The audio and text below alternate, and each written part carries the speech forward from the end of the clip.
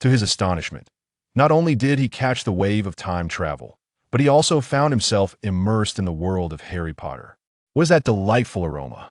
It turns out to be the enticing scent of cream-filled biscuits. Chapter 1. An Encounter on the Express. Although Blair Vans was already seated on the Hogwarts Express, he still found it hard to believe that he had truly joined the fervor of time travel and entered the realm of Harry Potter. Prior to receiving that letter, Blair had merely assumed he had traversed to England. However, just 2 weeks ago, he received an acceptance letter from Hogwarts. It was then that Blair realized he had indeed entered the world of Harry Potter, a revelation that thrilled him for an extended period. After all, no one who has watched Harry Potter has failed to imagine stepping into this wondrous magical realm. A week ago, Blair awaited the arrival of Professor McGonagall, a stern witch from Hogwarts.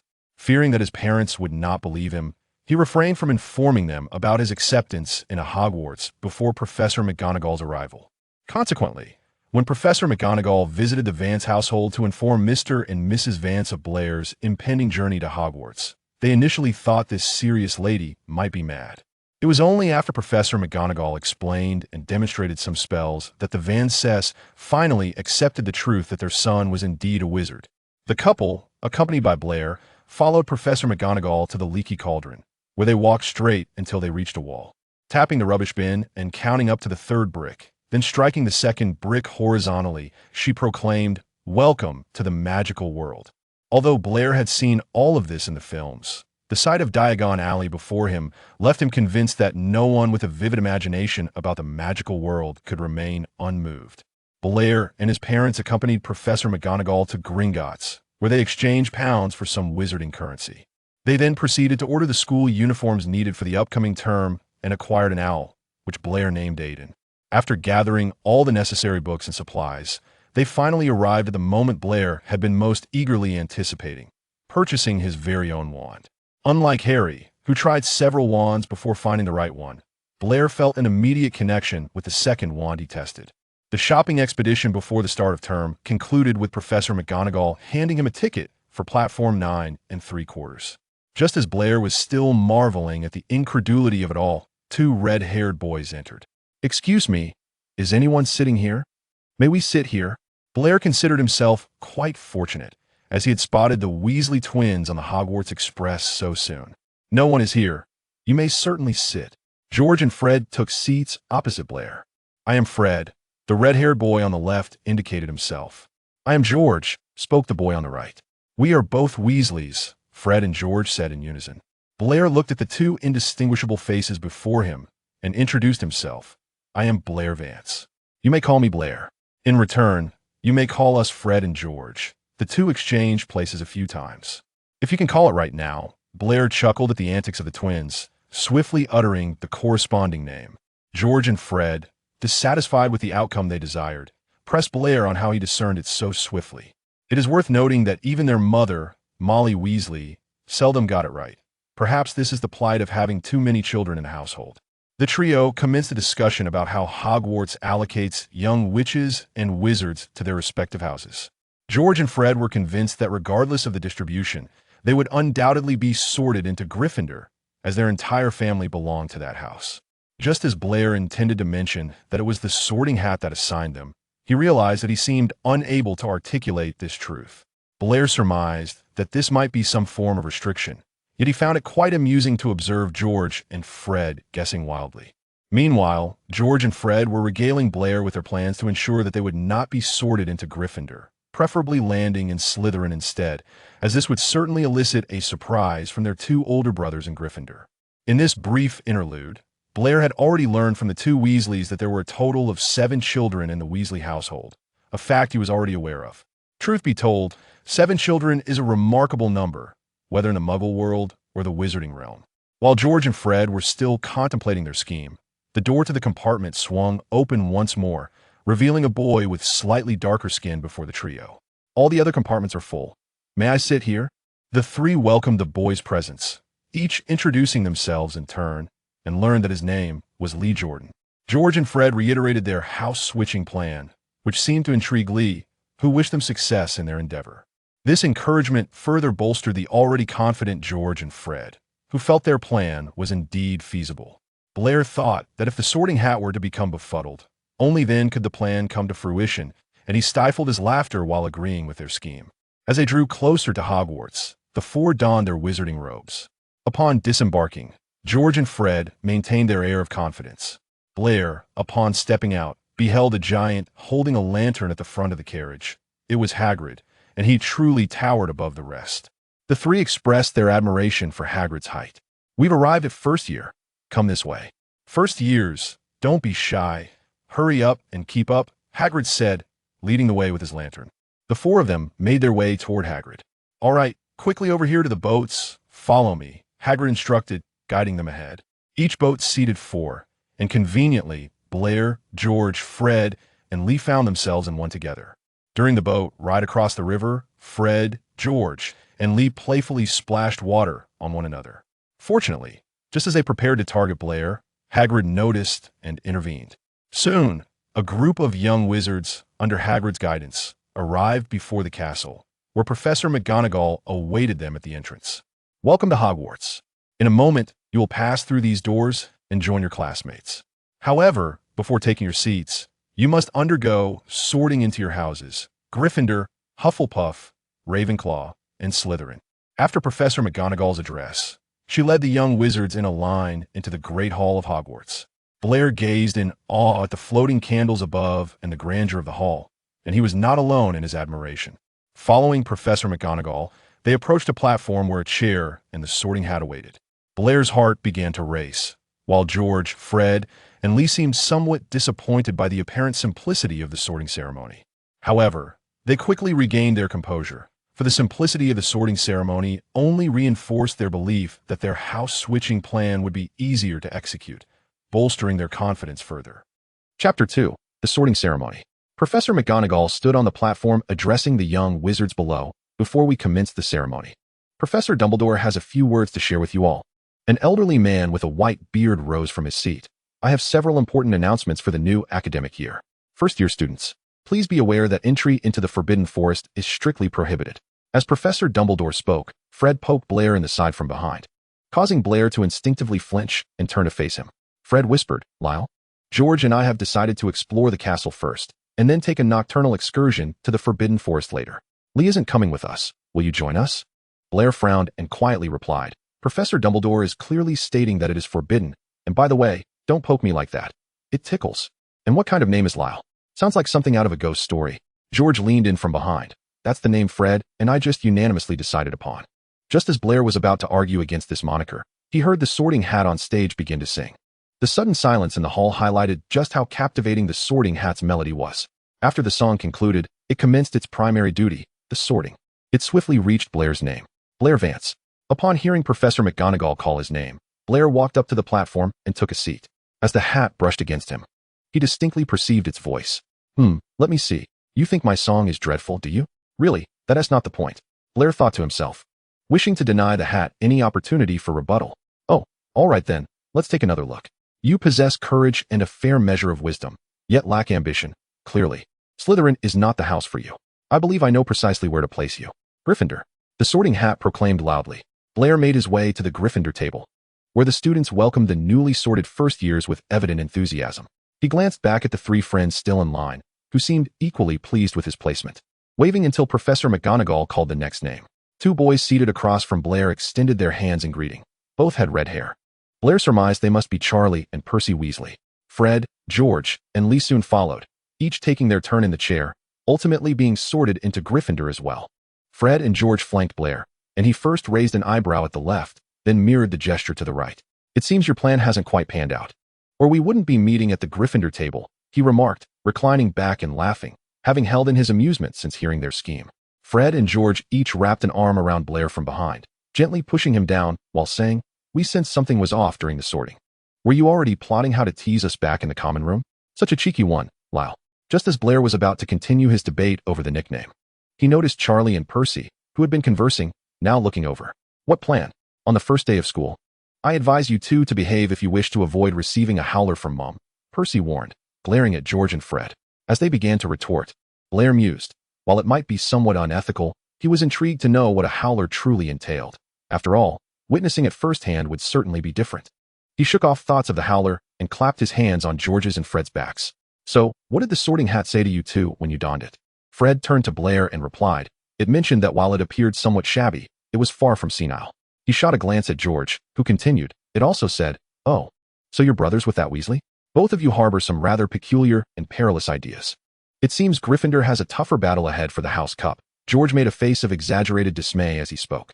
Blair chuckled. I think the Sorting Hat is spot on.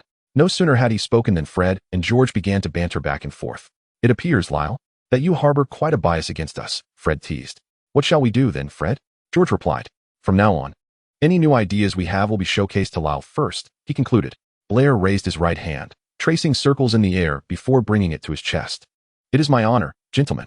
Finally, all the first years have been duly sorted into their respective houses, and Professor Dumbledore stood, joyfully announcing, the feast has officially begun. In an instant, an array of delectable dishes appeared on the long table before Blair. Roast chicken, pork chops, steak, baked potatoes, and his absolute favorite, chicken legs. As he savored the moment, relishing the delights of Hogwarts, he eagerly seized a chicken leg and began to eat, appreciating the culinary prowess of the Hogwarts house elves, which stood in fine comparison to Mrs. Vance's cooking. After the meal, the first years followed their respective prefects to their dormitories, with Charlie leading Gryffindor. Fred and George leaned into Blair's ear, whispering, Percy has always aspired to be a prefect, despite their lowered voices. It was loud enough to earn them a glare from Percy. Blair felt as if they had been walking for ages and was beginning to tire. His pace up the staircase slowed considerably, prompting Fred and George to each take an arm and help him along. Looks like someone is running out of steam, Lyle. You really ought to get some exercise, they teased as Blair's hands weakly clapped together in gratitude for their good-natured assistance. At last, the group reached the Gryffindor common room. Wow, it's so delightfully red and festive, Blair thought to himself. Stepping into the Gryffindor dormitory, he felt truly fortunate to be sharing a space with George, Fred, and Lee. After freshening up, everyone settled into their respective beds. Half awake, Blair heard some sounds and opened his eyes, glancing over to find George and Fred's beds were empty, while Lee was soundly asleep. Turning his head, he noticed George and Fred at the door, seemingly preparing to venture out. Blair suspected they were planning a midnight escapade. Are you two going out for a nighttime adventure? He whispered. The duo approached his bedside. Want to join us, Lyle? Fred asked quietly. George squatted down to meet Blair's seated height, softly inquiring. We saw you and Lee were fast asleep, so we didn't wake you. Now that you're awake, would you like to come along? After George wobbled slightly, Blair reached out to steady him, whispering, I think I'll pass this time. Just remember to invite me for any future night outings or fun activities, George. Satisfied with the response, Blair nestled back down to sleep. Chapter 3, An Unexpected Encounter with Cedric.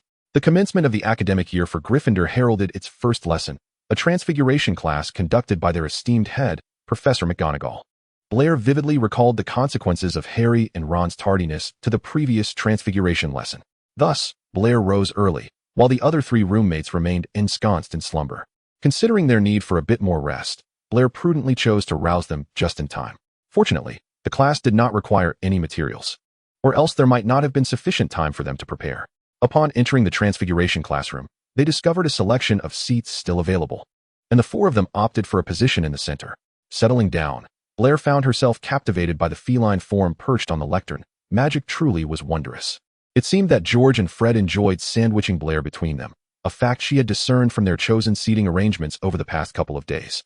As the class commenced, Professor McGonagall promptly reverted to her human form, inadvertently colliding with the two curious Gryffindors eager to pet the cat. She admonished the pair and instructed them to return to their seats. In truth, George and Fred harbored similar inclinations, with Lee also eager to join. However, Blair, privy to the truth, prevented them from acting on their impulses. Professor McGonagall performed a remarkable transformation and emphasized the significance of transfiguration as a vital subject. Subsequently, she instructed the class to attempt transforming the matchsticks before them into needles. Blair waved her wand, envisioning the transformation of the matchstick into a needle, thin, pointed, silver, ideally adorned with intricate patterns. Just as she was engrossed in her intense concentration, McGonagall announced points awarded to Gryffindor. Upon lifting her gaze, Blair discovered that both individuals flanking her had succeeded. Though lacking in embellishments, they had indeed transformed their matchsticks into needles. George and Fred, noticing Blair's newfound focus, turned their attention toward her. Blair felt as though their gazes were communicating. Lyle, speak to us, convey your need for assistance. Responding to their silent plea, Blair emitted a signal of distress, prompting George and Fred to begin instructing her, each taking turns. What were you envisioning during the transformation? They queried. Thin, long, silver. With perhaps a hint of pattern, she replied. No need for such complexity. Simply imagine the matchstick as a silver needle. As for the patterns, focus on transforming it into a needle first, they advised.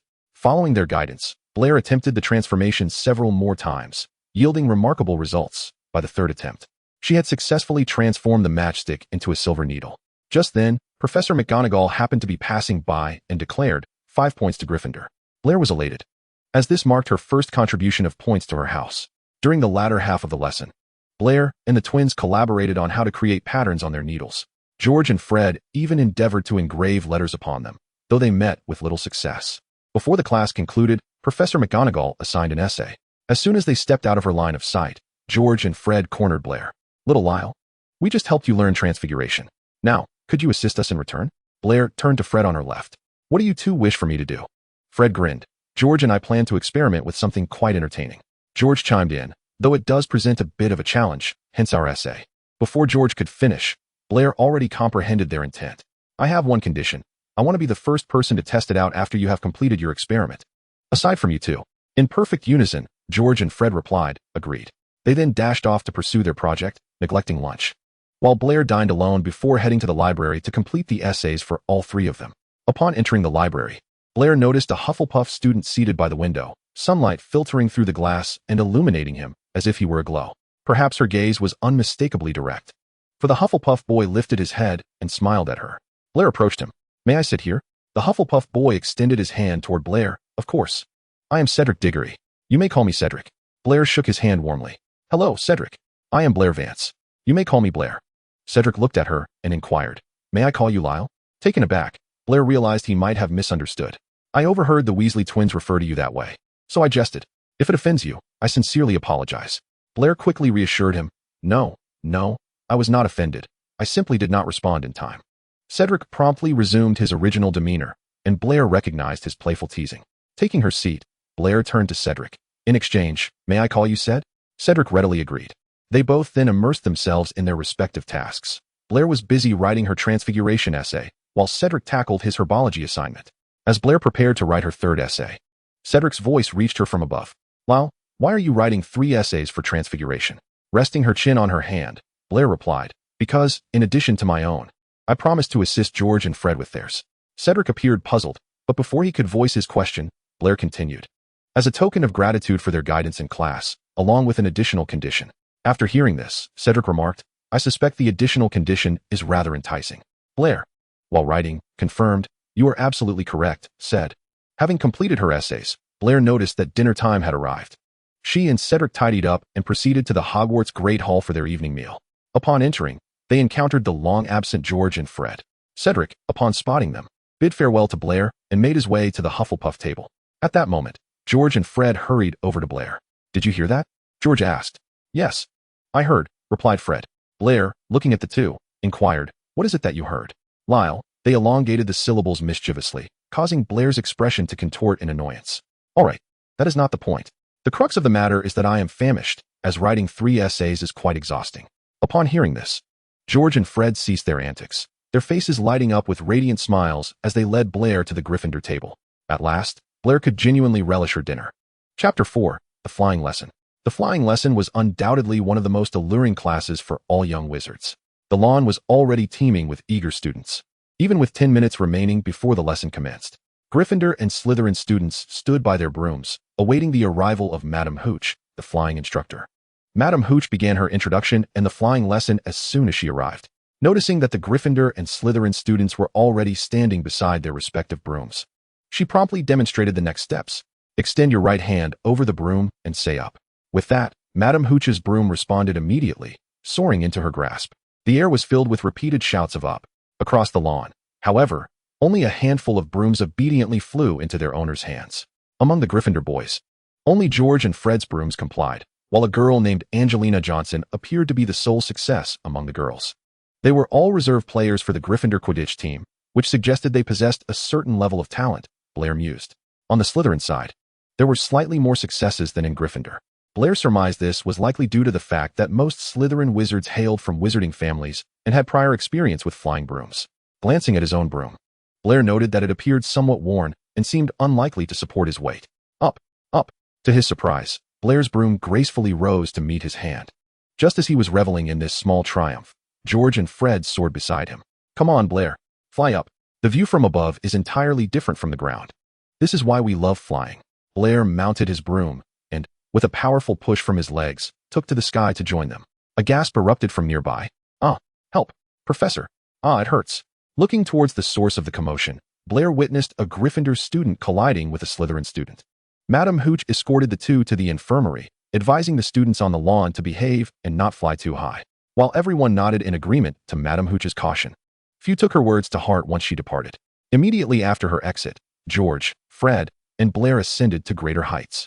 As they soared, George and Fred called out to Blair, Blair, do you want to join the Gryffindor team? Fred and I are determined to join when we reach second year. Blair replied, I won't be joining the team, as Quidditch is far too prone to injuries, but I shall cheer for you from the sidelines. After your matches, I can even prepare delicious food for you. Delicious food? Do you already know where Hogwarts kitchen is? Fred paused mid-flight to hover beside Blair. Blair replied, I don't know yet. But Cedric is a Hufflepuff, he should know. I can ask him later. George and Fred exchanged glances before saying in unison, no need to ask Cedric. Give us a day, and tomorrow night we'll take you to Hogwarts kitchen. Blair responded, all right, whenever you two find me, I'll whip up something delightful for you. The next morning, Blair awoke to find George and Fred's beds empty, and Lee was equally unaware of what had transpired. On their way to the Great Hall for breakfast, Blair and Lee encountered Charlie and Percy. They informed them that George and Fred had been caught by Filch while sneaking out last night, and had been confined until the conclusion of the first class for first years that morning. They had a herbology class scheduled, so after finishing breakfast, Blair and Lee headed to the classroom. This herbology lesson was shared with Hufflepuff, and they met Cedric at the entrance. Cedric inquired about George and Fred's absence, and after Blair and Lee explained, he exclaimed, so they haven't eaten at all since then? It dawned on Blair after Cedric's remark that he should prepare some food for them, given the considerable time until the end of the first class and dinner. So, Cedric, do you know where Hogwarts kitchen is? Blair asked as they walked into the classroom. Cedric replied, it's near the Hufflepuff common room. If you want to go, I can take you after class. Blair thanked Cedric, and as fate would have it, he found himself grouped with Cedric and Lee for the herbology lesson. After class, Blair, Cedric, and Lee exchanged farewells and made their way to the kitchen. They arrived at a painting depicting a silver bowl brimming with fruits. Cedric explained, all you need to do is tickle that pear. Upon hearing this, the pair erupted in laughter, transforming into a large green doorknob. All right, you can go in now. I have another class, so I'll take my leave, Blair. Cedric waved goodbye, and after acknowledging him, Blair opened the kitchen door. As soon as he stepped inside, he was greeted with, oh, a wizard. How may I assist you, esteemed wizard? A small creature with ears resembling bat wings appeared before Blair, brimming with excitement. Blair realized this must be a house elf. The impact of witnessing one firsthand was quite remarkable. Behind this elf, there were many others who bore a striking resemblance.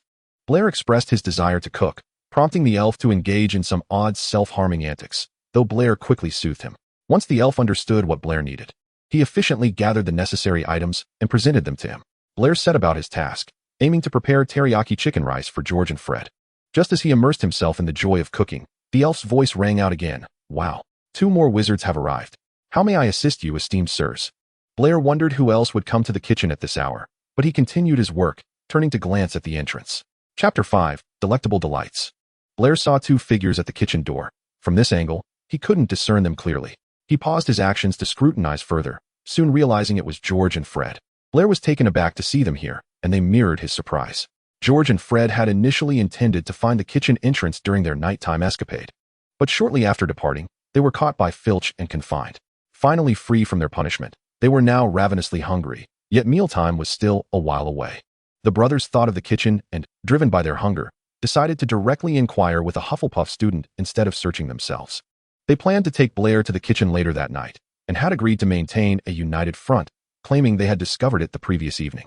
The kind Hufflepuff student, seeing their predicament, showed sympathy and provided them with directions to the kitchen and how to enter. Upon spotting Blair, George and Fred informed the house elf that they were with him. The situation led Yuya to harbor serious doubts regarding whether the food they prepared would cater to the current tastes of young wizards. The two hastened to Blair's side, where they found him busily cooking. George and Fred each draped an arm over Blair's shoulder, inquiring, "Is this for the 2 of us?" "I believe it is, George," Fred replied, eager to sample the dish, driven by an overwhelming hunger. Their singular focus on the meal was evident, as they had not even thought to ask Blair how he discovered the kitchen's location upon entering. As Blair tended to the fire, He lightly swatted Fred's eager hand away, cautioning, "Not yet, Fred, it's still quite dangerous." George mused that it was rather fortuitous for them to encounter Blair in the kitchen. Had he not intended to prepare food for them, or had they not planned to bring him there that evening, their paths would likely never have crossed. While waiting for Blair's culinary creation, the brothers had also enlisted Yuya to procure some additional snacks. Blair speculated that they might fill up and lose their appetite. But the duo insisted that such a thing was utterly impossible. After finishing the teriyaki chicken rice that Blair had prepared, the brothers finally remembered to inquire how he had found his way to the kitchen. Blair, reclining in a chair with a tilted head, countered with a question of his own about how they had come to know the way. George and Fred recounted how they had been caught by Filch outside the kitchen the previous night. Blair silently noted that he had heard they were actually apprehended outside the Gryffindor common room, but chose not to expose their fibs. He explained, "I asked Cedric, and he guided me here." Fred feigned anguish, lamenting, "Oh dear George, it seems we arrived too late. It's all Filch's fault. He has learned to lie in wait." George echoed his brother's mock distress. Once their meal concluded, the trio returned to their dormitory, with Yuya excitedly inviting them to visit again. At this hour, the other students were dining in the Great Hall, leaving the Gryffindor common room deserted. George and Fred seized this opportunity to confide in Blair about their adventurous plans. If Percy had been present, he would undoubtedly have lectured them on their escapades and threatened to inform their mother should he catch wind of any mischief. Although Charlie would not be so stern, he would likely disapprove of their intentions as well. George and Fred informed Blair of their intention to explore the Forbidden Forest that very night, inviting him to join their escapade. Blair immediately expressed his eagerness to participate, as he too yearned to witness the forest's wonders firsthand. The three then prepared to take a brief nap before their adventure, but upon sitting on their beds, Blair recalled that their afternoon class was history of magic. Realizing this, they decided not to squander their midday respite on sleep, particularly since enduring Professor Binz's class without rest would be quite a challenge. His lectures were notorious for their dullness and hypnotic effect, often lulling students into slumber regardless of their fatigue. Seated on their beds, they began to converse, wagering on what creatures might inhabit the Forbidden Forest and predicting the evening's potential escapades. Fred speculated that werewolves lurked within, while George conjectured the presence of poisonous plants. Blair chimed in, asserting that enormous spiders resided in the forest. Fred and George responded with mirth, declaring that if such spiders existed, they would surely use the story to frighten their younger brother Ron upon returning home. Blair remarked, "Even if there aren't any, you can still frighten him with the tale." He felt a twinge of sympathy for Ron, having two brothers who delighted in scaring him. Time slipped away swiftly as they chatted, and soon it was time for class. After gathering their supplies, the trio made their way to the History of Magic classroom, where they spotted Lee, who had been absent all afternoon. Lee waved them over, and upon sitting, they expressed their curiosity about his midday absence. Lee explained that he had been summoned to Professor McGonagall's office after lunch, and that he was now the reserve commentator for the Hogwarts Quidditch matches. George and Fred reacted with excitement, exclaiming, "Wow, that's quite an advancement. Next year, when we take the field, you'll undoubtedly be the commentator." They celebrated the prospect with a high five above Blair's head. Lee seemed to envision the scene with enthusiasm, assuring them, "Don't worry. You'll see me bringing glory to Gryffindor from the commentary box." George and Fred quipped that by then they would be too busy watching the quaffle to spare a glance at him. Blair, chuckling, assured them, "Fear not. I shall procure a camera to capture every glorious moment of you three championing Gryffindor." The trio was thoroughly pleased with Blair's role as their personal photographer, affirming they would give their utmost on the field. Blair could already foresee the chaotic scene at next year's Quidditch match and how busy he would be. Just as Professor Binns entered, concluding their conversation, Blair had initially been curious about the history of the wizarding world, but as time wore on, he surrendered to the inevitable and succumbed to a close encounter with the desk. Chapter 6, The Forbidden Forest. Finally, they endured Professor Binns's history of magic, or more aptly, succumbed to slumber. Everyone rushed out of the classroom, feeling that if they lingered even a second longer, they would be permanently ensconced in the classroom's confines. Once seated at the Gryffindor long table, Blair felt the drowsiness dissipate, replaced by an insatiable craving. The sight of the feast laid out before him ignited a wild yearning within. After dinner, Blair, George, and Fred swiftly returned to their dormitory to prepare for their expedition into the Forbidden Forest. Upon their return, George and Fred huddled together, poring over their herbology books as if they were diligently taking notes. Blair suspected their newfound diligence was a ruse. Such fervor could not be genuine. He crept up behind them, wedging himself between the two. Peering at their notes, he discovered they were jotting down the names of various herbs, each with peculiar properties. Some caused temporary unconsciousness, others induced fever, and some even led to bleeding. The most outrageous was an herb that purportedly made one bubble after consumption. The more he read, the more bewildered he became. What on earth are you two planning? Why are these herbs so strange? George continued his scribbling, while Fred leaned closer to Blair, whispering, "We meant to tell you during History of Magic, but you fell asleep." George paused, tilting his head towards Blair, saying, "We found the class unbearably dull, but lacked a legitimate excuse to skip it." Fred, on Blair's left, added, "So we thought we might research some little things that could provide us with a reason to take a day off." At this moment, Blair was far too preoccupied with their proximity to care about their conversation. Blair stood a head shorter than George and Fred, and as George and Fred leaned in beside him to converse, Blair felt enveloped by their presence. Furthermore, Fred, in his eagerness, almost brushed his lips against Blair's face. If Blair had been attentively listening to their conversation, he would have noticed that only Fred was speaking while George merely hovered beside him, gazing intently. George regarded the boy before him, illuminated by the moonlight, and found him extraordinarily handsome, especially with the boy's expression of bewilderment, lost in thought, as golden strands of hair cascaded down his neck, seemingly aglow. After Fred had shared his ideas about the product, he turned to discover that neither of his companions had been listening. With a playful pat on Blair's head, he managed to bring the distracted duo back to reality. Blair turned to face Fred while George affectionately ruffled Blair's hair, prompting Blair to instinctively nuzzle against him, reminiscent of the way Mrs. Vance sometimes treated him at home. Fred, while playfully chastising them, exclaimed, "Hey, can you two at least pay attention to what I'm saying?" He then reiterated his thoughts, and Blair realized that they were discussing the quick-acting skip class suites, astonished to find himself involved in their development. After Fred concluded, the trio concluded that their primary objective was to acquire the peculiar herbs with those unique properties. Given the exorbitant cost of purchasing them, they collectively agreed to search the Forbidden Forest that night for potential finds. Stealthily, they slipped out of the castle and approached the edge of the forest, nearly getting caught by Filch, but fortunately finding refuge in a nearby hiding spot. The three huddled together in a cupboard, with Blair, being the smallest, positioned atop George and Fred. To prevent Blair from bumping his head on the cupboard ceiling, George tenderly placed his hand behind Blair's head, and Blair could still feel the reassuring warmth of George's hand. Hagrid's booming voice alerted Blair that they were now at the forest's perimeter. The trio quietly ventured into the Forbidden Forest, and shortly thereafter, George spotted a herb beneath a tree that could induce a brief state of unconsciousness. As George reached for it, Blair swiftly intervened, producing a shovel from his bag to uproot the herb. Fred inquired about Blair's intentions, to which Blair cryptically replied that they would understand in due time. They pressed onward, unearthing not only the desired herbs, but also several unfamiliar ones, planning to compare them later with literature from the library, hopeful that some might prove useful. Their expedition into the Forbidden Forest, apart from the initial scare of nearly being caught by Filch, yielded bountiful results. They returned to their dormitory laden with herbs and equipment, discovering Leaf fast asleep. After tidying up, they quickly retired to bed, having expended considerable energy racing against Filch and foraging for herbs in the forest. The torturous hours of classes had finally passed, and Blair anticipated his first weekend at Hogwarts. Blair, George, and Fred found an empty classroom, intending to complete their project there. Fred turned to Blair, asking, "So, can you finally tell us why you uprooted those herbs?" George chimed in agreement. After arranging their materials, Blair lifted the cloth covering their findings and announced, "Tada! Behold the fruits of my labor." Fred and George were astonished to see the herbs Blair had replanted in a rectangular pot. At first glance, it seemed trivial, but upon closer inspection, they noticed new shoots sprouting beside the larger herbs, albeit small, yet undeniably alive. Overcome with excitement, Fred and George lifted Blair into the air, with Fred even spinning him around after George released him. They showered Blair with praises, for these herbs would be costly to purchase, and having a sustainable supply would alleviate the pressure of potential experimental failures. "Our Blair is truly our lucky star," Fred exclaimed. "Indeed, and a support with unparalleled herbology prowess," George added.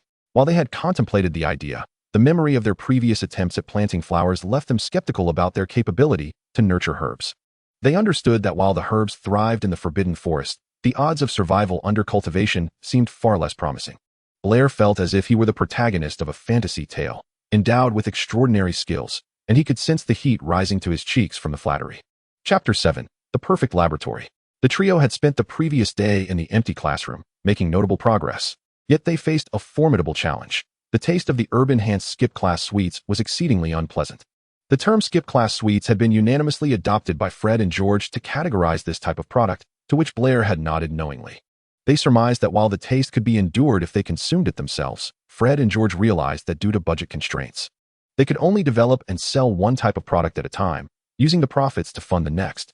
However, if they intended to sell it, the taste issue could not be overlooked, and they had to calculate costs meticulously to avoid financial loss that would hinder future projects. Blair took on the responsibility of cost analysis and pricing, allowing Fred and George to focus entirely on their research. The enthusiasm for their project reached unprecedented heights, often leading them to work late into the night in the empty classroom, nearly drawing Philip's attention on several occasions. Lee protested their late returns, as even the soundest sleeper could be awakened, especially since he was preparing for commentary on the upcoming Quidditch match. Being a reserve player, he had to step up due to a minor issue with the main team. Blair, George, and Fred repeatedly assured him that they would resolve their challenges swiftly. Thus, George and Fred began brainstorming discrete locations for their research, while Blair pondered the whereabouts of the room of requirement. Although the room's dilemma remained unresolved, the trio stumbled upon a potion in the library that could permanently alter the taste of substances while researching for their potion's assignment. Fortuitously, the herbs they had collected from the Forbidden Forest were perfect for this potion. However, excitement soon turned to dismay, for brewing the potion would surely attract Philip's cat. And if that happened, their endeavors would be in jeopardy. They languished in their gloom for several days until one morning at the Gryffindor table during breakfast. As George watched Blair munching on a chicken leg, Blair suddenly dropped the leg and exclaimed, "I've got it." After Blair's shout, he suddenly remembered that he was having breakfast, and many people had turned to look in their direction. He had no choice but to lower his head and lean closer to Fred, saying, "I'll take you to a great place later." Due to the bustling crowd, the hall was filled with voices, prompting Fred to lean in closer to hear Blair better. From behind, the two appeared to be whispering conspiratorially. Once he finished speaking, Blair moved closer to George, eager to repeat what he had just told Fred. George, who had already been watching him, locked eyes with Blair as he approached. For a moment, Blair forgot his words, captivated by the beauty of George's eyes, which sparkled like blue gemstones. Noticing Blair's sudden silence, George chuckled and playfully patted his head. Regaining his composure, Blair reiterated what he had told Fred and then resumed gnawing on his chicken leg. Both George and Fred were curious about the intriguing place Blair had mentioned. After all, they had already explored many of Hogwarts' hidden gems during their nighttime escapades. Once breakfast concluded, Blair led the way for quite some time. George and Fred began to suspect that Blair was merely leading them back to the common room. If that were the case, they wouldn't mind giving Blair a taste of their latest creations. Eventually, Blair brought them to a wall opposite the tapestry of the troll beating the foolish Barnabas on the 8th floor. Just as George and Fred were about to inquire why they had stopped, they watched as Blair walked back and forth 3 times in front of the wall, which then revealed a smooth door.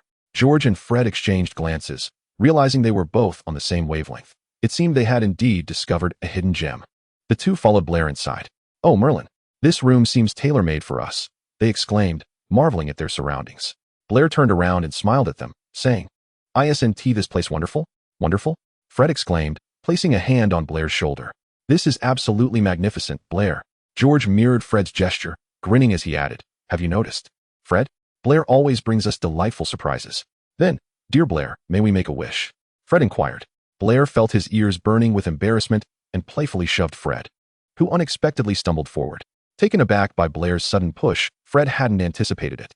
Blair swore to Merlin that he hadn't used much force, yet he quickly reached out to catch Fred. However, as expected, Blair's strength was insufficient to halt someone larger than himself in mid-fall. Just as Blair braced himself for an imminent collision with the floor, George intervened, steadying both Blair and Fred. Soon, the trio began their research for the day. Previously, due to space constraints, they had been unable to pursue their ambitious projects, but now they were determined to create a potion that would permanently alter the flavor of things. After considerable effort, they successfully brewed the potion and then proceeded to reprocess the enchanted candies.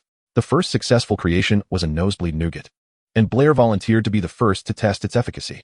Holding the piece of nougat to his lips, Blair prepared to take a bite, while George and Fred initially focused on the candy. However, their attention quickly shifted to Blair's exaggerated expressions and the sight of his tiger-like teeth and tongue as he chewed. As Blair munched on the candy, George and Fred instinctively licked their lips in anticipation. In the next moment, all illusions vanished. As the volume of blood pouring from Blair's nose was alarming, George promptly grabbed a hemostatic potion from the side, while Fred rushed to Blair's side, wrapping an arm around him to prevent him from fainting from blood loss. After drinking the potion that George provided, Blair's nosebleed finally ceased. George handed out a dose to the other two as well, ensuring they were all cleaned up. "This candy needs further refinement, and we must invent a hemostatic one," Blair remarked, leaning against Fred. Afterward, Blair settled down to rest, while George and Fred continued to improve the nosebleed nougat. Eventually, exhaustion took over, and Blair fell asleep. As time passed, George and Fred noticed that Blair was sound asleep, so they decided not to return to the dormitory and instead crashed in the room of requirement. Chapter 8. Problems arise in the experiments. During this time, Blair, George, and Fred were not only researching a quick-acting skipping class candy, but also attempting to create a candy that would cause the tongue to swell rapidly after consumption. This candy required the aid of spells, so the trio spent considerable time in the library borrowing numerous books. Each night, they would sneak back to the room of requirement with their books, and Lee promised to keep their endeavors a secret while eagerly anticipating their results. As before, the three worked late into the evening in the room of requirement, expertly transforming it into a cozy sleeping space. After lying down, Fred remarked, "If Professor McGonagall knew how diligently we were researching spells, she would surely be pleased." George, lying on his bed, replied, "Oh, Professor McGonagall would not be pleased at all. She would confiscate all our experimental results." Blair chimed in, echoing George's sentiments. Blair felt as though he had barely closed his eyes when a loud explosion jolted him awake. Sitting bolt upright, he was startled to find that the beds on either side of him looked as if they had been blown apart. The two individuals who should have been sleeping in those beds were now standing at the foot of his bed. Furrowing his brows, Blair asked, "Excuse me, gentlemen. Did you just launch missiles at each other's beds over me?" To his surprise, the brothers asked him what a missile was. After explaining, they admitted that if it had indeed been a missile, Blair would not be seeing them at that moment. George and Fred then sheepishly explained how their beds had ended up in such disarray. Initially, they had been lying in their beds, but in their dreams. Each had independently thought of a solution to their research problem. However, their proposed solutions diverged, leading them to experiment on their respective beds, resulting in both beds being destroyed. Now that their beds were ruined, they had nowhere to sleep, yet they felt it was too much trouble to transform the room of requirement again. Realizing it was getting late, and that their first class the next morning was potions, George and Fred concluded that if they didn't get some sleep soon, they might end up blowing up their cauldrons in class, which would be disastrous. Ultimately, they decided to share Blair's bed. While the room of requirement's beds were not small, having all three of them lying on one bed made for a snug fit. Blair had initially felt a bit cold, but now he was flanked by two human furnaces. When Fred's arm brushed against Blair's hand, he was taken aback by the icy sensation and instinctively withdrew his arm. "Oh, Merlin, what on earth is so cold?" Fred exclaimed, retracting his arm. Blair looked to his left at Fred and said, "That was my hand, Fred." Fred, while speaking, reached out to grasp Blair's left hand, which felt as cold as ice. George, lying on Blair's right, also took hold of Blair's hand. The three of them drifted into slumber amidst a discussion about why Blair's hand was so frigid. Consequently, when Blair awoke the following morning, he discovered his left hand cradled against his heart by Fred, while George held his right hand with both of his. Blair pondered whether he should indulge in a bit more sleep, feeling utterly at a loss as to how to navigate the peculiar scene, which felt dreamlike. However, the first class of the morning was potions, and ultimately, Blair's apprehension of Snape triumphed over his embarrassment.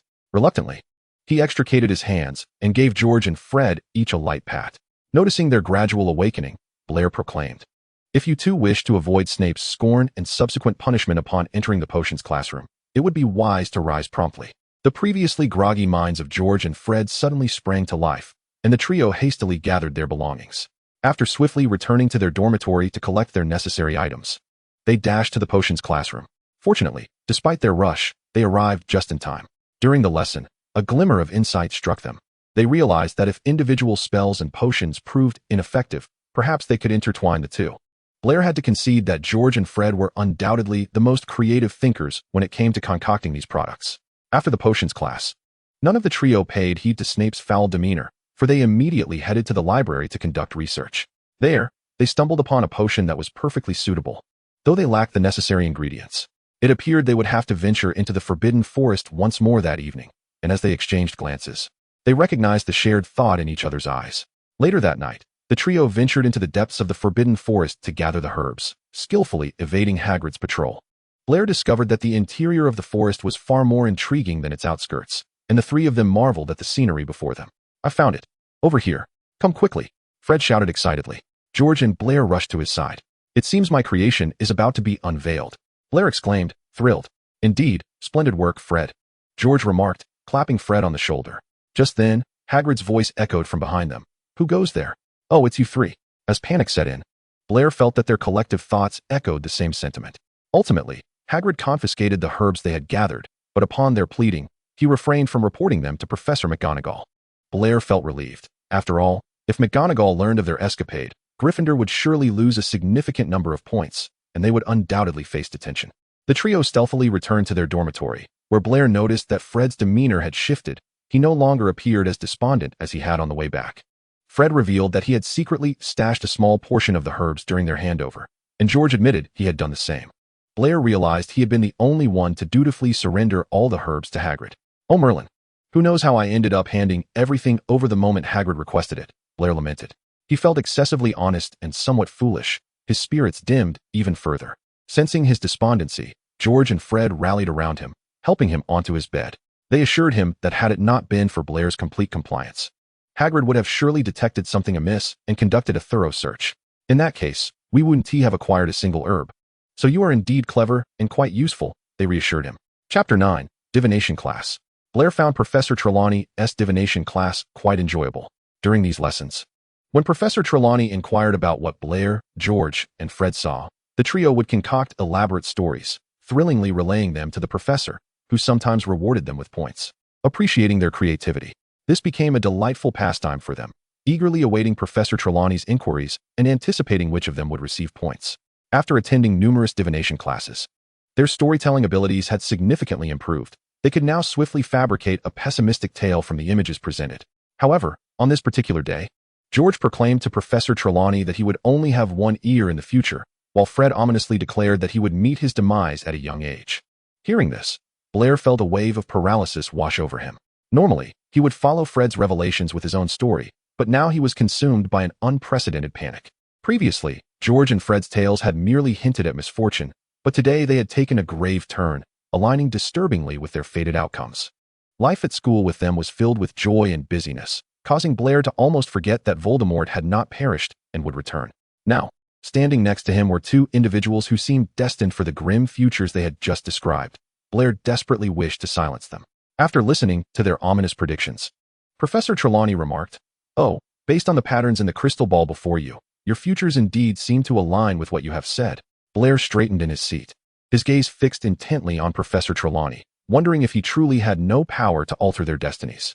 Following her statement, Professor Trelawney's expression shifted to one of distress as she continued, "Oh, the plight of young lives is truly tragic.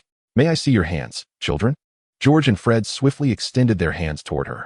Blair watched, hoping to hear a glimmer of hope from her lips. After examining their hands, Professor Trelawney declared, "Ah, not all is lost. In the dark future, you each possess a glimmer of light. Oh, my dear children, you must pursue that light." Blair felt a wave of relief wash over him, contemplating the potential for change in their futures, believing they would not be doomed to the same fate. As Professor Trelawney turned her attention to another student's crystal ball, George and Fred, just settling back into their seats, felt a tug at their sleeves. They turned to find Blair with a rather pallid expression. "Oh, what's the matter, Blair? You look as if you're about to meet Merlin himself, brother." Blair pulled the two of them in front of him, gazing deeply into their eyes, and proclaimed, "Your future will certainly not unfold as you have foretold." Fred chuckled, preparing to inquire about the unexpected seriousness of Blair's tone, given that they had always spun tales during divination class. However, George sensed the gravity in Blair's words and nudged Fred with his elbow, saying, "Of course, Professor Trelawney did mention a glimmer of light amidst the dark future. And I believe that glimmer might just be you, little Lyle."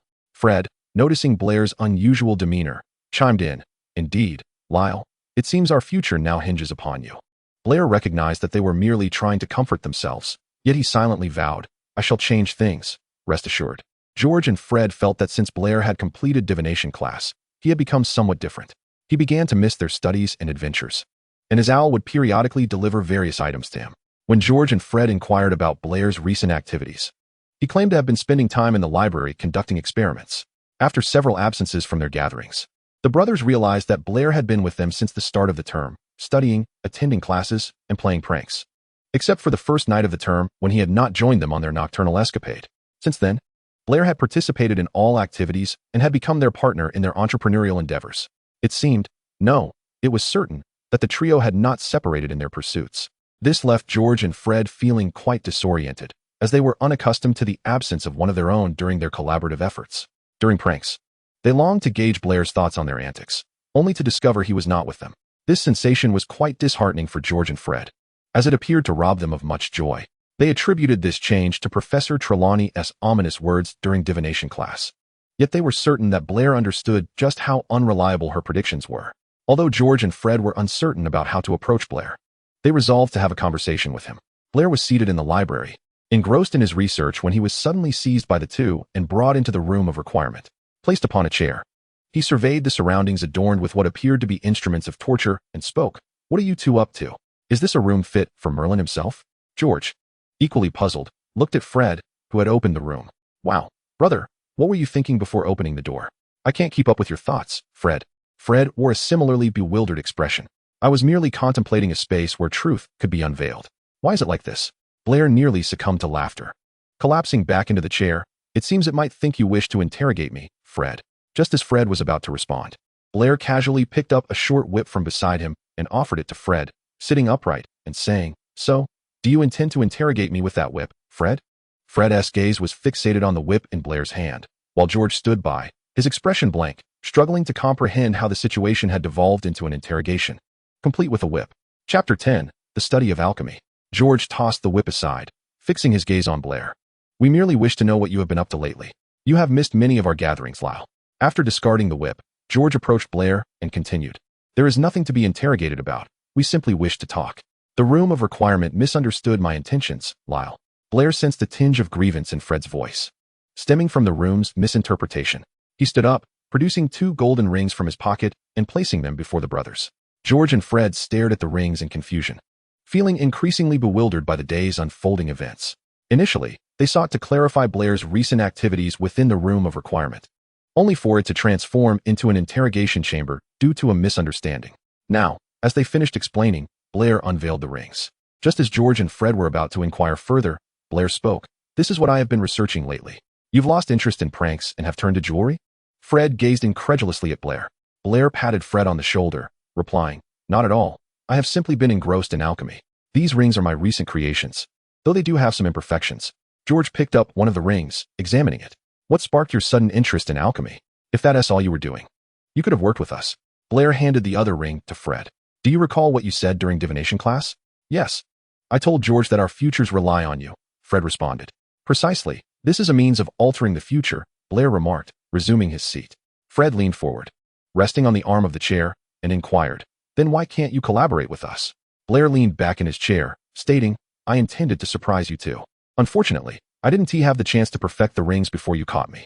Well, we simply can't bear it any longer. Your absence has robbed us of much joy, Lyle," George declared, slipping a ring onto his finger. Fred followed suit, donning a ring as well. "You undertook this research alone and produced these rings? Even if you claim they have flaws, isn't alchemy quite challenging?" Blair retorted that his ability to create them was due to his remarkable talent. "So, little genius Lyle, while your rings might have issues, perhaps we can solve them together," George suggested. Fred nodded in agreement. Thus, the three resumed their collaborative research in the room of requirement, albeit in a more conventional setting. Originally, they had been working together on prank products, but now George and Fred devised pranks while Blair tinkered with his alchemy nearby. They supported each other whenever one encountered a hurdle, yet George and Fred remained puzzled by Blair's heightened concern for their safety, for they believed Hogwarts to be the safest place in the wizarding world. Nevertheless, given Blair's evident care, they were not ungrateful. Even the two individuals felt a twinge of emotion, which deterred them from voicing their inquiries. They reasoned that if donning the rings crafted by Blair could provide him with solace, then it was inconsequential. The following morning, as the trio gathered at the Gryffindor long table for breakfast, Percy was momentarily blinded by the gleam of the golden rings adorning the fingers of the two across from him. "Where did you two acquire those rings?" Percy inquired, fixing his gaze on them. Blair was the first to respond. "I gifted them to both of them." George and Fred nodded in unison, affirming Blair's words. Percy's expression was a complex tapestry of emotions, and Blair sensed he had something to articulate, yet in the end, Percy remained silent.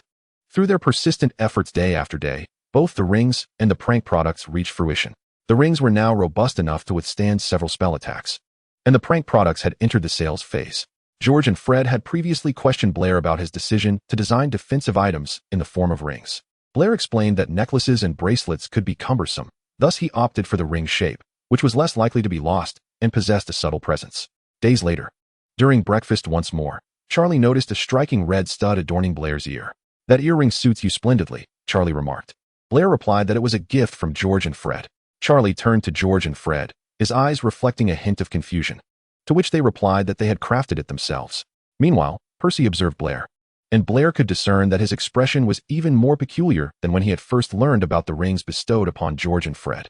Initially, Blair had no piercings, But a few days prior, George and Fred had suggested creating a protective item for him. When they inquired about his preferred jewelry, he expressed a desire for a pair of studs, requesting that George and Fred each create one. Consequently, Blair had taken the initiative to pierce his ears. He had envisioned a result featuring 2 distinct earrings, yet it was evident that the 2 had conspired together. Blair questioned them about their choice to craft identical pieces, given that he believed their tastes differed somewhat. George and Fred explained, "If we made 2 completely different ones, you would surely wear only one. However, we both wished for you to wear what we made, so in the end, we fashioned them identically, allowing you to wear both simultaneously." Years later, George and Fred exchanged their current rings for wedding bands. The new rings, designed by Blair, were donned by the 2 of them with their own hands. The wedding bands would not only be designed by Blair, but would also be placed on their fingers by him personally. Of course, such matters were still in the future. For now, they simply felt that Blair cared deeply for and valued them. They were profoundly touched, and they believed they should reciprocate Blair's kindness, which led to the appearance of the stud adorning Blair's ear. Chapter 11, The Quidditch Match. Do you recall how long Lee had prepared for his Quidditch commentary? In truth, he began his preparations well in advance of the match, driven by a fear of potential mishaps during his inaugural commentary. Today, the Quidditch match at Hogwarts was set to commence.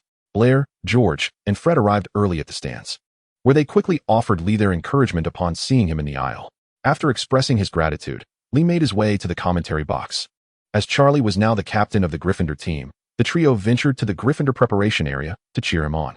Charlie assured them that he would lead Gryffindor to victory against Slytherin. Subsequently, Blair and the others returned to the stands, where he noted George and Fred's palpable excitement. They were practically itching to replace 2 of Gryffindor's players. At the commentary box, Lee's biased commentary drew repeated admonitions from Professor McGonagall, yet each time he quickly reverted to his previous style. Initially anxious, he transformed into a free spirit once on stage. A talent, Blair mused. The Slytherin beaters are absolutely detestable. This is nothing short of attempted murder, Lee exclaimed passionately. Professor McGonagall's voice interrupted from the side. The Gryffindor spectators, including George and Fred beside Blair, were evidently incensed by the Slytherin beaters' actions. Blair feared that if he didn't restrain them, they would leap over the stands to confront the Slytherin beaters. Ultimately, Gryffindor narrowly triumphed over Slytherin, and the jubilant cheers from the Gryffindor stands echoed throughout the Quidditch stadium. The Slytherins resembled wilted eggplants in their despair. After the match, Gryffindor students returned to their common room, where a celebratory party ensued. Everyone was in high spirits. Blair found himself pulled by George and Fred to dance in the center, ostensibly to commemorate Charlie's hard-won victory. The trio's dance was a sight to behold, prompting Charlie, initially eager to appreciate it, to turn his head in disdain. Percy, holding a celebratory cake in one hand and covering his face with the other, seemed to believe that by obscuring his visage, no one would recognize that 2 of the dancers were his brothers. The party atmosphere peaked when an upperclassman from Gryffindor produced several bottles of fire whiskey, causing the young lions to celebrate as if they intended to tear the ceiling off the Gryffindor common room. After tiring from dancing, Blair sank onto a sofa to rest, while George and Fred vanished for a time. Upon their return, Blair felt as though the sky was collapsing. The duo appeared thoroughly inebriated, swaying as they stumbled toward him. Blair instinctively thought it was a disaster waiting to happen, and he needed to escape. However, his reaction was a beat too slow, as George and Fred had already reached him and fell onto the sofa, pinning him beneath their weight. Blair found himself wedged between their heads, his face pressed against theirs, acutely aware of the sensation on either side of his cheeks, and he felt as though he might be suffocated. Eventually, they managed to extricate themselves, and Blair, with one arm supporting each, struggled to escort them back to their dormitory. Why not seek assistance, you ask? Because Blair, while pinned beneath them, had observed that the Gryffindor common room had become a veritable haven for inebriates. Upon entering the dormitory, Blair stumbled to the nearest bed and collapsed onto it, followed closely by George and Fred. He then painstakingly crawled out from beneath their arms, but as soon as he had risen from the sofa, he was thoroughly out of consciousness. As the slippers ascended the bed, they tugged at the shoulders of 2 individuals, dragging them towards the headboard. Blair took considerable time to ensure both were comfortably settled. Just as he intended to return to his own bed, he felt a sudden grip on his hand. Turning around, he was taken aback to discover that Fred, who had been unconscious moments earlier, had opened his eyes and grasped him. At that moment, Blair felt an overwhelming urge to deliver a punch to Fred's face. It seemed rather unfortunate that he chose to awaken precisely when Blair had finally managed to arrange everything. Fred blinked at Blair, his lips moving as if uttering something, but the distance rendered Blair unable to discern his words. Assuming Fred was calling out to him, Blair crouched beside him to listen more closely. To his surprise, he heard Fred articulate a few words with remarkable clarity. "Blair, another glass of fire whiskey, please. I can still drink." Upon hearing this, Blair's fist clenched tightly, and he promptly delivered a punch to Fred's face. Following that, an eerie silence enveloped the room, allowing Blair to finally recline upon his own bed and indulge in some much-needed rest. The following day, upon waking, Blair noticed that neither Fred nor George had yet risen, and Lee was absent from the bed. Exiting the dormitory, he found the common room devoid of the previous night's chaos, though several Gryffindors still lay scattered across the floor. Lee was among them, and Blair thought it prudent to return to bed for a little longer, especially since he had no morning classes. After escorting George and Fred back to their dormitory last night, he now had the task of returning Lee. Drawing from his experience of guiding the inebriated back to their quarters, Blair effortlessly assisted Lee into the dormitory and helped him onto his bed. Just as he was about to return to his own, Fred's voice emerged from the other bed. "Oh, Merlin, what has happened to my face? Why does the left side hurt so much? Could fire whiskey have any side effects?" Fred exclaimed, rising to inspect himself in the mirror. "How did my face end up like this?" Upon turning, Fred spotted Blair, who explained that he had fallen after drinking too much the previous night. Fred, incredulous, struggled to accept that he could have sustained such injuries from overindulgence. Eventually, Blair could no longer tolerate Fred's incessant whining and cast a spell. Restoration. Fred, not unfamiliar with the incantation, merely sought to prove that his drinking capacity was not as poor as suggested. Blair concurred, for those truly lacking in tolerance had yet to awaken. Chapter 12. Christmas Gifts. Blair welcomed his first extended holiday since enrolling at Hogwarts. Prior to his departure, he had coordinated with the Vances through Aiden, his owl, to meet him outside the station. While seated on the train home, Blair pondered what gifts to bestow upon his friends at Hogwarts for Christmas. He decided to gift Lee some merchandise from his favorite team, a dragon model for Charlie, a management book for Percy to gain experience for his future role as a prefect, and an enhanced self-defense tool for Cedric.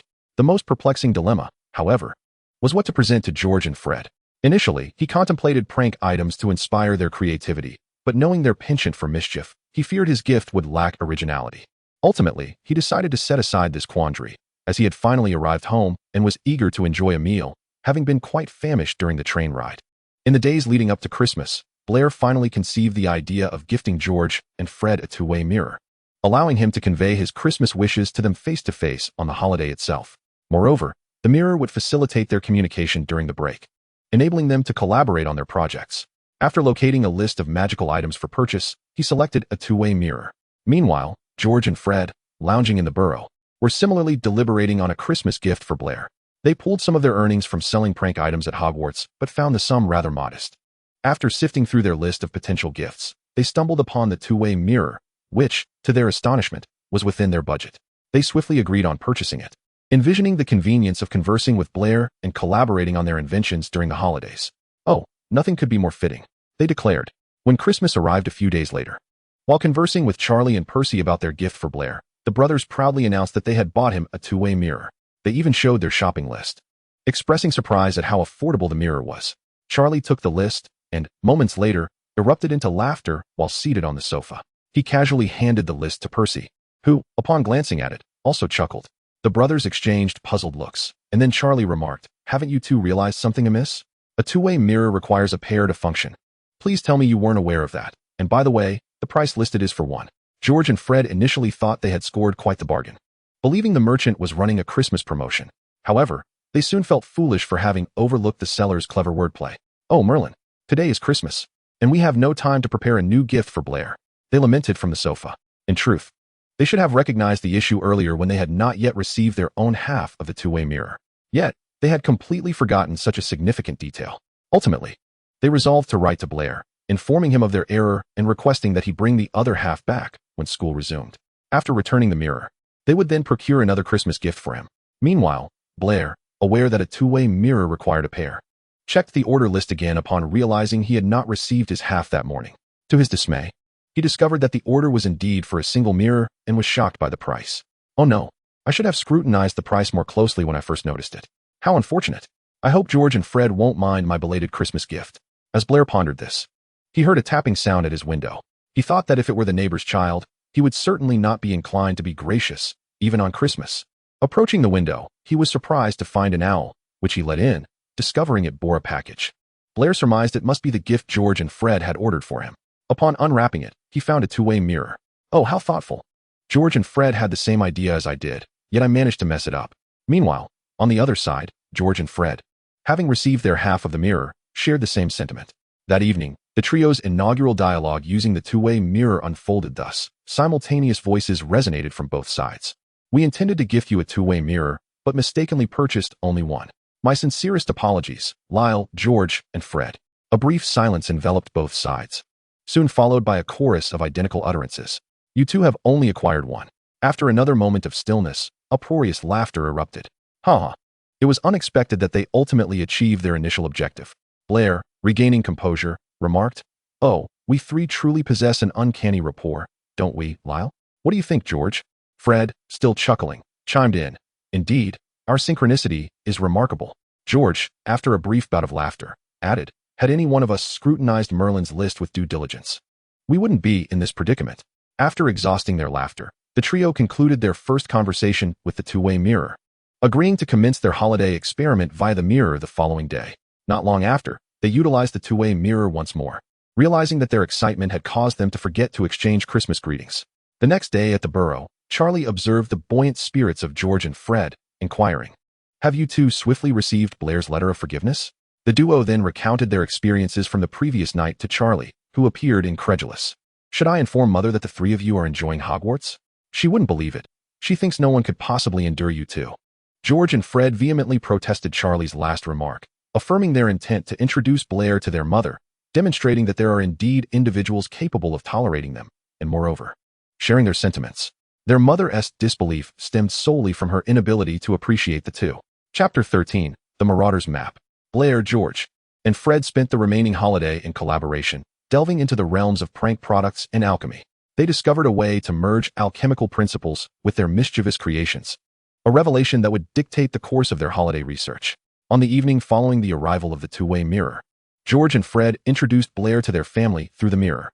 Blair found Mrs. Weasley to be exceedingly welcoming, who, after greetings, invited him to visit the burrow during the summer holidays.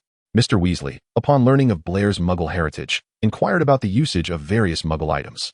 As Blair explained, he distinctly noticed George and Fred discreetly appropriating several Muggle objects. Blair also met the Weasley family's younger son and daughter, Ron and Ginny. Upon seeing Blair, Ron appeared incredulous, later revealing that he, much like Mrs. Weasley, had assumed that no one could possibly endure George and Fred, leading him to believe that Blair was merely a fabrication of their imaginations. Conversely, when Ginny met Blair, she complimented his golden hair, to which Blair reciprocated with praise for her striking brown eyes. Thus, the holiday time passed, and Blair, George, and Fred found themselves reunited on the train once more. Blair did not encounter George and Fred on the platform, but learned through the two-way mirror that they had already secured an empty compartment. With his luggage in tow, Blair boarded the train and, after a brief search, located the compartment occupied by George and Fred. Once seated, he produced 2 boxes of cookies from his bag and offered them to George and Fred. "These are cookies my mother made. Feel free to indulge." George and Fred felt that not only did they share an extraordinary rapport, but their mothers did as well.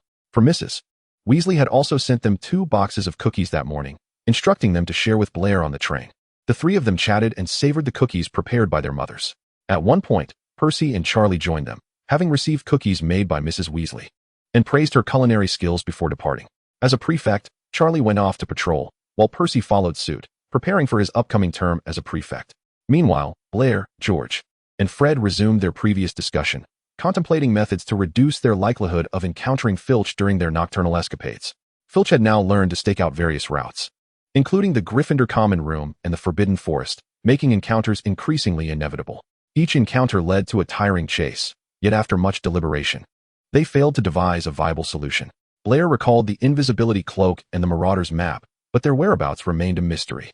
The trio disembarked from the train, still without a plan, resigned to their fate. Fred suggested that even without any tools, they consistently managed to evade Filch, thus there was no need for excessive worry. In contrast, Blair and George held a differing view, believing that this pattern would inevitably lead to their capture, destined to be handed over to Professor McGonagall. Unsurprisingly, Blair and George's apprehensions proved well-founded, as they were unfortunate enough to be caught by Filch during their first post-holiday nighttime excursion. "At last, I've caught you. You little wizards should be locked away and subjected to torment. So you cease this reckless behavior," Filch sneered at the three. He escorted them before Professor McGonagall, who appeared exceedingly displeased, deducting points from Gryffindor and assigning them detention. Filch, elated, led the trio to his office, where they found themselves confined. Rather than succumbing to despair, they began to explore Filch's chaotic office. Wow, Filch's office is quite a mess, George, Fred, and Blair remarked in unison. Blair suddenly recalled that the Marauder's map had apparently been discovered by George and Fred within Filch's office. Do you think that after all this time in Hogwarts, Filch might possess some treasures among the items he has confiscated? Blair inquired of George and Fred. They concurred that it was indeed plausible, prompting the three of them to commence a treasure hunt in Filch's office. Suddenly, a loud bang erupted from Fred's direction. George and Blair turned to see Fred, covered in soot, glaring back at them, clearly having been caught in some sort of explosion. Just as they were about to mock him, they noticed the object in his hand looked remarkably familiar, as they each held identical items. Before they could discard them, they too were caught in the blast. The office was filled with three ashen faces, and as they picked themselves up from the floor, they exchanged glances, erupting into a fit of laughter. Yet, it wasn't long before only George and Fred remained in fits of giggles, while Blair found himself unable to join in. As Blair wept with laughter, tears streamed down his face, leaving not only his visage darkened, but also two white streaks beneath his eyes. After a bout of mutual mockery, the trio each cast a charm to refresh themselves. They resumed their search, ultimately uncovering a piece of parchment in a drawer. Why is there a blank piece of parchment here? Fred and George inquired, puzzled. Blair recognized this as the map of the Marauders, the very artifact he had been seeking. Though he had not anticipated that George and Fred would discover it first. Perhaps it was fate. Let us unfold it and take a look, Blair suggested to the two of them. Upon opening it, they found several peculiar names inscribed upon it: Sharp Fork, Big Foot, Moonface, and Wormtail. As George and Fred wondered about the oddity of these names, Blair noticed the text changing. What will you do after obtaining it? Look, the words have changed, George, Fred, Blair exclaimed, tapping them on the shoulder. The three exchanged glances at the question before simultaneously proclaiming, I solemnly swear I am up to no good. The previously blank parchment transformed into a map. Although Blair was familiar with the Marauder's map, witnessing it firsthand left him in awe of its ingenious creators. Wow, brothers, we've struck gold, Fred remarked as he examined the map. George concurred, noting that the inventor of such a device must surely be a genius. With this, we shall never again fall prey to Filch, Blair added, as all three felt that their confinement had been worth it. Had Filch locked them in his office sooner, they might have uncovered this map much earlier. Chapter 14, Wormtail. After their confinement, Blair, George, and Fred covertly took the Marauder's map to the room of requirement. Eager to study it further, they spread the map across a bed in the room, scrutinizing the activities of various individuals depicted on it. Look, Professor McGonagall and Lee are at the Quidditch pitch, Fred pointed out. Blair speculated that Professor McGonagall might be correcting Lee's commentary style. Cedric is in the Hogwarts kitchen. It's fortunate it sounds so close. Unlike Gryffindor's common room, which is conveniently near the room of requirement, other places are a considerable distance away, Blair lamented. Gazing at the map, Fred observed that the headmaster was pacing in his office. Wormtail? Who is that? Percy, doesn't he have a roommate by that name? George remarked. Turning to Blair and Fred, Blair recalled asking George and Fred the previous night why they had yet to see Percy's pet, which he claimed was missing a toe. They had explained that Scabbers had fallen ill and had been in the hospital, but would return the next day for Blair to see. Didn't you say last night that Percy's pet was coming back from the hospital today? Perhaps this is the name of Percy's pet? Blair inquired. He had been contemplating how to reasonably present Scabbers to Professor Dumbledore, but now with the Marauder's map, it seemed much more feasible. Percy's pet is named Scabbers, not Wormtail, George and Fred clarified to Blair. Pretending to be perplexed, Blair asked, Then who is this Wormtail? It can't be a person. Surely Percy wouldn't be in bed with a man in the middle of the day. I suspect this will be the first of many significant secrets we uncover with this map, Fred replied with a feigned air of mystery. Blair suggested, We could check Percy's dormitory. The three then hurried to the Gryffindor common room, where they found Percy inside. They showed him the map and shared their conjectures. Percy examined the names displayed and assured them that only Scabbers resided in his dormitory. After a brief silence, he added, I believe I've seen that name in the newspaper. It resembles that of a deceased hero. Upon hearing this, the four were even more intrigued, ultimately deciding to present Scabbers and the map to the headmaster. Percy entered the dormitory first and cast a spell, Sleep, causing Scabbers to collapse. He then retrieved a cage for Scabbers, placing him inside before joining the others to head to the headmaster's office. However, they were halted outside the office due to not knowing the password, when they fortuitously encountered Professor McGonagall, appearing as their savior. After explaining their predicament to her, Blair noticed an expression of disbelief on McGonagall's face, as though she were coming to a realization. Finally, at the insistence of the trio and Percy's repeated assurances that they were not playing a prank, McGonagall led them into the headmaster's office. Dumbledore, upon observing the unexpected visitors, inquired of McGonagall regarding their purpose. She recounted the events to him. Suddenly, Dumbledore's demeanor shifted to one of seriousness as he addressed Blair and the others. Please remain in the office for a while. Do not leave until we ascertain the truth. All right. The four readily agreed to Dumbledore's request. Dumbledore then cast a counter curse on Scabbers, and the four watched as the previously unconscious rat transformed into a short, stout, and somewhat disheveled man lying on the floor of the office. As the Weasley siblings and Professor McGonagall stood in shock, a phoenix appeared before Dumbledore. Blair marveled at the beauty of Dumbledore's Patronus. Dumbledore sent a message through the Patronus to Professor Snape, requesting him to bring a vial of Veritaserum to the headmaster's office. Shortly thereafter, Professor Snape arrived and, upon spotting the four, seemed to ponder whether Dumbledore had lost his mind to administer Veritaserum to students. As he stepped in further, he noticed the figure of Wormtail on the floor and exclaimed, "What is the meaning of this, Dumbledore? How can this man still be alive and present in your office?" After Dumbledore recounted the events, Snape immediately approached Wormtail, casting the spell Petrificus Totalis. While Wormtail was still dazed, Snape pried his mouth open and administered the Veritaserum. Blair swore that the dosage was certainly more than what would suffice for one person. Snape then bound Wormtail to a nearby chair. Upon awakening, Wormtail was greeted by Snape's grim visage and was horrified to discover his body had resumed human form, nearly fainting again. Dumbledore addressed him with a simple greeting before commencing his interrogation. From Wormtail's confessions, the truth of the past emerged, and Blair observed Snape's countenance contorting further. It was understandable, considering he stood before the man indirectly responsible for Lily's death. Had Dumbledore not been present, Blair had no doubt Snape would have unleashed the killing curse upon Wormtail. After Dumbledore had inquired about the truth, he contacted the Ministry of Magic, and soon the headmaster's office was filled with several prominent figures who expressed their disbelief regarding the current situation. However, unbeknownst to Dumbledore, whatever was said to him led to the removal of Peter Pettigrew. Once the criminal was taken away, the most conspicuous presence in the headmaster's office became Blair and his three classmates. The two professors had differing evaluations of their actions that day. Professor Snape's demeanor suggested he was not angry, yet his words criticized the recklessness of the four. Professor McGonagall also acknowledged their impulsiveness but commended their bravery, awarding additional points to Gryffindor. Ultimately, Professor Dumbledore mentioned that he had informed the Weasley parents, who were expected to arrive shortly. After all, 3 of the 4 who discovered Pettigrew were their children, and having harbored Pettigrew in their home for so long, they had the right to know the truth. Fred and George felt as if they were utterly doomed. After all their efforts to accomplish a great deed, their parents were summoned to the school, and more importantly, it was while their house head was present. They were acutely aware of the multitude of infractions they had committed this semester at Hogwarts alongside Blair. In contrast, Percy and Blair felt little concern. Blair knew his parents would likely not arrive, so he paid it no mind. Percy, on the other hand, had not engaged in any rule-breaking at school, so he remained indifferent. What troubled him more was the realization that he had spent such an extended period in the company of a rather unsavory man, a matter he found difficult to digest. Chapter 15, Vindication. Before long, Mr. and Mrs. Weasley emerged from the fireplace in the headmaster's office, clearly already informed of all that had transpired that day. Their faces were pale, even ashen, and upon arriving at the office, they hastily approached their 3 children, embracing each of them in turn. "Oh, Merlin, your father and I nearly fainted when we received the news at home," Molly exclaimed, holding George tight.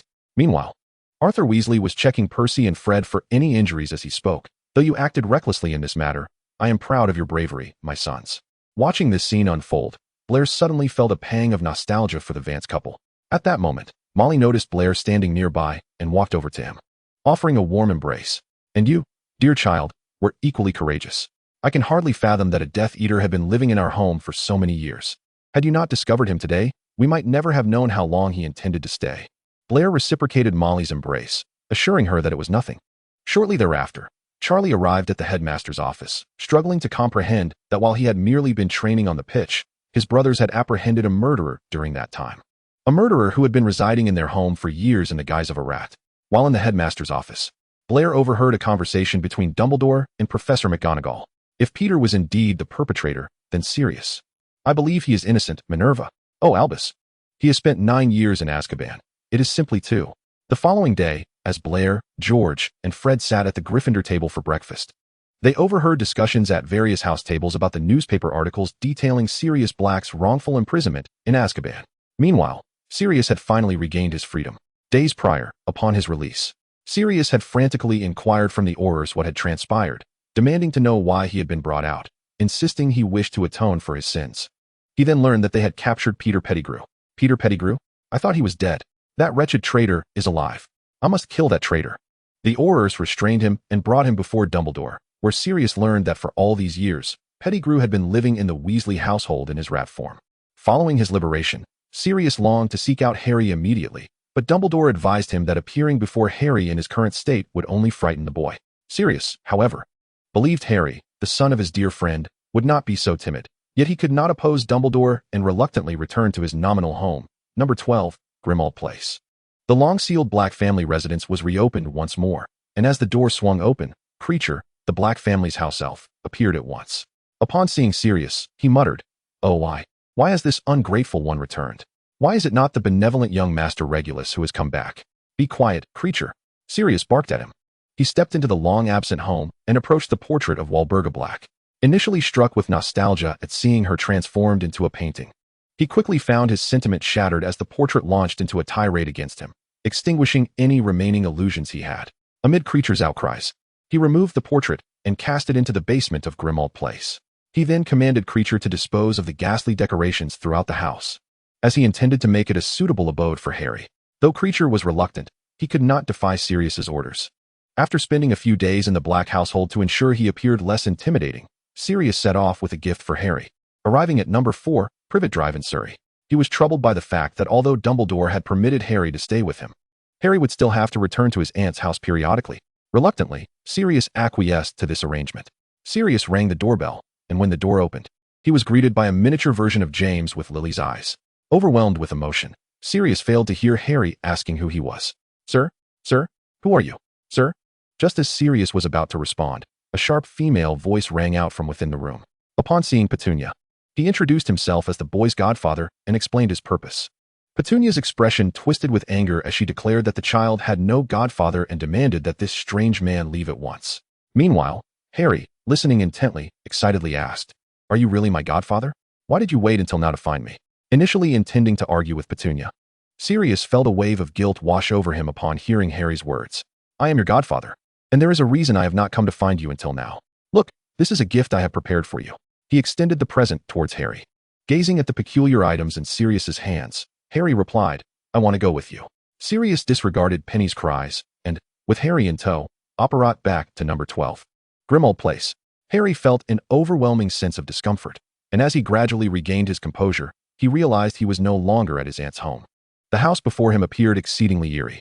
While at his aunt's, Harry had longed for someone to liberate him from that place. Thus he had not perceived this unfamiliar man as a threat. Yet now, gazing at the strange man and the foreboding house, Harry suddenly felt he had acted too impulsively. This certainly did not seem like a safe haven. Sirius was solely focused on bringing Harry home and failed to notice his unease. When he attempted to usher Harry inside, he discovered that Harry was resisting him. It was then that Sirius recognized the palpable fear emanating from Harry. Reluctantly, he remained outside to introduce himself, explain, and prove that he was indeed not a villain, but rather Harry's godfather. He even showed Harry photographs of his parents, which helped Harry to relax. As he examined the images, Harry inquired why the photographs moved. Sirius continued to elaborate on the wizarding world and demonstrated a few spells. Leaving Harry in awe, he was indeed a wizard. Harry felt that today was the most fortunate day of his life, for he had gained a godfather, discovered a home, and learned the stories of his parents. Although Sirius mentioned he would have to return to his aunt's house periodically, Harry felt content. He was profoundly satisfied. Chapter 16, Valentine's Day. Blair sensed that the gazes directed at him, George, and Fred were rather peculiar today. It was as though they were rare animals on display. Since this morning, numerous pairs of young witches and wizards had cast unusual looks upon their trio. Blair and his companions were equally mystified as to why Hogwarts seemed to be brimming with couples today. While rummaging through some secluded classrooms for their previously hidden items, they stumbled upon several confession scenes. Blair and his friends preferred to conceal their experimental paraphernalia in remote and hard-to-find locations, and today, the couples seemingly shared that sentiment, leading to their frequent encounters. After witnessing multiple confessions, Fred even took it upon himself to launch their recently developed magical fireworks during one such moment, much to the delight of the love-struck young wizards. This serendipitous event sparked a business opportunity for the trio, prompting them to disregard any odd stares and promptly take some of their earlier creations to the room of requirement. There, they began modifying the fireworks to display romantic messages. Once the products were complete, they set up shop in crowded areas of Hogwarts to sell them. Blair, George, and Fred found the day's sales remarkably prosperous. Upon returning to the room of requirement to rest, Blair realized why the fireworks had sold so well. It was Valentine's Day. Wait, today is Valentine's Day? George exclaimed, pausing mid-sentence as he recalled seeing Percy with a Ravenclaw girl. The three, who had been lounging, sprang upright in unison, exclaiming, Percy actually found a girlfriend? Oh, Merlin. George and Fred were astonished that Percy, with his demeanor, could secure a romantic partner, while Blair, who had foreseen Percy eventually dating a Ravenclaw prefect, had not expected them to be together already. Who would have thought Percy had a girlfriend, and we only realized it was Valentine's Day halfway through? Fred remarked to his companions. Following his statement, the three of them uniformly flopped back onto the bed. No wonder everyone was looking at us so strangely this morning, Blair said. George chimed in, on Valentine's Day, everyone is paired up, except for us three. And what's wrong with three people? Can't we celebrate Valentine's Day together? Fred retorted, his tone lighthearted. The other two turned their gazes toward him. While we've never seen it before, what's the problem with the three of us celebrating Valentine's Day together? Fred struggled to find the right words. Blair turned to Fred, emphasizing, the point is, Fred, we're not lovers. Then let's just become lovers. Fred replied, smoothly following Blair's line of thought. The moment those words escaped his lips, not only did Blair look at him in bewilderment, but even George, who had been lying down, sat up to observe him. Oh, Fred, I never knew you felt that way. We are brothers after all, George teased. Fred immediately countered, who said anything about that? Come on, we have Blair. Blair pointed at himself in disbelief. Me? Are you sure I can be part of this? Fred, is the wizarding world really that open-minded? Fred, reclining and gazing at Blair with his striking brown eyes, began to contemplate the idea of being with Blair. Upon further reflection, he realized it might not be so bad after all, working together on prank products, exploring the night, and embarking on adventures. They had always enjoyed each other's company. Additionally, Blair was rather handsome, and Fred mused that even if he were to find a girlfriend, she likely wouldn't spend as much time with him as Blair did. Meanwhile, George was also mulling over Fred's earlier comments. Blair noted that the two brothers seemed genuinely engrossed in contemplating his question. He stiffly lowered his hand, silently swearing to the heavens, I merely intended to tease Fred. How have they taken this so seriously? As time passed and silence enveloped the room of requirement, Blair felt increasingly uneasy about the atmosphere. Seizing the opportunity while Fred and George were deep in thought, he stealthily exited the room. Remarkably, neither George nor Fred noticed his departure, illustrating just how absorbed they were in their musings. After a while, Fred and George exchanged glances and spoke in unison. It might not be such a bad idea. After a brief pause, they continued, but it can't be the three of us.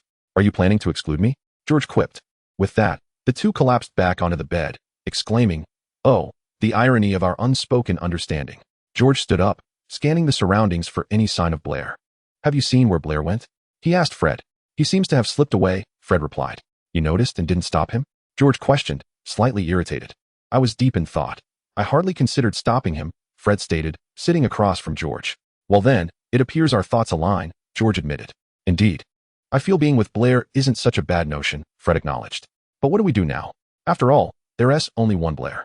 George gazed at Fred and remarked that the issue at hand was no longer solely about Blair, but rather the high likelihood that Blair would reject them, even if just one of them. Ultimately, George and Fred resolved to rely on their own abilities, as they both found it intolerable to envision a scenario where they could not be brothers after Blair chose one of them. The two set out to find Blair, and upon exiting, they unexpectedly encountered a Ravenclaw girl holding the confession fireworks they had sold earlier that morning, preparing to declare her feelings to Blair. They hurried towards Blair's direction. Chapter 17. We are not joking. The two confronted the Ravenclaw girl opposite Blair, saying, pardon us, but he is ours.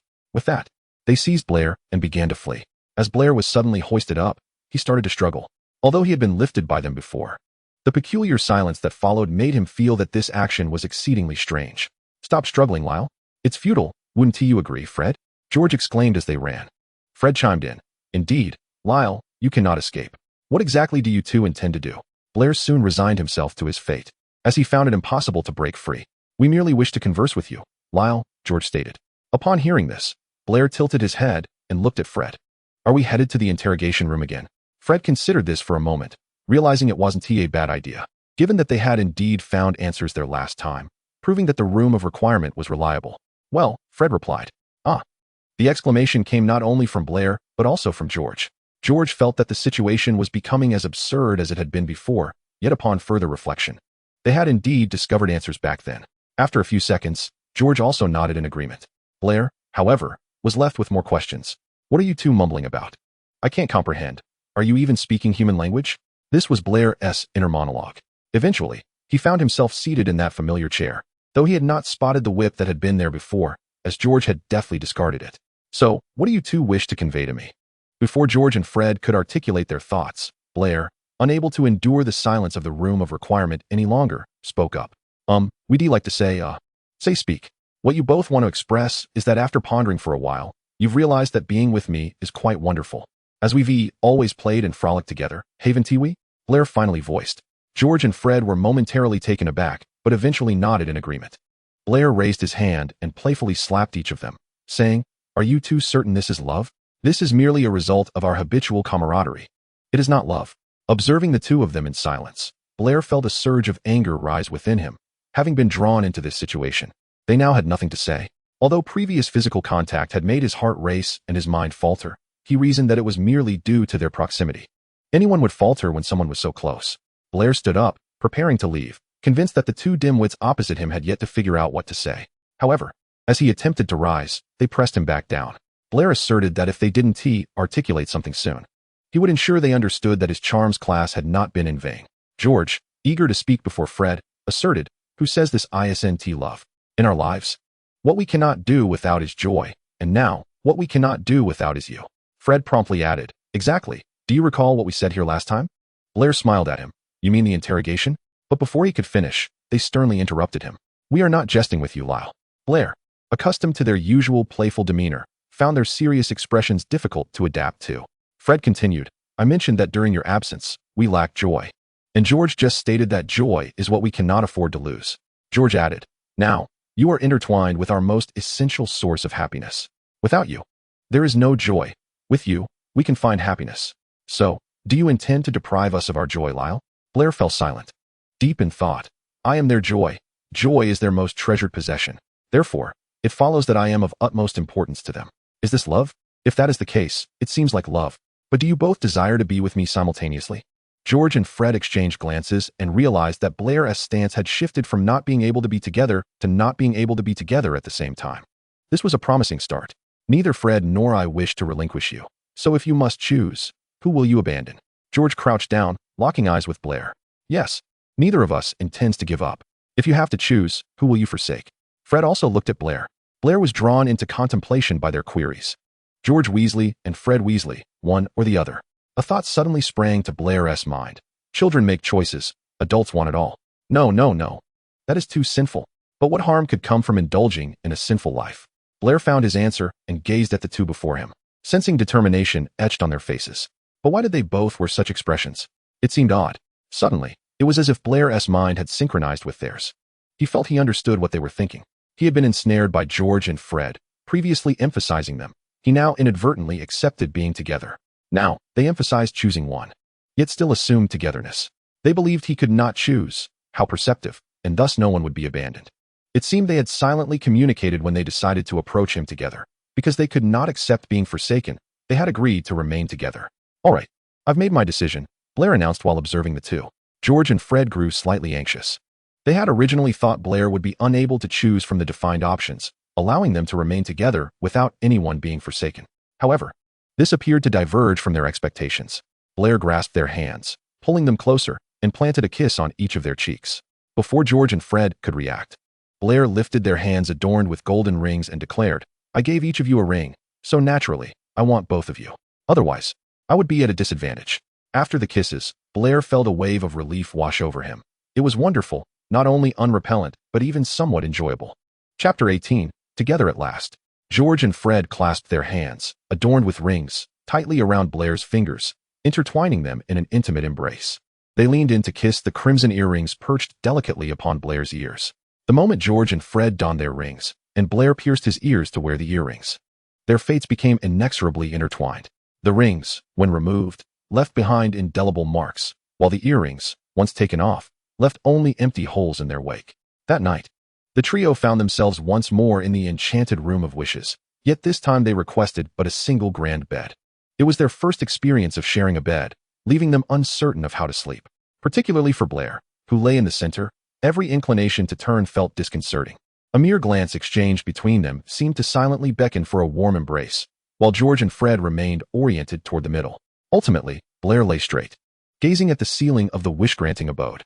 Suddenly, two bursts of laughter echoed beside his ears. Ha ha ha. George and Fred could hardly contain themselves, seeing Blair lay rigid as if petrified. In a playful reprimand, Blair kicked at their shins, warning them to stifle their laughter. However, Fred could not hold back, prompting Blair to roll over and nestle into George's embrace, instantly silencing Fred's mirth. Although the room was shrouded in darkness, Fred felt certain he discerned a few significant words in George's gaze. "Thanks, brother." Yet, unable to contain his own laughter, he grasped Blair's hand in search of consolation. The following morning, Charlie and Percy sat across from the trio, sensing an even more pronounced intimacy among them. Previously, they had already perceived the closeness of the three. After all, no good friends had spent a single moment apart since the semester began. Not even once had one been absent from the group. On Valentine's Day, while on the 8th floor, they witnessed a Ravenclaw girl preparing to confess her feelings to Blair, momentarily believing the trio's bond might be severed. To their astonishment, before the confession could even commence, George and Fred emerged from seemingly nowhere and whisked Blair away. Charlie and Percy found the altered dynamic even more endearing than before, especially as Blair had urged them to tone it down a bit. After all, if others were to discover their relationship, they might perceive it as mere child's play. Blair noted that George and Fred seemed to have lost their creative spark for pranks lately, instead becoming engrossed in the art of fireworks. Curious, Blair inquired about their sudden fixation on pyrotechnics. George and Fred replied, "We've realized that fireworks have low production costs, high selling prices, and they sell quickly." Upon hearing this, Blair, with a hint of concern, asked, "Is there something urgent that requires your funds?" "I can assist with that," George and Fred insisted. "We simply believe that if we are to embark on a venture, we must be mindful of our profits." "Fair enough," Blair conceded. George then took Blair's hand, reassuring him. "Rest easy, Blair. We're still quite capable. Nothing will go awry." Blair nodded in acknowledgement. 2 weeks later, when George and Fred took Blair to the observatory late at night, he realized that only half of what they had said was true. Initially bewildered, Blair was soon treated to the most magnificent fireworks display he had ever witnessed. With one hand clasping George's and the other holding Fred's, he marveled at the vibrant spectacle above. "So that's why you've been so eager to earn money lately," he mused. George turned to Blair, his face illuminated by the fireworks, making him appear even more captivating, while Fred playfully nuzzled against Blair's golden hair. "Today marks the first month we've been together," Fred whispered in Blair's ear. "This is the first gift we've given you since we became a couple. Unforgettable, isn't it? Impressive?" George leaned closer, his face near Blair's. "So, what gift have you prepared for us?" Blair asked, wrapping his arms around the necks of both boys. As Blair spoke, George and Fred stood before him, gazing into his eyes. Blair felt that their eyes sparkled more brilliantly than the fireworks. "What has Blair prepared for us?" George inquired, with Fred eagerly awaiting his response. Blair retrieved a blue elongated box from his pocket, and just as George and Fred speculated about its contents, he encouraged them to open it and reach inside. Reach inside, they wondered, observing the box that was not even as long as their hands. Suspecting some enchantment had enlarged its interior, George and Fred pulled out 2 pristine firebolt broomsticks. "Wow, this gift is absolutely splendid." Blair, George, and Fred were all thrilled by the surprise. "Next year, you will be joining the Quidditch team, and I am confident you will lead Gryffindor to victory with these broomsticks," Blair proclaimed. "However, we must keep this hidden from the professors for now," he advised, glancing at the 2 boys. "Rest assured, Blair, we will triumph next year," George affirmed. Under the glow of the fireworks, Fred noticed his name and some whimsical designs engraved upon his broomstick, a detail George also observed. "I crafted this by hand, complete with names and the date we became a couple," Blair explained, pointing at the broomstick. "Oh Merlin, if it gets damaged during a match, I will make that person pay dearly," Fred vowed. George added that they would ensure the opponent learned the true meaning of prankster torment. As the fireworks concluded, Blair felt the rooftop growing increasingly chilly. George and Fred wrapped their arms around him as they made their way back inside. The next morning, the Great Hall of Hogwarts buzzed with conversations about the previous night's spectacular fireworks display. Meanwhile, Filch was nearly beside himself with rage, vowing to catch the culprit responsible for the display. Blair, George, and Fred, however, were unfazed, having not been caught since acquiring the Marauder's map. Charlie and Percy refrained from discussing the fireworks, as they noticed that Blair, George, and Fred exhibited no reaction to the spectacle. It was evident to them that the trio must have been the ones behind the display. Chapter 19.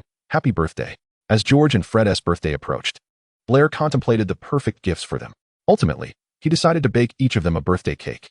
On the morning of their birthday, George and Fred received gifts from their family, delivered by Errol, the Weasley family's owl, alongside presents from Mr. and Mrs. Weasley, as well as Ron and Ginny. Blair noticed that when Errol arrived, he nearly plummeted onto the long table, almost crashing into a jug of pumpkin juice.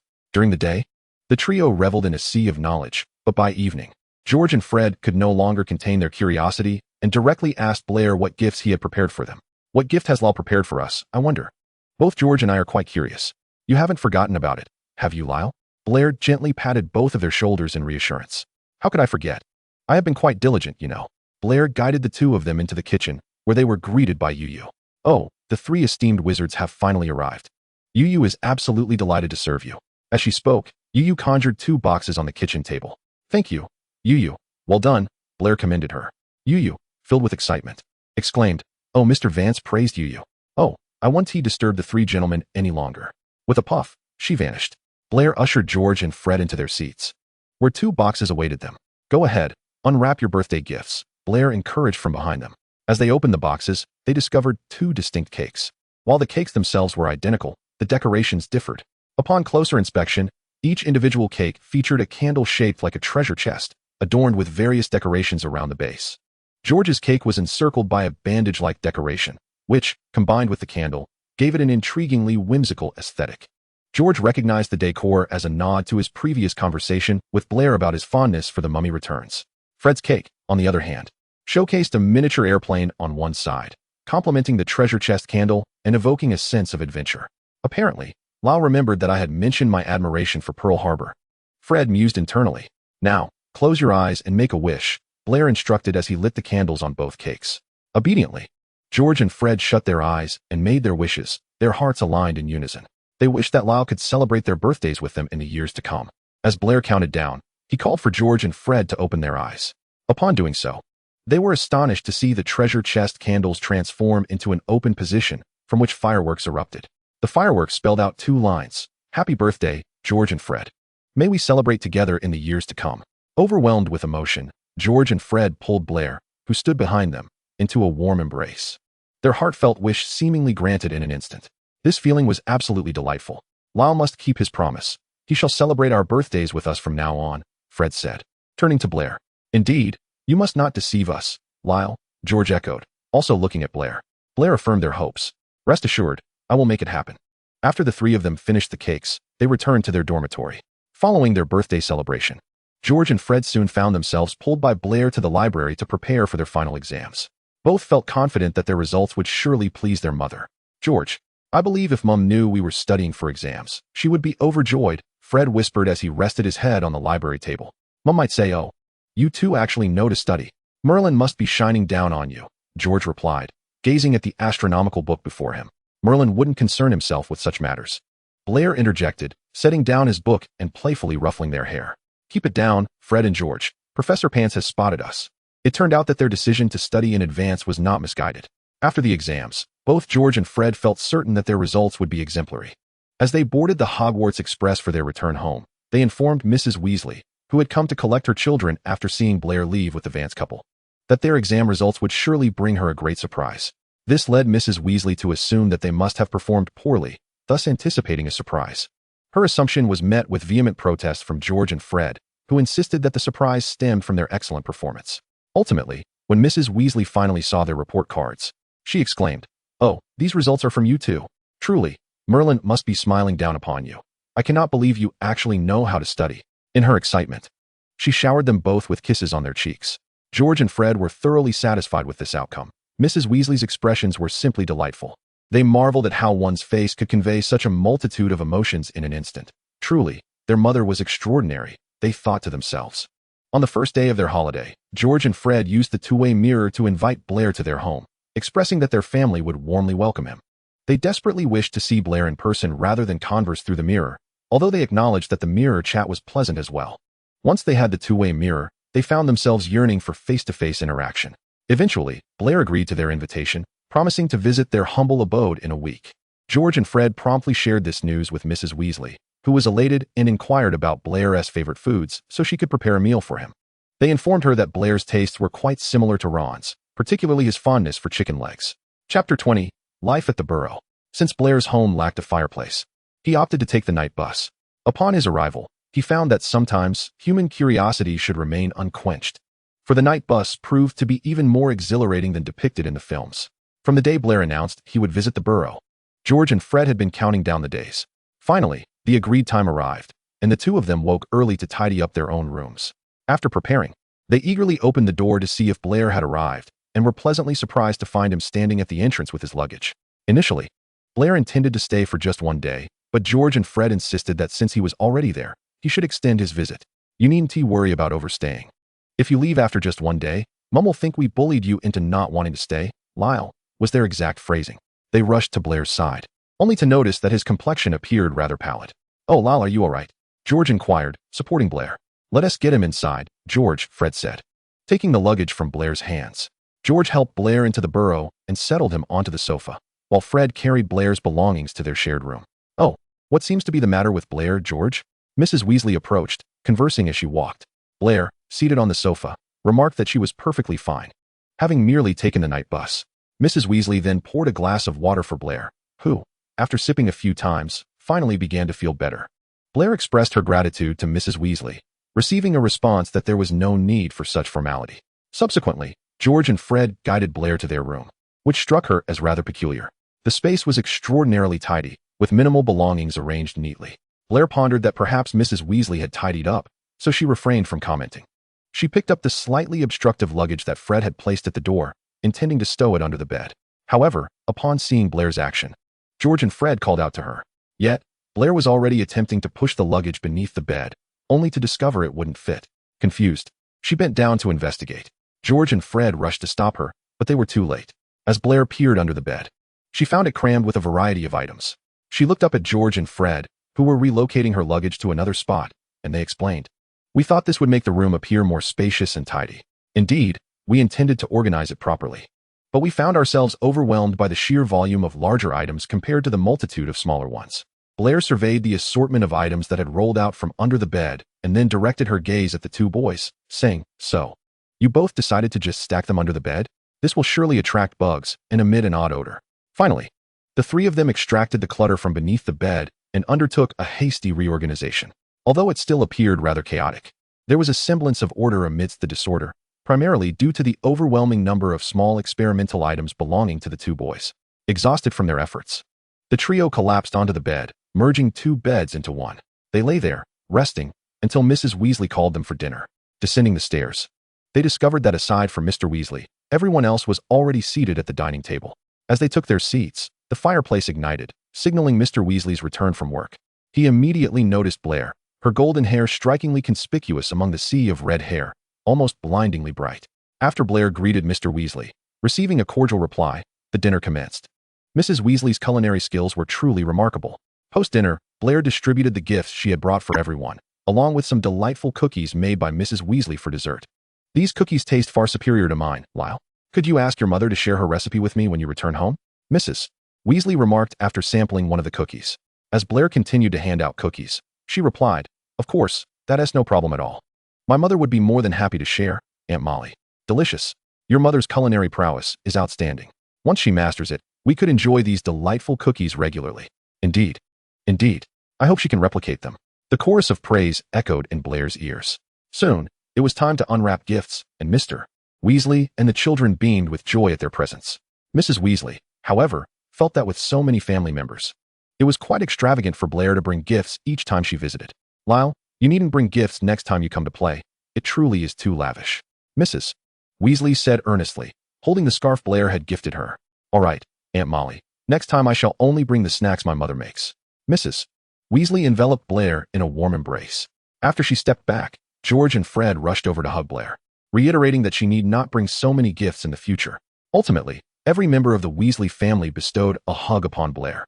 Blair was the last to wash up. Once she finished, she walked into the room to find George and Fred lying in bed, leaving a space in the middle.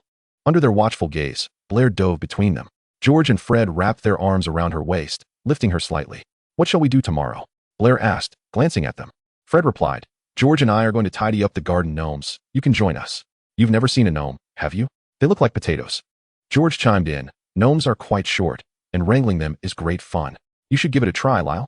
As Blair expressed her enthusiasm for their plans, she pondered how a creature resembling a potato could exist in this world. It was too amusing. The three continued their conversation about the day's activities and soon drifted into slumber. The following morning, as they descended the stairs, they found Mrs. Weasley already bustling in the kitchen.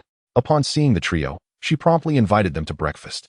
After eating, George and Fred took Blair to help with the gnomes, and Ron joined them as well. Fred seized a gnome, aiming to daze it, causing Blair to chuckle at the gnome's predicament, albeit it felt slightly unethical.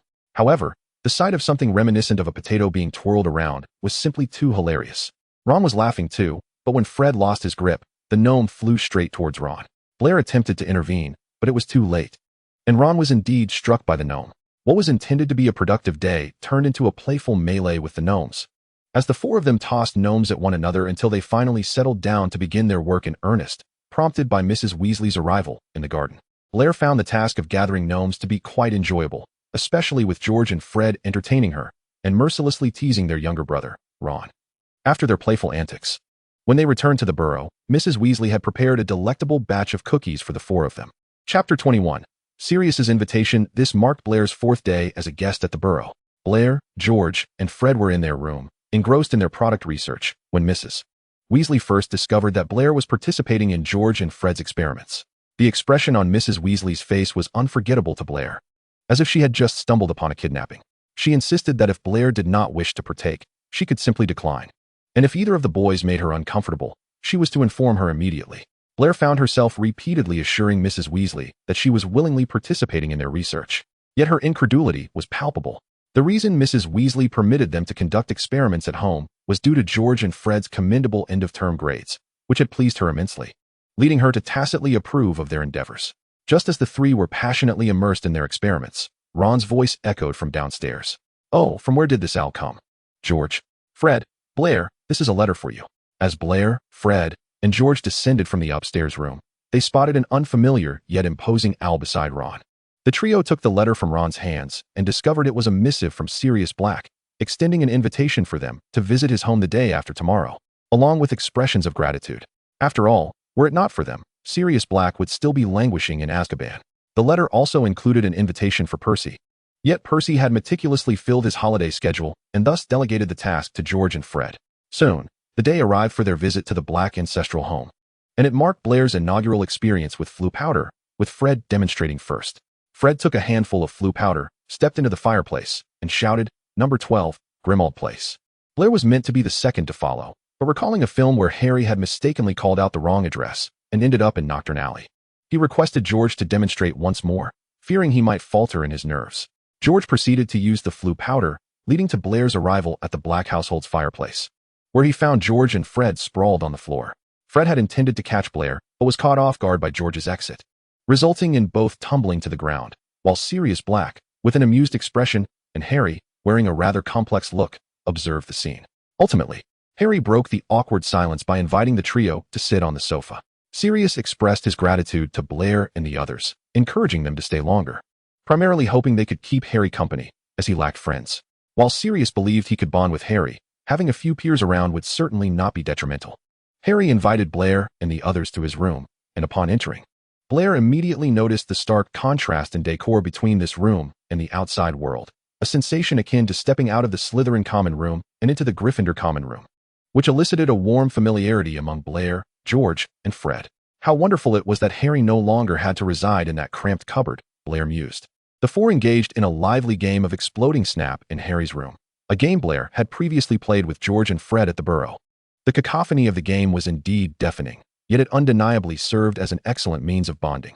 While playing, Blair's mind wandered to the notion that Voldemort's Horcrux, the Slytherin locket, was purportedly hidden within the Black household, which distracted him considerably during the game, leading to his dismal performance. As night fell, Sirius had prepared 2 guest rooms, one for George and Fred to share, and another for Blair to occupy alone. However, the three eventually found themselves in a single room. Just as Blair had settled into bed, George and Fred burst in, wrapping him in blankets and transporting him to their room. Throughout this process, Blair remained motionless, fearing that any movement might disturb their balance and cause him to tumble. The three finally lay down in bed and commenced a nocturnal discussion. "Harry, doesn't he look like someone capable of defeating the Dark Lord? In fact, he seems rather frail," Fred remarked.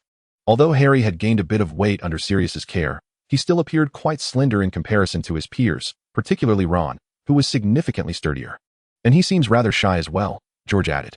Yet, it was undeniable that Harry was amiable and a good lad. Blair interjected, lying between the two. Fred glanced at Blair and remarked, "Oh, George, it seems Blair's words are increasingly reminiscent of what our mother would say." George readily concurred with Fred's observation. As they conversed about Harry, slumber gradually overtook them. Just before drifting off, Blair recalled that the Slytherin locket was mentioned in the book as having been seen by Mrs. Weasley within a cupboard, prompting him to resolve to search diligently the following day. Meanwhile, Harry was brimming with excitement, even struggling to fall asleep. Having previously lacked friends and only having endured the torment of Dudley, Harry found today's merriment with George, Fred, and Blair immensely enjoyable. They regaled him with tales of the wizarding world, Hogwarts, and the Four Houses, igniting Harry's fervor to attend school. In the descriptions from George, Fred, and Blair, Hogwarts sounded utterly magnificent, brimming with friends, adventure, and delectable food. Fred lamented the excessive amount of homework at Hogwarts, yet Harry remained undeterred, eagerly anticipating his future there. When the time came for Harry to tackle actual assignments, he recalled his earlier enthusiasm and realized how naive he had been. No one truly relished homework, even if it came from Hogwarts. Harry envisioned himself making friends and embarking on nighttime escapades at Hogwarts, a thought that thrilled him to no end. As time seemed to drag on, he pondered why he had to wait a whole year to attend Hogwarts, yearning to step into that castle immediately. Eventually, Harry slipped into slumber, eagerly anticipating the next day's activities. As Sirius had mentioned, they could ride broomsticks and play Quidditch. Chapter 22. The Slytherin Locket. Oh, Harry, what a lovely box. Is it yours? What does it contain? Blair felt as though Merlin himself was on his side. He had expected a lengthy search for the box. Yet fortune smiled upon him as he opened the first cupboard. Inside, emblazoned with the Slytherin emblem, was presumably the box that housed the Slytherin Locket. Harry approached Blair and took the box from his hands. "This isn't mine. I think we should ask Sirius what it is." Harry, too, was intrigued by the presence of something so clearly incongruent with Sirius's aesthetic in his cupboard. The two called over George and Fred, who were playing nearby, and together they descended the stairs in search of Sirius. As Sirius caught sight of the box in Harry's hands, he was about to remark that it was undoubtedly some trinket belonging to that insipid woman, Walburga, when Creature's shrill voice interrupted him. "Oh, how rude of you. You dare take the young master's belongings." "Oh, poor Creature's master. Creature shall not allow this," Creature exclaimed, attempting to snatch the box from Harry. "Stop it, Creature." Sirius snapped at the house elf, clearly exasperated. Yet, Creature pretended not to hear, muttering, "This ungrateful little brat dares command Creature to stop." Ignoring Sirius's command, Creature feigned ignorance. Observing Creature's blatant disregard for his orders, Sirius seized the box directly from Harry's grasp. "What is this, Creature? Did Regulus give this to you?" Sirius inquired, scrutinizing the box as he addressed Creature, who hung his head and muttered, "This unfilial wretch has no inkling of how brave the young master truly is. Oh, my poor young master, Creature would never divulge this to such a despicable little man."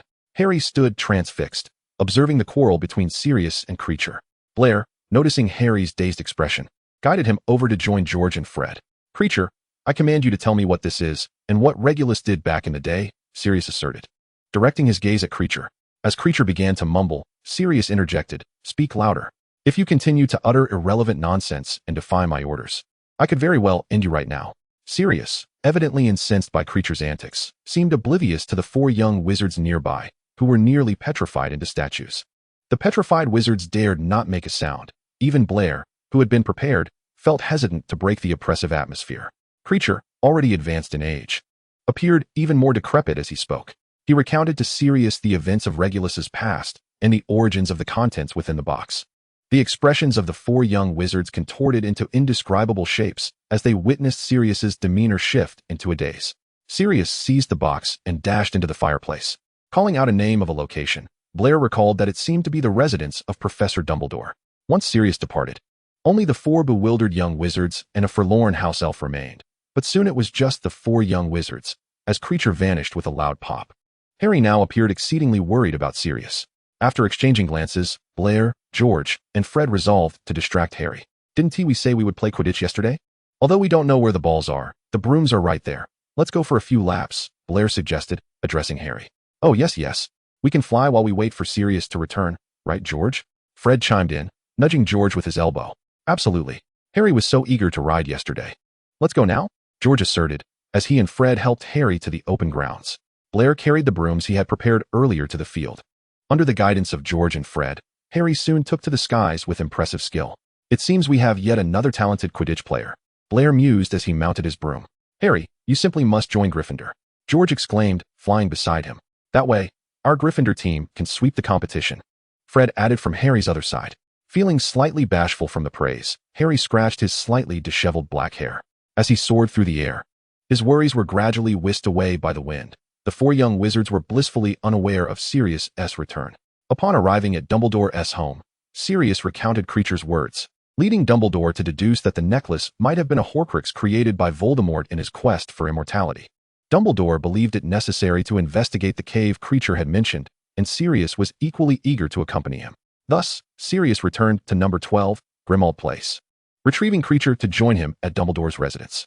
The three of them then ventured to the cave, where they discovered the false necklace Regulus had prepared, along with his lifeless body.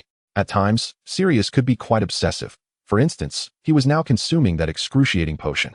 Even though he knew the vial contained Regulus's fake locket, he yearned to understand his brother's feelings before his demise. Dumbledore brought the delirious Sirius back home, along with the box and Regulus's body. Sirius was now incapable of examining the box and would have to wait until he regained his senses. Meanwhile, Creature returned to Grimmauld Place.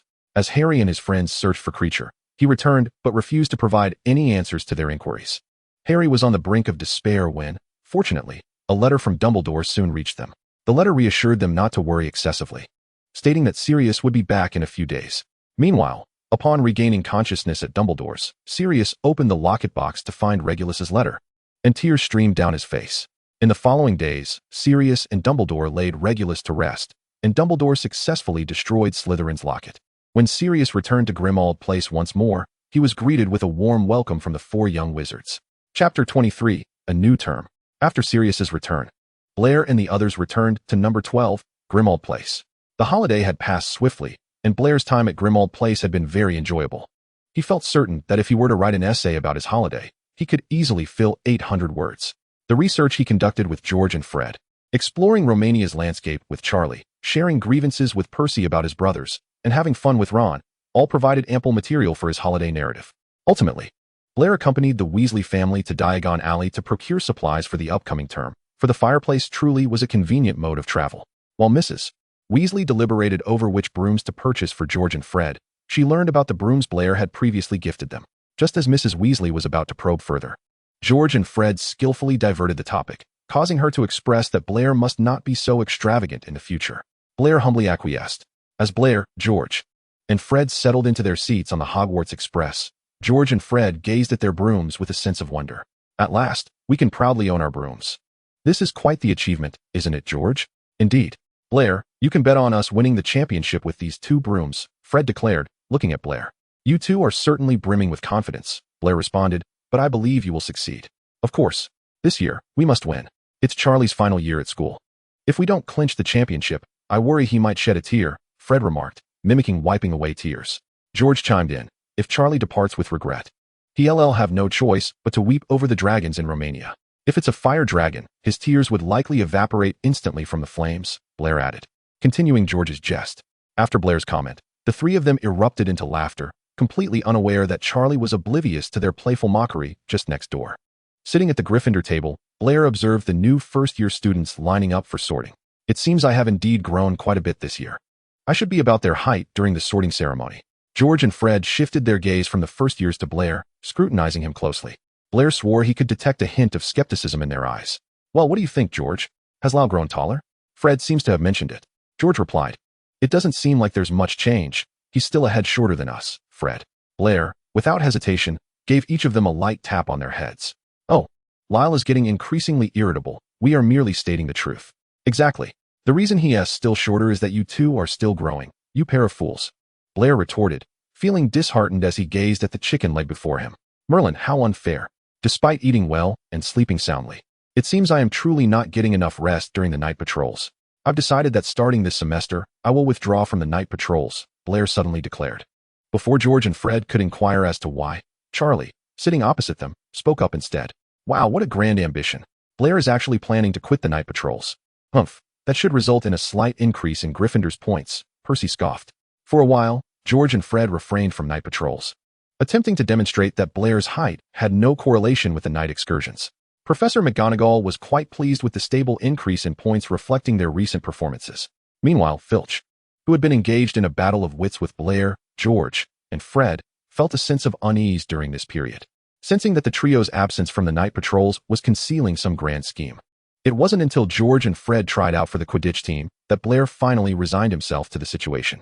Observing the row of Weasleys towering over him, he ultimately attributed his own lack of height to genetics. George and Fred's performance during the trials was nothing short of extraordinary, and both successfully secured a place on the team. Also joining the team was a Gryffindor girl, Angelina Johnson, much to Charlie's evident satisfaction. After all, Charlie would be graduating at the end of this term, and witnessing so many capable players join the team before his departure brought him great comfort. Subsequently, after class time for Blair, George, and Fred transformed into rigorous training sessions.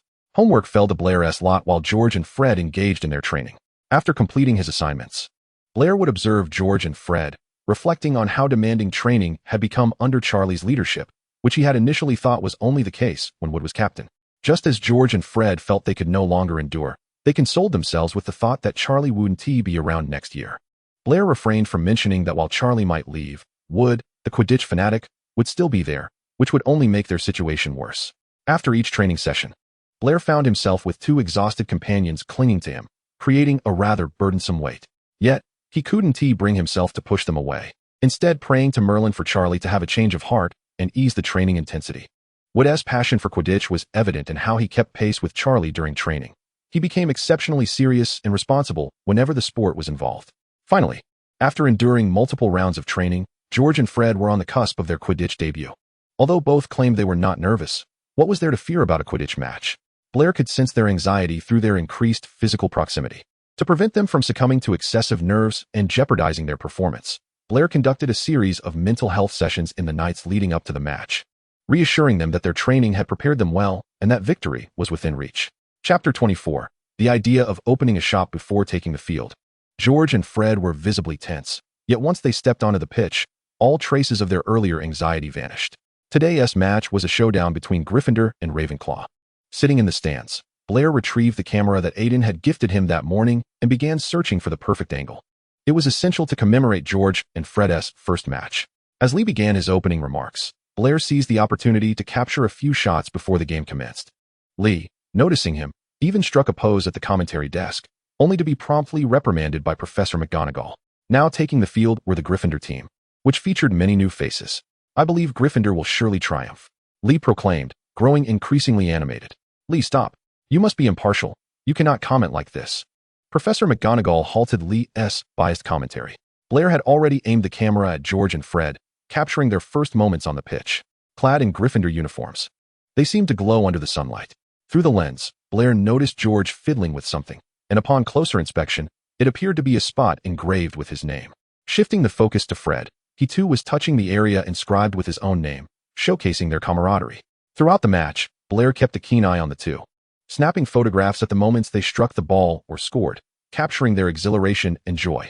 He even managed to photograph their celebratory high-fives, which included Lee nearly tumbling off the commentary desk in excitement and a beaming, proud Charlie. Ultimately, Gryffindor emerged victorious, and as the match concluded, Blair captured a group photo of the players to commemorate their triumph.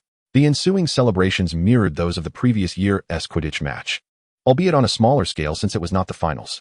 George and Fred surrounded Blair, admiring the photos he had taken. "Wow, Lyle, your photography skills are simply magnificent. Look at this one, George, we appear to be glowing. This one is splendid too, Fred. Our high five looks effortlessly victorious. Indeed, Lyle's work is exceptional. These photographs are truly significant." However, George mused, "It seems we're missing something." The trio fell into contemplation until Fred suddenly tapped George and Blair, exclaiming, "After taking so many pictures, we don't have a single one with Lyle." Upon hearing Fred's words, George immediately grabbed the camera and pulled Blair in for a group shot. Fred quickly joined in for another, and soon Blair had one arm around each of them for a final photograph. Satisfied, the three of them retired to their dormitory to rest. In the following days, Blair noticed that George and Fred were becoming increasingly busy training for the final match. Yet, even after training concluded, they delved into discussions about their new products. Blair was repeatedly engaged in calculating costs and profits, and during one of these deliberations, he finally inquired of George and Fred about their intentions. "So, what exactly do you both aspire to? Why the sudden interest in profits, and why, after completing training, are you diving into product research?" Blair said, draping an arm around George and Fred's shoulders. We had an epiphany during our visit to Diagon Alley this year. We want to establish our very own prank shop. George and Fred exclaimed in unison, punctuating their declaration with a high five. Blair was taken aback by the premature ambition of their entrepreneurial endeavor, yet he recognized it as a positive development. The rationale behind their keen focus on profits needed no further elucidation. It dawned on Blair that they were likely striving to amass enough funds to open their shop before graduation. Then you too must work diligently. For the capital required to launch a store is no trifling sum. But I wish to be a stakeholder. That way, when you both achieve success, I can reap the dividends, Blair remarked, gazing at George and Fred. Then Blair shall be our principal investor. George, we must strive to ensure the dividends are substantial. Fred responded enthusiastically, and George readily concurred. The trio then delineated their roles. Blair would be in charge of calculations and devising strategies to minimize costs, while George and Fred would handle sales and production. A month later, George and Fred found themselves seated in the room of requirement, eagerly awaiting Blair's calculation of their earnings for the month. 6 galleons, 51 sickles, and 590 nuts, totaling 10 galleons and 3 sickles. We've made enough to purchase a wand this month. That's quite commendable, Blair announced, as George and Fred calculated alongside him, realizing that at this rate, they still had a considerable distance to cover before graduation to open their shop. This pace is already quite impressive, and with ample time ahead, who knows? We might just stumble upon a windfall one day. Business tends to flourish increasingly, and perhaps our monthly income will soar like a rocket, Blair mused, observing the two droopy-headed figures before him. Is that truly possible? Do you believe we can succeed, Blair? Will we not fail? Fred and George lifted their heads, looking at Blair with earnestness. Absolutely.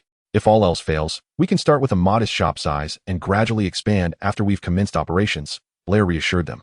Stroking their heads, George and Fred leaned against Blair's shoulder, evoking the image of golden retrievers with their tails dragging on the ground, until Fred burst into laughter.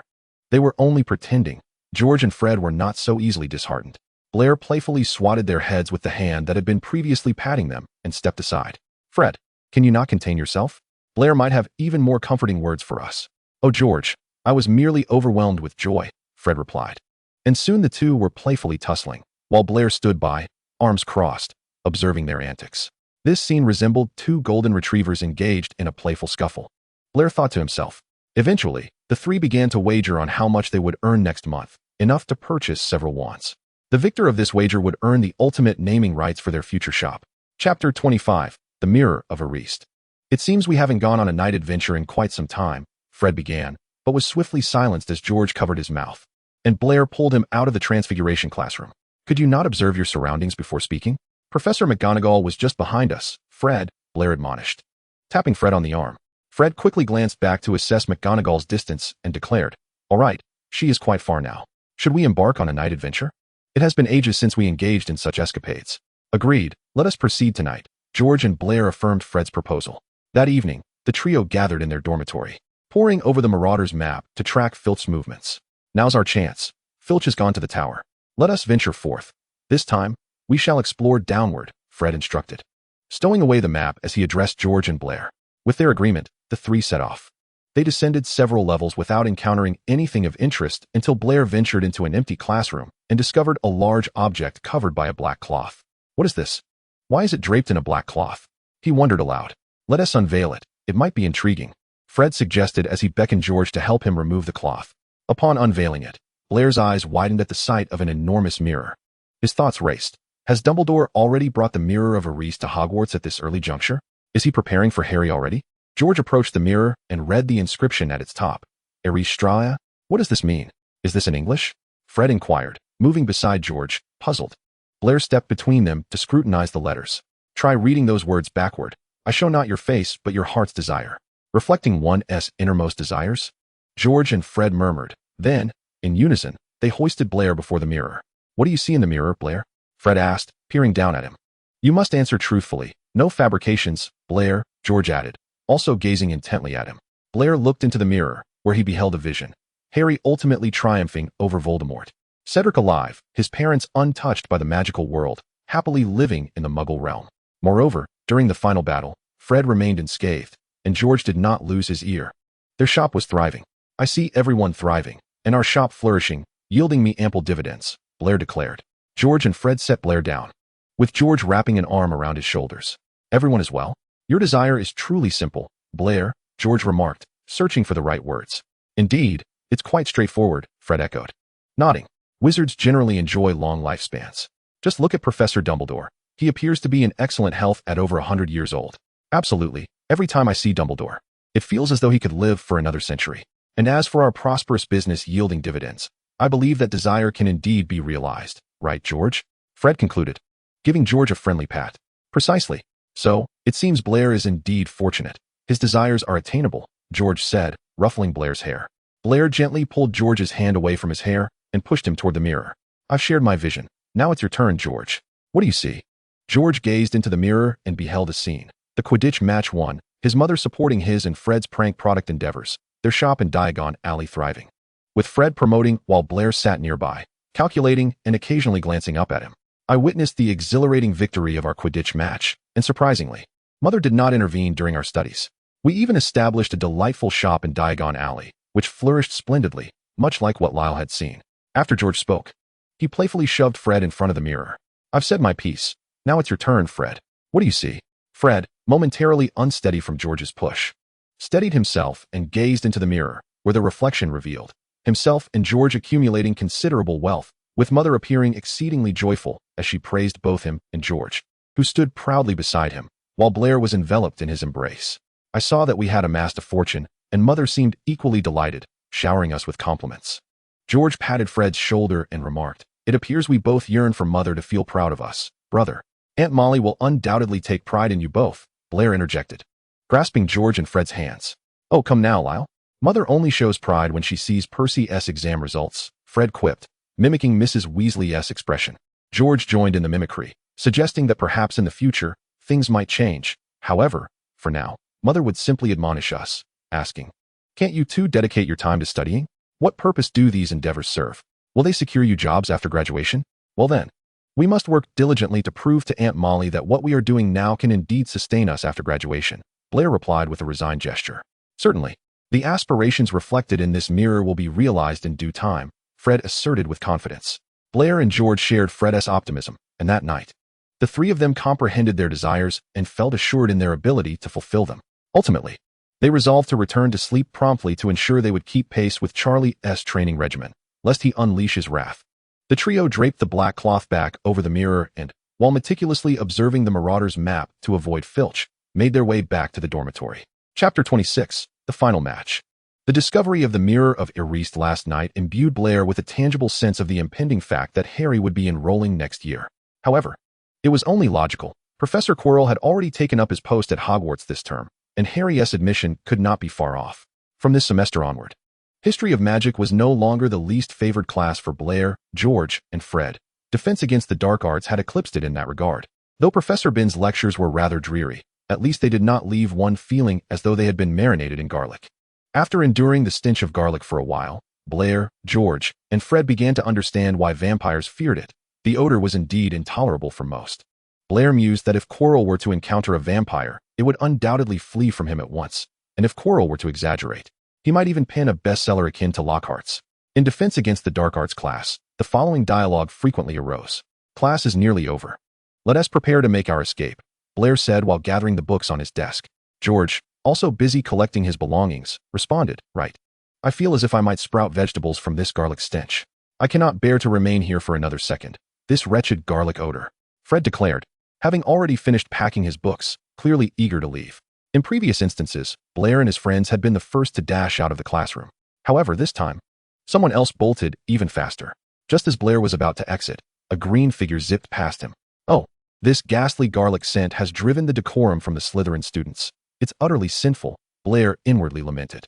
The students who rushed out of the classroom inhaled deeply the fresh air in the corridor, a sentiment echoing in their minds. Finally, we are saved. Blair cast a cleansing spell over himself and his companions. George and Fred handed their textbooks to Blair, as the latter two were set to rush off to Quidditch practice. I must fly a few extra laps in the air to disperse this odor, George remarked as he placed the books into Blair's hands. Lyle, don't head to the library to do your homework just yet. Go sit in the stands and air out a bit, Fred suggested, tousling Blair's hair. Indeed. After a lesson steeped in that stench, I must spend some time outdoors. See you shortly, Blair replied, clutching the 3 textbooks as he turned toward the dormitory. After stowing away the books, Blair made his way to the stands to watch George and Fred train. After a refreshing gust of wind, he felt rejuvenated. In the air, Charlie summoned George and Fred closer, seemingly discussing tactics. Blair then noticed George and Fred synchronously promising to execute their tasks. Next time, I must remember to bring my camera to capture George and Fred's training, Blair silently contemplated. After an unknown number of training photos taken of George and Fred, the moment arrived for the Gryffindor team to showcase their training results. With a camera slung around his neck, Blair settled into the Gryffindor stance. Surrounded by the spirited cheers of his fellow Lions, each roar louder than the last. The Slytherin snakes across the way clearly refused to be outdone in their support for their house. Gone were the days of decorum and restraint. Their voices eclipsed Gryffindor's cheers, igniting the fervor within Blair, who joined in the enthusiastic shouting. Players on the field chased after one another, while the audience passionately rallied for their respective houses, exchanging barbs in the process. Gryffindor go! Slytherin, outpace Gryffindor. That's impossible, don't dream. You're the ones dreaming, a bunch of foolish lions. Whenever a goal was scored or the golden snitch was spotted, there would be a fleeting moment of silence from both stands. Ultimately, Slytherin emerged victorious, with the snakes celebrating loudly while the lions wilted like frostbitten eggplants. As the announcement declared Slytherin as the winners, Blair had already dashed down from the stands in search of George and Fred. Upon spotting Blair, Fred immediately enveloped him in a hug, whispering into his ear, "We lost. This was Charlie's last match before graduation, and we lost." George, dejected, joined them at that moment. Blair reached out, affectionately tousling George's hair while embracing both of them. Unsure of how to console them, Blair merely held them close, gently patting their backs and uttering words of little comfort. When Charlie approached George and Fred, he found them embraced by Blair, who was silently signaling for help. Charlie stepped closer and placed a hand on George and Fred's shoulders, prompting them to turn and face him. Charlie spoke to George and Fred. "Regardless of the outcome, the match has concluded, and each participant has exerted their utmost effort. The game was indeed a splendid display of skill. I harbor no regrets. Now, let us gather our spirits. Although I shall not be present next year, you will remain, and I have every confidence that you will achieve a remarkable turnaround." After Charlie's words, he urged the two to join the other team members. "Blair, let us take a photograph together," Charlie said as he pushed the two along. "Sure. We can snap a few more. I captured plenty during the match," Blair responded as he followed Charlie. "Come closer, do not stand apart," Blair instructed, eyeing the scene through the lens. After taking a group photo, the players took individual shots with Charlie, and Blair planned to print extra copies of these photos to gift to him. While reviewing the photos, Angelina praised Blair's skills. "Your technique is truly exceptional, Blair. It's akin to that of a professional." Just as Blair was humbly denying the compliment, George and Fred seized Angelina's praise and exaggerated it further.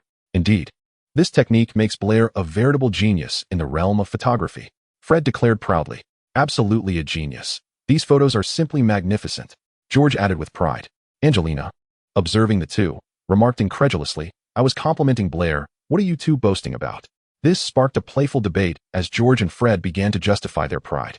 Watching the two banter, Blair felt a weight lift from his chest. Charlie's comforting words had proven most effective, and he reflected on this with gratitude.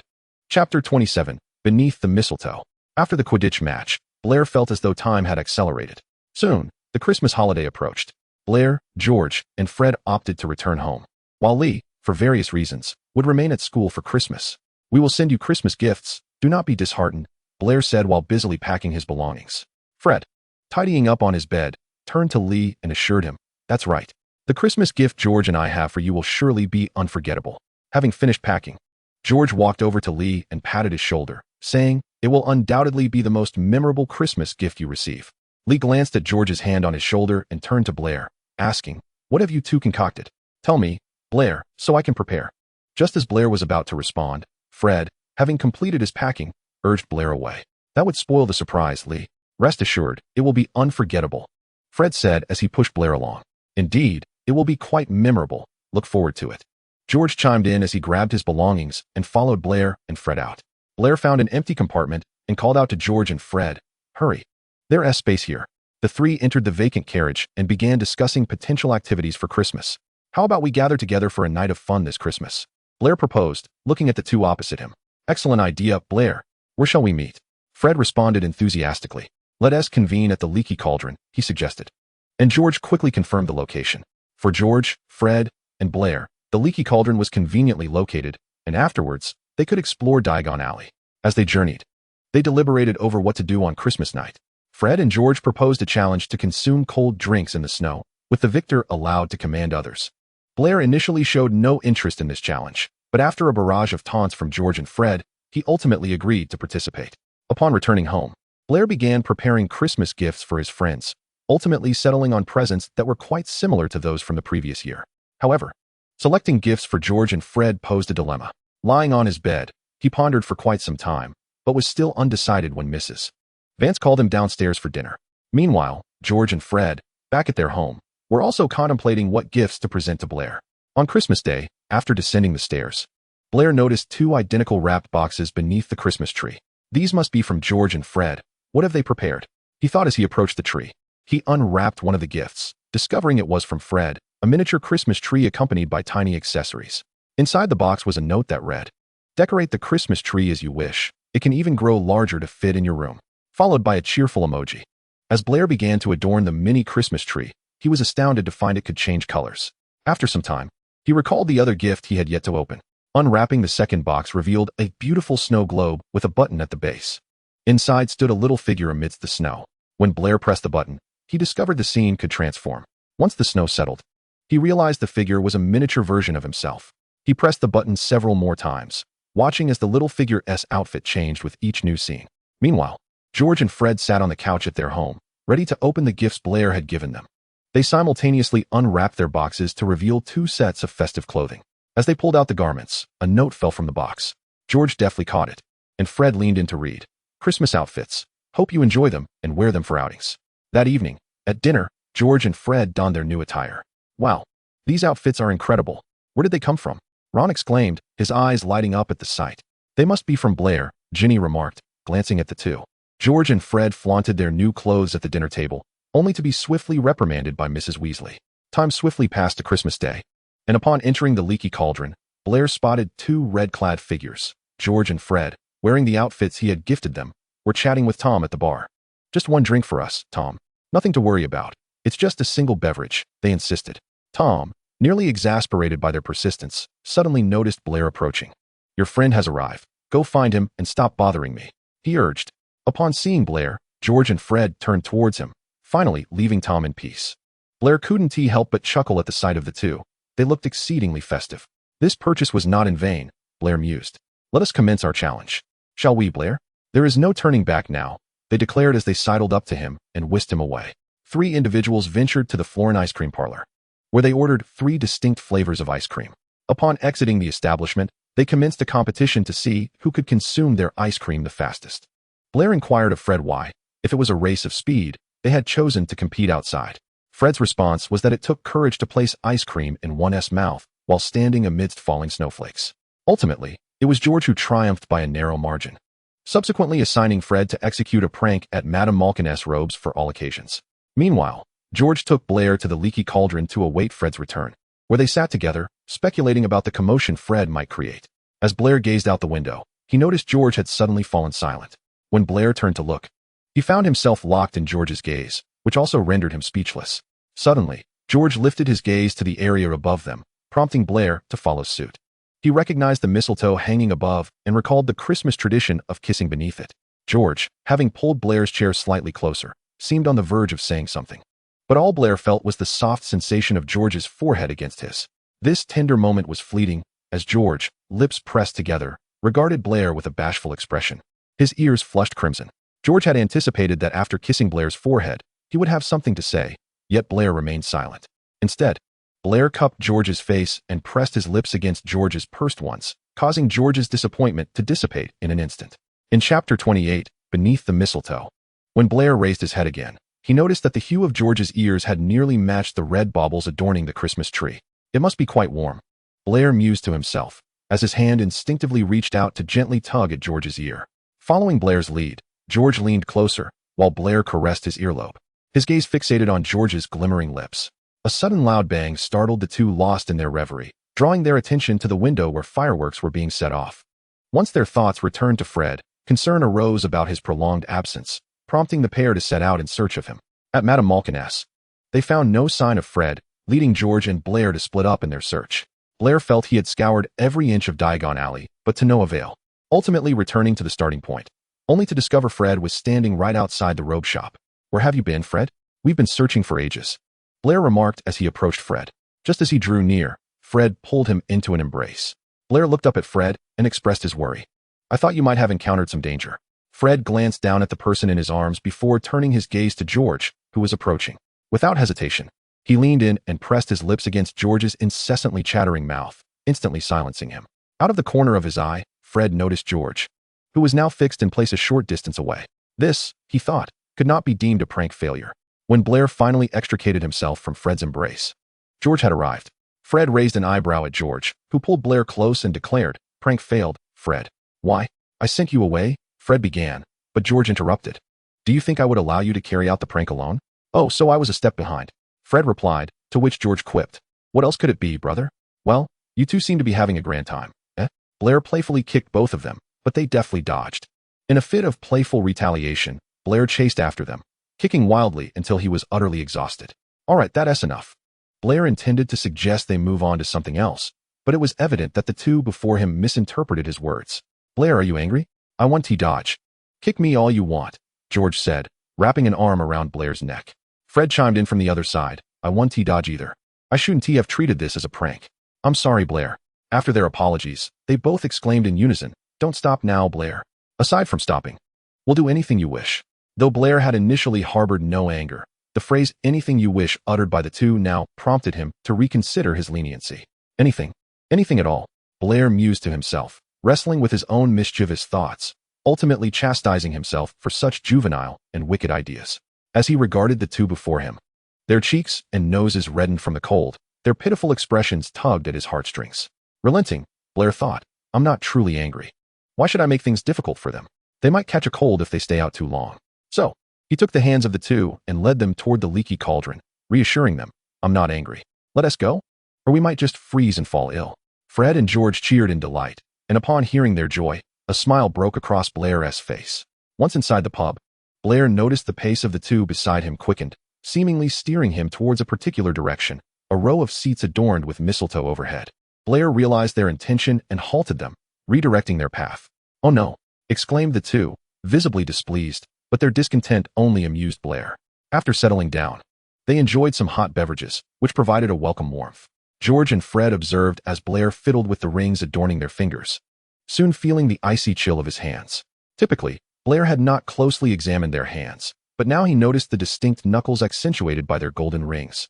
The joints slightly reddened from the cold. Blair rubbed his hands together, only to have them enveloped by the warmth of theirs. "Blair, your hands are freezing," George exclaimed. "Indeed. You look more likely to fall ill than us," Fred added, concern etched on their faces as they busily rubbed and blew warmth onto Blair's hands. After much effort, Blair's hands finally warmed, yet they remained clasped within theirs. Feeling the warmth spread beyond his hands, Blair pulled George and Fred from their seats, positioning them in front of him. Then, with surprise in their eyes, he leaped into their embrace. George and Fred, caught off guard, quickly reached out to steady him as Blair wrapped his arms around their waists. He found his new clothing quite comfortable, relishing the pleasant texture against his cheek. As he lost himself in the moment, he suddenly felt someone gently stroking his hair, causing him to instinctively lift his head and nuzzle against the touch. George and Fred felt the soft strands of hair brushing against them, tickling them, while the arms wrapped around their waists exuded a strong presence. Blair, convinced he was being discreet, dared to glance up at the two of them before burying himself back into their chests. How utterly adorable. This was the singular thought occupying their minds at that moment. Blair's act of diving into their embrace was impulsive, and upon realizing it, he felt a tinge of embarrassment, lifting his gaze only to find himself at a loss for words, prompting him to retreat once more into their warmth. "If you don't look up, you'll suffocate," Fred chuckled. "Then you would be the first wizard in history to suffocate yourself, Lyle," George replied as he helped Blair sit upright again. George and Fred watched as Blair settled back into his chair, his face and ears flushed with a rosy hue, biting his lip as if at odds with it. Ultimately, George reached out to rescue Blair's nearly chapped lips. "There's no need to feel embarrassed, Lyle. Indeed, such impulses are entirely natural. If you didn't feel this way about us, Fred and I would have to go crash into a wall and then meet Merlin." After hearing their banter, Blair erupted into laughter, embracing each of them in turn. Gazing out the window, they realized the hour had grown late, and the three decided it was time to return home. Initially intending to part ways, they found themselves reluctant to separate after such an intimate time together. Thus, George and Fred agreed to escort Blair home. Upon reaching the doorstep, the reluctance was evident on their faces. In the end, Blair turned, wrapping his arms around both of them, patting their backs to convey his own unwillingness to leave as he stepped inside. Watching Blair disappear behind the door, George and Fred made their way home, still lost in the day's events. Chapter 29. A day at the amusement park after returning home. Blair washed up and lay in bed, tossing and turning, unable to sleep, his mind consumed with thoughts of George and Fred. Eventually, he succumbed to his inner desires and retrieved a two-sided mirror from beneath his pillow. Moments later, George appeared in the mirror, but something seemed off. Blair's eyes widened as he noticed George was shirtless, evidently just out of the shower. Just as George opened his mouth to speak, he caught sight of the mirror's reflection. Tilting his head aside to reveal flushed ears adorned with earrings that accentuated their beauty, making one wish to reach out and touch them. "Lyle, are you shy? Turning your face away won't help. Your ears are redder than your face," George teased. After hearing this, Blair turned his face back, reasoning that a glance wouldn't hurt. To his astonishment, another bare-chested figure appeared, Fred, who had seemingly materialized out of nowhere. Under the double blow of embarrassment, Blair quickly lowered his head again. "Your ears are practically smoking, Lyle," Fred remarked, observing Blair's bashfulness. "You two should hurry and get dressed, although the snow has stopped. It's still quite cold outside. Don't catch a chill." Blair, head bowed, heard the sounds of clothing rustling in the mirror. He regretted his thoughts, wishing he could simply look instead of letting his imagination run wild. "Lyle, lift your head. We're dressed now. Did you miss us?" George's voice resonated from the mirror. Expecting no response from Blair in this state, they were taken aback when he raised his head and earnestly replied, "Yes, I tossed and turned all night, unable to sleep because I was thinking of you." "Oh, Merlin, do you think our mothers would scold us if we ran away from home right now?" George mused. "Mother would surely be furious, and besides, it's quite late," Fred added. "We've missed you too, Lyle." Blair looked at the two in the mirror and asked, "Do you have time tomorrow? I'd like to take you to a Muggle amusement park." "What do you think?" "What is an amusement park?" George and Fred inquired. "It's a place full of fun. I assure you, you'll absolutely adore it." Blair struggled to articulate the concept of an amusement park. "Great. We can meet again tomorrow, Lyle," George and Fred exclaimed excitedly from the mirror. "Let us convene at the Leaky Cauldron in the morning, and I'll lead you there. Good night for now." After lying back down, Blair began to plot the itinerary for the following day, glancing at the alarm clock perched on his bedside table. "It's 2 o'clock. Oh no." The next morning, George and Fred spotted Blair at the Leaky Cauldron, his face marred by dark circles. "Lyle, your eyes look as though they've been pranked." Blair, taking Fred's hand, led them out of the pub and hailed a cab. George and Fred were captivated by the small stalls outside the amusement park. "Wow, what is that? It looks delicious. This machine is incredible. Muggles are so clever." Seeing their fascination, Blair bought them a selection of treats and Muggle toys. As they entered the amusement park, George held cotton candy in one hand and a drink in the other, while Fred donned a mask and blew on a retractable whistle. The moment they stepped inside, George and Fred were drawn to the roller coaster, as nothing could attract attention quite like the sound of screams. In the throes of their excitement, Blair completely forgot his original plans, his mind solely focused on riding the roller coaster first. As the roller coaster ascended to its pinnacle and plummeted down, George and Fred shouted gleefully, their hands raised high. "Wow, this is exhilarating. This roller coaster is even faster than a broomstick." "Put your hands down. It's too dangerous," Blair shouted over the din, watching their raised hands in alarm. After disembarking, Blair felt as though the world around him was spinning, while George and Fred appeared unaffected. "This is so unfair," Blair thought to himself. Sensing Blair's despondent gaze, Fred was the first to approach him, wrapping an arm around his shoulder. "Are you okay, Lyle? Let us take a break over there," George suggested, pointing to a nearby bench. Blair nestled between George and Fred, resting his head on George's shoulder, while Fred leaned his head against Blair. The three of them lounged on the bench, observing the joyful faces of passers-by. Suddenly, Fred broke the silence. "One day, our shop will bring joy to others, too." "Of course, it will, Fred. Right, Lyle?" "Absolutely. It will become a unique haven in Diagon Alley, spreading happiness to all." Blair straightened up, holding their hands as he spoke. Afterward, Blair led them to a delightfully safe attraction, the carousel. Positioned ahead of George and Fred, Blair raised the camera that had been hanging around his neck as the carousel began to turn. "Look over here," George, Fred, initially distracted. Both turned upon hearing Blair's voice, facing the lens. Blair captured the first photograph of the day, followed by a separate shot of Fred and George. "Lyle, please pass me the camera. I would like to take a picture of you," George called out to Blair ahead of him. Once he acquired the camera, he aimed the lens at Blair, who appeared exceptionally charming through the viewfinder. Blair smiled at the camera, her golden hair swept aside by the breeze, revealing the earrings adorning her ears. George found it difficult to discern whether it was the dazzling sunlight or Blair's radiant smile that was more blinding. After disembarking from the carousel, the trio ventured to the amusement park's restaurant for lunch. They continued their merriment in the afternoon, indulging in bumper cars, balloon popping, and swing rides. Driven by Fred's curiosity, they also visited the haunted house. Upon exiting, the three of them spent a considerable amount of time critiquing the outdated apparatus and lackluster scenery of the haunted house, ultimately concluding that it paled in comparison to the Forbidden Forest's terror. Following their banter, the trio enjoyed dinner at the amusement park and contemplated their final attraction. Blair suggested they ride the Ferris wheel, prompting George and Fred to ask curiously, "What is a Ferris wheel, Lyle? Does it have something to do with car tires?" "The Ferris wheel is that structure over there. It will elevate us to great heights, and if fortune smiles upon us, we might witness the fireworks up close this evening," Blair explained, gesturing toward the Ferris wheel. As night fell, the line for the Ferris wheel grew long, and the trio waited patiently until they finally boarded. Their luck proved to be exceptional. Upon reaching the apex of the Ferris wheel, the fireworks began to illuminate the sky. "It's absolutely breathtaking.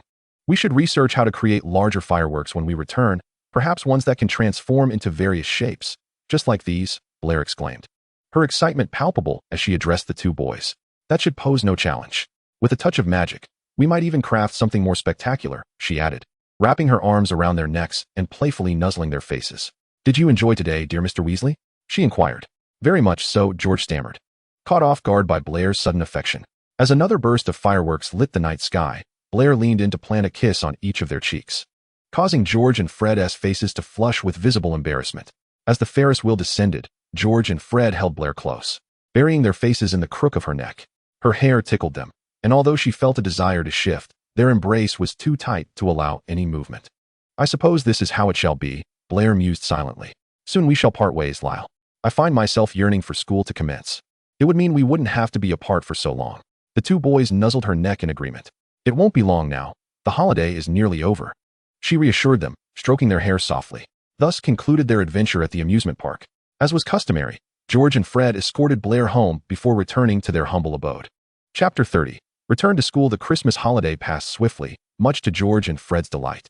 "Look, there's an empty compartment. Hurry over," Blair called out to the boys trailing behind.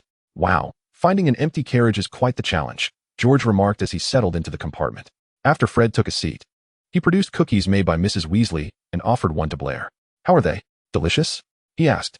"These are made from the recipe you sent earlier, courtesy of Mom," he added, his gaze fixed on Blair, eagerly awaiting her response. Quite delightful. Aunt Molly has perfectly replicated the flavor. When Mum sent us the cookies, she insisted we inquire about how well they turned out," Fred said, watching Blair chew. "Should I write a letter to Aunt Molly, expressing how scrumptious the cookies are and how well she made them?" Blair suggested after swallowing her bite. George chuckled. "Well, you might just receive a plethora of cookies, Lyle. If Mum is pleased, she might send us an abundance, enough to make us feel quite ill." Fred chimed in. Blair envisioned a daily diet of cookies and realized that even the most delectable treats could become tiresome if consumed incessantly. Blair had noticed a change in George and Fred. They seemed increasingly fond of embracing her, a shift she did not dislike. In fact, she rather enjoyed it. During their earlier encounter at the platform, George and Fred had rushed to her side, embracing her tightly, albeit briefly. Mrs. Weasley had remarked on their close bond, expressing her surprise at the depth of friendship shared among the three. Once inside the carriage, George and Fred became more uninhibited, not relinquishing their hold around Blair's neck, even when Fred managed to operate the cookies with one hand. Throughout the holiday, aside from the Christmas Eve festivities and their trip to the amusement park, George and Fred had only glimpsed Blair through the two-way mirror. Now that she was physically with them, they refused to let her go. Eventually, Blair succumbed to the comfort of their embrace and fell asleep against their shoulders, the weight of her presence felt by both boys. As they slightly tilted their heads, they beheld strands of golden and red hair intermingling atop their shoulders, and they fell silent, captivated by the sight of the sleeping Blair. "Lyle, wake up. We've arrived at Hogwarts," they gently urged. Blair stirred, her awareness gradually returning as she blinked awake. "Ah, have we arrived? Let us get off," she yawned, stretching. The trio disembarked from the Hogwarts Express and boarded the carriage pulled by the Thestrals, making their way to the majestic Hogwarts castle. George and Fred were perpetually fascinated by these creatures. It was hard not to be, given their extraordinary appearance, even in the magical realm. "Is it truly a creature? It seems more like a ghost, the invisible kind," George pondered aloud. Despite having encountered them before, the sight remained astonishing. Surrounding them, the other young witches and wizards engaged in lively discussions about the Thestrals, clearly sharing the same curiosity. Once seated at the long tables, they awaited Professor Dumbledore to announce, "Nincompoops, crybabies, rascals," after which a sumptuous feast would magically appear before them. Today, Dumbledore appeared in high spirits, leading the students in singing the school song after dinner. The Hogwarts school song has no fixed melody, and Blair listened as George and Fred began to sing it to the tune of a funeral march. Hogwarts, Hogwarts, please grant us knowledge. Whether we are balding elders or children with scraped knees, our minds can embrace intriguing wonders. Their rendition stood out remarkably, even catching the attention of Dumbledore, who conducted the last verse for them. Encouraged by the headmaster's involvement, George and Fred sang with even greater enthusiasm, leading Blair to join them, albeit initially in a different tune, until she too succumbed to the rhythm of the funeral march. As the school song concluded, the young witches and wizards were escorted back to their respective common rooms by their house prefects. Upon entering the common room, George and Fred made a beeline for their dormitory, with Blair in tow. The moment they stepped into the dormitory, George and Fred collapsed onto their respective beds. Oh, after such an extended holiday, I find myself truly missing my bed. Fred and George leaped onto the bed, murmuring sentiments of a similar nature. During the break, I must admit, I found myself somewhat nostalgic for Hogwarts. It would have been even more delightful if we didn't have to attend classes upon our return. As Lee busied himself packing his belongings, he remarked, "Oh, George and Blair, look, it's not even bedtime yet, and Lee is already daydreaming." Following Fred's quip, George and Blair erupted into laughter, while Lee retaliated by hurling the pillow he was holding at Fred. Thus, a pillow fight commenced, with George and Blair, initially uninvolved, resolutely joining the fray after enduring several accidental hits. After a considerable duration of playful combat, George and Fred finally recalled that their luggage remained unpacked. On this first day back to school, it was quite rare for George, Fred, and Blair to forego their usual nighttime escapades, opting instead for a proper night's sleep in the dormitory. This was primarily because, after the pillow fight, George and Fred had to tidy up and wash up.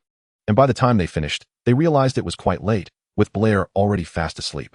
The trio's decision to refrain from nighttime antics left Filch, who was lurking nearby the Gryffindor common room in hopes of catching rule breakers, exceedingly disgruntled. Oh, they will surely emerge soon. Disobedient Gryffindors like them ought to be confined and punished, Filch muttered resentfully. To his dismay, the door to the Gryffindor common room had not opened at all that evening, and his stakeout inadvertently provided opportunities for students from the other three houses to roam freely. Nevertheless, a few unfortunate souls did fall victim to Filch's watchful eye. The following morning, when Blair arrived in the Great Hall, he noticed that Hufflepuff's points had diminished slightly. During breakfast, he overheard others discussing how a Hufflepuff student had been caught by Filch while exiting the kitchen the previous night. Blair glanced over at the Hufflepuff table and saw them comforting the unfortunate Badger, overhearing the victim lamenting his unfortunate luck from the night before. Chapter 31, The Potion Class Turmoil. Blair was now hurrying to his potions class, the fifth session since their return to school. Potions were conducted in pairs, and ever since George, Fred, and Blair had solidified their relationship on Valentine's Day last year, the question of who would partner with Blair had become a source of considerable vexation for them. However, this concern was not one that Blair needed to fret over. As George and Fred swiftly devised a solution, they would alternate attending classes with Blair, with the one left solo pairing with Lee. This arrangement led to Lee harboring some grievances towards George and Fred. Hey, you two are seriously competing for Blair's affection, when all you really need to do is make a potion together. And why is it that the one left alone always ends up with me? That hardly seems fair. I want to partner with Blair next time. Upon hearing Lee's complaints, George and Fred exchanged silent reflections, marveling at Lee's intuition, yet realizing that this contest for affection could not accommodate a third party. On this day, it was Fred's turn to partner with Blair. Shortly after entering the classroom, Professor Snape strode in with purposeful strides. Blair's gaze followed Snape's billowing black cloak, his thoughts pondering how it was indeed not unfounded for some to suspect that Snape's cloak concealed a fan. Professor Snape wasted no time with pleasantries, swiftly guiding the class to the hands-on portion. The potion for today was the expansion potion, requiring red flowering glasswort, 3 slices of ginger, 1 lionfish spine, 1 snake fawn, and a drop of dragoness bile. Fred took on the task of slicing the ginger, while Blair meticulously handled the snake fawn. Once the necessary ingredients were prepared, they commenced the potion-making process. After adding the lionfish spine to the cauldron, Blair began a 5-minute wait. During this interval, Blair caught a glimpse of a young wizard in the adjacent group adding dragoness bile before their potion had transformed into a dark yellow hue. Alarm bells rang in Blair's mind. Acting swiftly, he cast a protective charm upon himself and Fred, but just as he completed the incantation, the cauldron from the neighboring group erupted, splattering potion everywhere. While Fred remained unscathed, Blair, being closer and not quick enough in his spellcasting, found his hands splashed with the potion. Why am I so cursed? Merlin, please answer me directly, why? Blair inwardly questioned. Blair, are you alright? Did you get splashed? Let me see. Fred's concerned voice mingled with Snape's declaration of a 5-point deduction for Gryffindor in Blair's ears. Ultimately, Fred escorted Blair to the infirmary, and as they departed, Blair cast a glance back at George, who seemed to convey a silent message of, "I'll see you after class. Drink this," Blair said as he took the potion from Madame Pomfrey's hands, finding it rather unpalatable. After consuming the potion, Madame Pomfrey proceeded to bandage Blair's hand, which, despite appearing merely swollen in class, now looked considerably worse. Eventually, Madame Pomfrey insisted that Blair remain in the infirmary for the night, with plans to reassess his condition in the morning. Just as Blair resigned himself to this fate, George rushed in, his forehead glistening with sweat and his hair disheveled, indicating his hurried arrival. "Blair, how is your hand? Is it serious?" "Merlin, it looks quite severe," George exclaimed, rushing to Blair's side. "It's not too bad, really. It merely appears severe because Madame Pomfrey was quite thorough in her bandaging," Blair reassured him as he sat on the bed. "Blair, next time, remember to cast a spell on yourself first, understood? If you hadn't cast for me first today," Fred, who had been silent until now, expressed his guilt. However, Blair interrupted him. "Enough, Fred. I'm an injured party now. I can't bear to hear such things." As Blair shook his head, Fred suggested, "Then let us talk about something else. What would you like to eat tonight? George and I will bring it to you." Blair pondered for a moment before responding, "I'd like some chicken legs and steak." "All right, we'll make sure to bring that," George added. Ultimately, Fred and George were ushered out by Madame Pomfrey under the pretext of disturbing the patient's rest. After they left, Blair lay back on the bed, finding himself quite bored, ultimately succumbing to sleep in the infirmary. "Blair, wake up. It's time for dinner. Your meal is ready." Blair was roused by George's voice and, upon opening his eyes, found George and Fred standing at the bedside, with Fred holding what appeared to be dinner. Sitting up, Blair accepted the food from Fred and began to eat heartily. "Slow down, Blair, don't choke. Would you like some pumpkin juice?" "Yes." In no time, Blair had devoured the entire meal, while George and Fred sat on the edge of the bed, engaging him in conversation. It was during this time that Blair received some rather shocking news. In this incident, only Blair sustained injuries, as the majority of the splattered potions were directed towards his position due to the angle of the explosion. Even the 2 young lions responsible for concocting the potion were fortunate enough to avoid being splashed. Upon hearing this, Blair fell into a profound silence, prompting George to comment, "The 2 responsible for the explosion will apologize to you in person tomorrow." "I don't require an apology.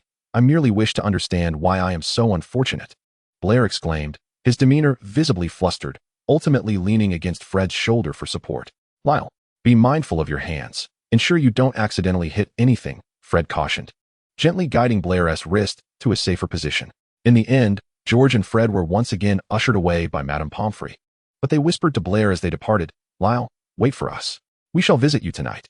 As night fell, Blair lay quietly in bed with his eyes closed, anticipating George and Fred's arrival. The creak of the window signaled their entrance. George and Fred climbed in with remarkable ease.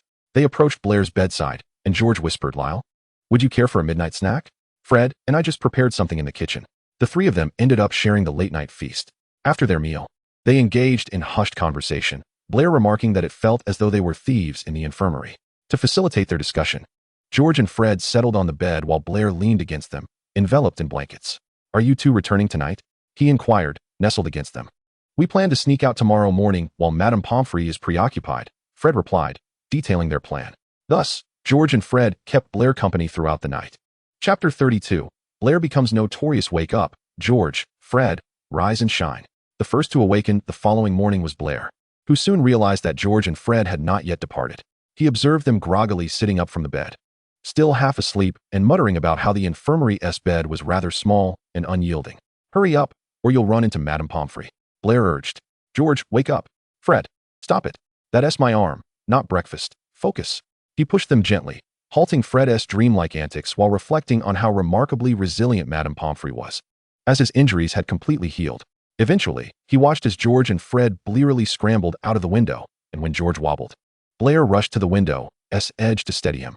It wasn't until they reached the long table that George and Fred fully regained their senses. Percy, seated across from them, noticed their evident lack of rest and inquired, "What mischief did you 2 get up to last night?" It was clear that they had spent the night with Blair. Charlie interjected, assisting George and Fred in addressing Percy's question. Percy then asked about Blair's condition before shifting the discussion to George and Fred's late-night escapade.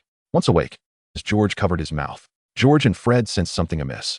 How was it that everyone knew about Blair's injury when they hadn't disclosed anything to Percy and Charlie? Given the high likelihood of injuries in potions class, how had this news reached the upper years? How did you know Blair was hurt? We didn't mention it. Fred questioned Charlie and Percy.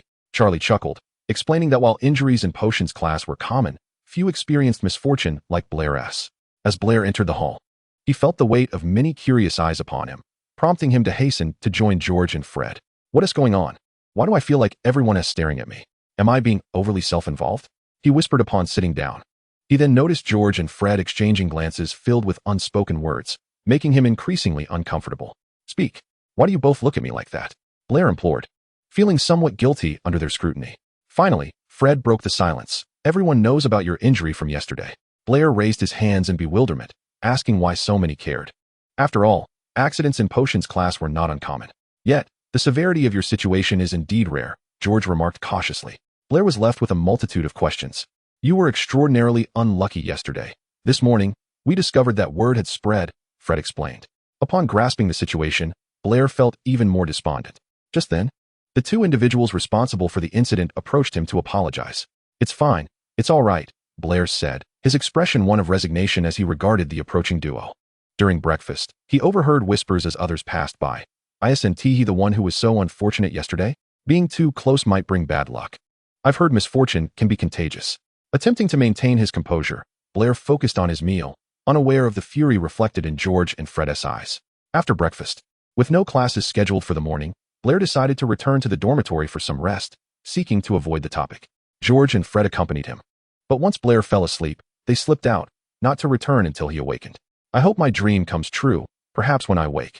No one will mention yesterday's events, Blair murmured as he sat up in bed, expressing his wish. With a transfiguration class scheduled for the afternoon, he intended to find George and Fred for lunch before heading to class. However, upon searching the dormitory and finding them absent, he opted to wait for them in the hall. As he walked, he realized his dream seemed to materialize. He had not encountered any disconcerting gazes or unpleasant remarks thus far. How wonderful it was. He resolved to tell George and Fred that his dream had indeed come true, as everyone appeared to have forgotten about yesterday's incident. His gait reflected his improved mood, so much so that he felt as though he might leap with joy. Just as he approached the hall, he overheard George and Fred's voices nearby. Feeling unlucky? You're even more unfortunate now, you know? If you keep talking like that, your luck will worsen, do you hear? I understand. I shan't speak of it again, I swear to Merlin. Blair realized that perhaps his dream had not come true after all, but that he was fortunate to have two valiant friends who made his wishes a reality. George, Fred. I'm over here, let us go eat, Blair exclaimed, rushing towards them and linking arms as they made their way into the hall. No one will dare mention that incident again. Absolutely not. I understand, my two courageous knights. As Blair strolled into the hall, linking arms with George and Fred, he did not encounter the same scrutinizing gazes as he had in the morning. Rather, he noticed a few timid glances directed their way. Nevertheless, this did not dampen Blair's spirits, for he was still reveling in the fortune of having two valiant companions by his side. George and Fred sensed the shift in Blair's mood and exchanged knowing looks when they thought he was not watching. Blair appears much more cheerful now, they mused. Indeed. It's fortunate that we acted swiftly. Yes, at this rate, he might just leap up in celebration, they chuckled silently. What are you two communicating about silently? Blair inquired, glancing up at them as they walked. We are merely rejoicing in our speed, having resolved matters before lunch. Fred raised an eyebrow in response. How did you accomplish that? Blair asked, intrigued. It was quite simple. We publicly declared that should anyone utter malicious words about yesterday's incident, they would soon learn the meaning of misfortune. After that proclamation, many were too intimidated to speak further, George replied, a sense of pride evident in his tone. As for the individual at the door, he was undeterred by our verbal warning, which prompted George and me to take more decisive action, Fred continued. Blair felt profoundly moved by their loyalty, allowing a smile to grace his face. Oh, Blair, you finally smiled. You have no idea how your expression this morning caused both George and me considerable concern, Fred remarked. Hearing this, Blair exaggeratedly grinned at both George and Fred. The day, which had begun so poorly, was now passing smoothly, thanks to George and Fred's interventions. Chapter 33, The Anniversary. The tranquil days seemed to fly by, with Valentine's Day drawing ever closer. Since the previous year, Valentine's Day had transformed for Blair, George, and Fred from a mere celebration of affection into a commemoration of their bond. This meant that their first anniversary was fast approaching, and the trio pondered how best to celebrate that momentous occasion. However, they struggled to conceive anything particularly special until 3 days before Valentine's Day. They discovered that the very day coincided with a trip to Hogsmeade, and exchanged glances that conveyed their shared understanding. "Let us spend Valentine's Day in Hogsmeade," they exclaimed in unison. Once the decision was made, they began to plan their activities for the outing. "We must visit the joke shop, and we should definitely check out the Three Broomsticks for some butterbeer." When Fred suggested indulging in drinks, Blair's mind was immediately filled with memories of the previous year's Quidditch victory celebrations. "There is no way I can drag both a drunken George and Fred back from Hogsmeade to Hogwarts," he thought, panic rising. "No," Blair interjected, voicing his dissent. "Why not, Blair?" Fred asked, turning to him, as George also looked on in curiosity. Blair furrowed his brow, addressing the two. "Do you not recall how you both behaved the last time you indulged in alcohol? I could not possibly manage to carry you both back. We only had fire whiskey last time. This time it's merely butterbeer. We shan't get drunk on Valentine's Day," George and Fred countered in unison, their logic gradually wearing down Blair's resolve. After deliberation, Blair conceded, and on Valentine's Day, the trio made their way to Hogsmeade via the secret passage. The joke shop was their first destination. "Wow, look at all these products. I wish our shop could be this lively one day." "Indeed, it certainly will be." The three of them expressed their hopes while immersing themselves in the vibrant atmosphere. Yet, before long, they became wholly captivated by the array of merchandise. Fred picked up a teacup to examine it, only for it to shatter in his grasp an instant later. "Fred, I did nothing. It broke on its own." Their voices echoed in unison. "Why not try placing it back?" George suggested, observing the remnants of the cup. Fred complied, and as the cup touched the table, it magically reformed. "Our expressions must have been utterly ridiculous just now, Fred," Blair remarked, casting a glance at Fred, who still held the cup. "Who would have thought that would happen so suddenly?" Fred stammered. They lingered in the joke shop for a while longer, purchasing a few items, including the enchanted teacup. Their next stop was Honeyduke's, where they browsed but chose not to make any purchases. On their way to the Three Broomsticks, they passed Madame Putafoot's tea shop. The romantic ambience elicited a unanimous response from Blair, George, and Fred. The trio contemplated entering to join in the festive atmosphere, but upon spotting Percy seated inside with a Ravenclaw girl, they decided against it. "Let us head straight to the Three Broomsticks," Blair instructed. "Okay," they chorused. Once inside the pub, they ordered 3 mugs of butterbeer. George and Fred, after receiving their drinks, began to sip and critique the flavor and texture. "This is surprisingly sweet. Where's the alcohol?" they mused, skepticism apparent as they sipped. Meanwhile, Blair, sipping his butterbeer, began to feel a bit off. Eventually, when George and Fred, having emerged from their confusion, turned to ask him for his opinion, they were met with a rather inebriated Blair. "Blair, are you all right?" George asked, noticing the vacant stare in Blair's eyes. Blair offered no response, merely gazing blankly back at him. When Fred spoke, Blair turned to him, still with that same vacant expression. "So half a mug of butterbeer is all it takes for Blair to get tipsy?" Fred commented, eyeing the remaining half mug on the table. George chuckled, observing the dazed Blair. "I was worried about us getting drunk, and here he is, unable to handle half a mug." Blair seemed oblivious to their conversation. But when he noticed George smiling at him, he beamed back, his face flushed from the alcohol, his bright brown eyes appearing hazy and slow to react, presenting a stark contrast to his usual demeanor. George and Fred found Blair's current state quite endearing, as if he would acquiesce to whatever anyone suggested. "We should take him back now, Fred." "Agreed, let us go." With that, Fred took the lead, gently lifting the seated Blair. To his surprise, Blair leaned into him. Looking up and smiling brightly, George stepped forward to extricate Blair from Fred's embrace, prompting Blair to turn and beam at him with equal radiance. "From now on, we absolutely cannot let Blair drink with anyone else," George remarked, casting a glance at the blissfully grinning Blair and Fred. "It would be best if you refrained from alcohol altogether," Fred remarked, casting a glance at Blair. Lyle, though quite endearing once he had finished his drink, would fare much better if he refrained from drinking in the company of others, wouldn't he, Lyle? George directed his gaze toward Blair as he spoke. Blair, upon hearing George's question, momentarily lost his smile, as if deep in thought. After a brief contemplation, Blair wrapped his arms around George's waist, looked up at him with a grin, and exclaimed, "Indeed, I am quite adorable. Take him back quickly, Fred, hurry." As George escorted Blair out of the pub, he addressed Fred. The journey back to the castle proceeded smoothly. Although Blair was somewhat inebriated, he neither caused a scene nor uttered a word. Whether being led by George or Fred, he simply smiled. The two quietly guided Blair back to their dormitory, where Lee was conveniently absent, presumably in search of his romantic interest. After all, he had vowed to find the girl who captivated his heart just days before Valentine's Day. Chapter 34. The adorable Lyle. Once inside the dormitory, Blair quietly settled onto his bed, fixating his gaze on George and Fred, who sat across from him. Observing Blair's dazed demeanor, George and Fred felt an irresistible urge to tease him. In fact, They had intended to amuse themselves with Blair back in Hogsmeade. But the throngs of people had thwarted their plans. However, now that it was just the three of them in the dormitory, George called out softly, "Lyle, come here, would you?" He extended his hands toward Blair, while Fred waited curiously to see how Blair would respond. After a few moments of stupor, Blair finally stood and walked toward George, who anticipated that Blair would grasp his hand. "Yes, just come over and take my hand, Lyle," George encouraged, only to realize that Blair's intentions were somewhat unexpected. Instead of merely holding his hand, Blair proceeded to sit on George's lap, wrapping his arms around George's neck. The two found themselves in close proximity, leaving George bewildered by Blair's sudden assertiveness, rendering him momentarily motionless. While George remained frozen, Blair did not hesitate. He leaned in and bit George's lip. Clearly, Blair had not moderated his strength, as George emitted a sharp intake of breath. Yet, who could reasonably expect a drunken individual to exercise restraint? As Blair bit down, George closed his eyes, preparing to open them when he suddenly felt the weight on his lap vanish. Turning his head, he discovered that Fred had lifted Blair away. "Hey, Fred, you!" George exclaimed, rising abruptly and confronting Fred, ready to challenge him. However, Fred paid him no heed, as he was more intrigued by what Blair might do next. Still momentarily disoriented from being carried, Blair remained motionless, but Fred was not inclined to overlook this.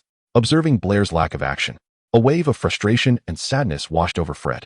His expression gradually shifted to one of disappointment, and George, sensing the tension, fell silent. Knowing that anything he said might sound boastful to Fred's ears, Blair's mind was still sluggishly processing the sudden change in position, but upon witnessing Fred's growing despondency, his instincts kicked in faster than his thoughts. He rewarded Fred with a kiss imbued with a soothing quality. The once disheartened expression on Fred's face brightened with a smile as he whispered in Blair's ear, "Lyle, who am I?" George also caught wind of Fred's inquiry, and his gaze fixated on Blair, eagerly awaiting his response. Blair hesitated, causing George and Fred to exchange anxious glances. "It's crucial that he distinguishes between us. As indicated in Fred's eyes, it must not be anyone other than the two of us." As conveyed in George's eyes, upon grasping George's unspoken concern, Fred felt a surge of anxiety. He had only imagined Blair confusing him with George. Typically, George and Fred relished the game of guessing who was who, deriving amusement from others' inability to tell them apart. Yet, in this instance, both hoped fervently that Blair would recognize their individual identities. "Fred," Blair joyfully responded to the question. "Yes, exactly, joyful." George and Fred had noticed that Blair's demeanor was unusually exuberant and cheerful since he had become inebriated, though his sluggish cognition manifested in his playful actions and silly smiles. "Then who was that just now?" Fred inquired, observing the grinning figure in his arms. "George," Blair declared, attempting to wriggle toward George, nearly tumbling from Fred's embrace in the process. Startled, both George and Fred scrambled to steady him, resulting in Blair perched on Fred's lap, with George standing closely behind, leaning against him. Under the influence of alcohol, Blair began to feel drowsy, yawning as he nestled against George. "I'm sleepy," Blair murmured softly, leaning into George's embrace. The three were now in close quarters, and the dormitory was remarkably quiet, allowing both George and Fred to hear Blair's words. After settling Blair comfortably, George and Fred lay down on their beds to rest, enveloped in a profound silence. When Blair awakened, he found George and Fred seated at the edge of his bed. Observing him intently, he vividly recalled the events that had transpired during his drunken state. "They seem to quite enjoy this version of me," he mused inwardly. As George and Fred watched, Blair gradually sat up, his expression mirroring the dazed state he had exhibited while intoxicated. In reality, this was merely the result of just waking up, and Blair chose to remain silent, realizing that George and Fred appeared to believe he was still in a stupor. An idea for a prank sparked in Blair's mind. As George and Fred crouched beside him, he reflected on how he must have looked while smiling foolishly. Blair remained silent, simply gazing at George and Fred as they leaned closer, and in response to their slightly worried expressions, he broke into a silly grin. This was the expression Blair observed on George and Fred's faces. While his visage maintained its previous demeanor, inside, he was laughing uncontrollably at the sight of their expressions. "Perhaps we should take Lyle to the infirmary. He still hasn't regained consciousness. This doesn't seem merely like drunkenness," they both fretted, growing increasingly concerned about Blair's condition. The notion that a mere half-glass of butterbeer had rendered Lyle utterly dazed flitted through their minds. As they escorted Blair toward the dormitory door, he could no longer contain himself. He spun around, wrapping his arms around George and Fred's waists, erupting into laughter that made his entire body tremble. George and Fred looked down at the laughing, shaking Blair, realizing that his earlier demeanor had been an act he had actually been fully aware for some time. "Lyle, was that amusing?" "The children who frighten must face their punishment, Lyle," The voices of George and Fred echoed simultaneously in Blair's ears, prompting him to lift his gaze toward the two of them with a tinge of guilt. "Let us allow this matter to pass," Blair suggested, bestowing a kiss upon each of them. "This incident may be forgiven, yet you must promise us one thing. You shall not drink with others henceforth." George and Fred articulated their stipulation. "Why should I comply?" Blair countered. "Your tolerance for alcohol is woefully inadequate. I can practice. You become overly affectionate when inebriated. That is solely because I am aware it is the two of you. You appear quite daft when intoxicated." "Merely an appearance," Blair retorted. "Not merely an appearance." George and Fred chimed in, and after a spirited exchange, both parties ultimately conceded to one another. Chapter 35. A stinging blow to Voldemort. Post-agreement, Blair, George, and Fred made their way to the Great Hall for dinner. The hall bore no alterations in light of Valentine's Day. However, Blair sensed a romantic atmosphere permeating the long tables of each house, particularly among the upperclassmen, whose heated gazes and bashful expressions contrasted sharply with those of the lower years, who appeared considerably more restrained. During the meal, Blair noticed that Lee was absent from the Gryffindor table, prompting George and Fred to engage in audacious speculation. Perhaps Lee is currently with his crush. It is also possible that his crush has taken a liking to another boy, thus rendering Lee's heart unmoved, Fred remarked, mimicking the beating and halting of a heart at his chest. "In comparison, I find George's hypothesis more attuned to the spirit of Valentine's Day," Blair expressed his thoughts. Upon hearing this, George and Blair high-fived in celebration. Later that evening, upon encountering a despondent Lee in the dormitory, George and Blair exchanged glances. Perhaps Fred's prediction was accurate. "So what troubles you, mate? Not eating dinner?" Fred approached and gently patted Lee's shoulder. I thought I had successfully confessed," Lee mumbled. His head bowed as he sat on his bed. "Isn't success a good thing? Why do you wear such a countenance?" George inquired. "She is a second-year Hufflepuff who initially agreed, yet her brother suddenly intervened with objections and whisked her away. None of our guesses were correct," Blair remarked, looking at George and Fred. "Merlin himself could not have foreseen this turn of events," Fred replied, with George nodding in agreement. In an effort to console Lee, George and Fred prepared to unite in solidarity against the boy sister's brother. "It is all his brother's doing. Ginny is a second year. Would you allow her to date?" Blair questioned George and Fred. They were momentarily taken aback by his inquiry, leading them to alter their subsequent remarks entirely. "It is all your fault, Lee." "Indeed. Could you not have waited?" Lee felt profoundly betrayed by the two who had just reversed their stance and retreated to his bed, resigned. Blair chuckled at the swift change of heart exhibited by George and Fred, remarking, "Your transformation is rather rapid." "People are inherently hypocritical, Lyle," George and Fred declared in unison, appearing quite self-righteous. That night, Lee was enveloped in sorrow, feeling as though no one in the dormitory could empathize with him. The following morning, Blair awoke to the realization that snow had begun to fall once more. With a charms lesson scheduled for that morning, he called out to his dorm mates. Upon entering the charms classroom, Blair discovered Professor Flitwick already present. The practical nature of the class made time fly, and soon they were nearing the end of the lesson. As the class concluded, Professor Flitwick taught them a timely spell, the snowball charm. George and Fred unanimously agreed that engaging in a snowball fight using this charm would be most convenient, planning to test it outside after class. After class, Blair accompanied them into the snowy expanse, standing by as the two of them practiced the newly learned snowball charm on Chilo. Under their command, several snowballs pursued Chilo, who, while running, glanced back to gauge their proximity. After a few moments, Chilo's stamina began to wane, his speed diminishing, and at that moment, a snowball expertly thrown by George and Fred struck him squarely on the back of the head, producing a resounding thud. Blair observed with great amusement, pondering how Voldemort resided just behind Chilo's head. Surely he had not anticipated encountering such a fate. A loud thud abruptly pulled Blair from his reverie as Chilo, unable to evade in time, tumbled into a snowbank. The sight appeared rather frigid, causing Blair to shiver slightly. "Lyle, are you cold? If so, we should head back." George, noticing Blair's shiver, approached him. "Let us return. I feel as though I might freeze," Blair replied, making his way back to the castle, with George and Fred following closely behind. The trio returned to the Gryffindor common room, where Blair felt revitalized upon entering. The warmth within starkly contrasted the biting cold outside, prompting him to forego his dormitory for the inviting embrace of the common room sofa. The cozy environment lulled him into slumber. "Lyle, why are you still frowning in your sleep?" George inquired, observing Blair nestled on the sofa. "Had you a nightmare?" Fred chimed in, addressing George's question. In his dream, Blair found himself back at the moment when George and Fred had cast the snowball charm at Chilo. Just as a snowball was about to strike Chilo, Voldemort emerged from the back of his head, launching indiscriminate attacks on the young witches and wizards of Hogwarts. George and Fred, Witnessing Blair's brow furrowing and then beginning to twitch slightly, resolved to awaken him immediately. Lyle, wake up. It's merely a nightmare. It cannot come true. They whispered softly in his ear, fearful that raising their voices might frighten him further. Slowly, Blair opened his eyes, revealing fear and trepidation swirling within them. George and Fred grasped his hands, hoping to impart a sense of security. Lyle, it was just a nightmare. Do not take it to heart. They murmured comforting words, stating that dreams are often inversions of reality and that nothing would come of it. Gradually, Blair emerged from the grip of his nightmare, gripping George and Fred's hands and locking eyes with them. Indeed, dreams are inversions. They shall never come true. They shall never come true.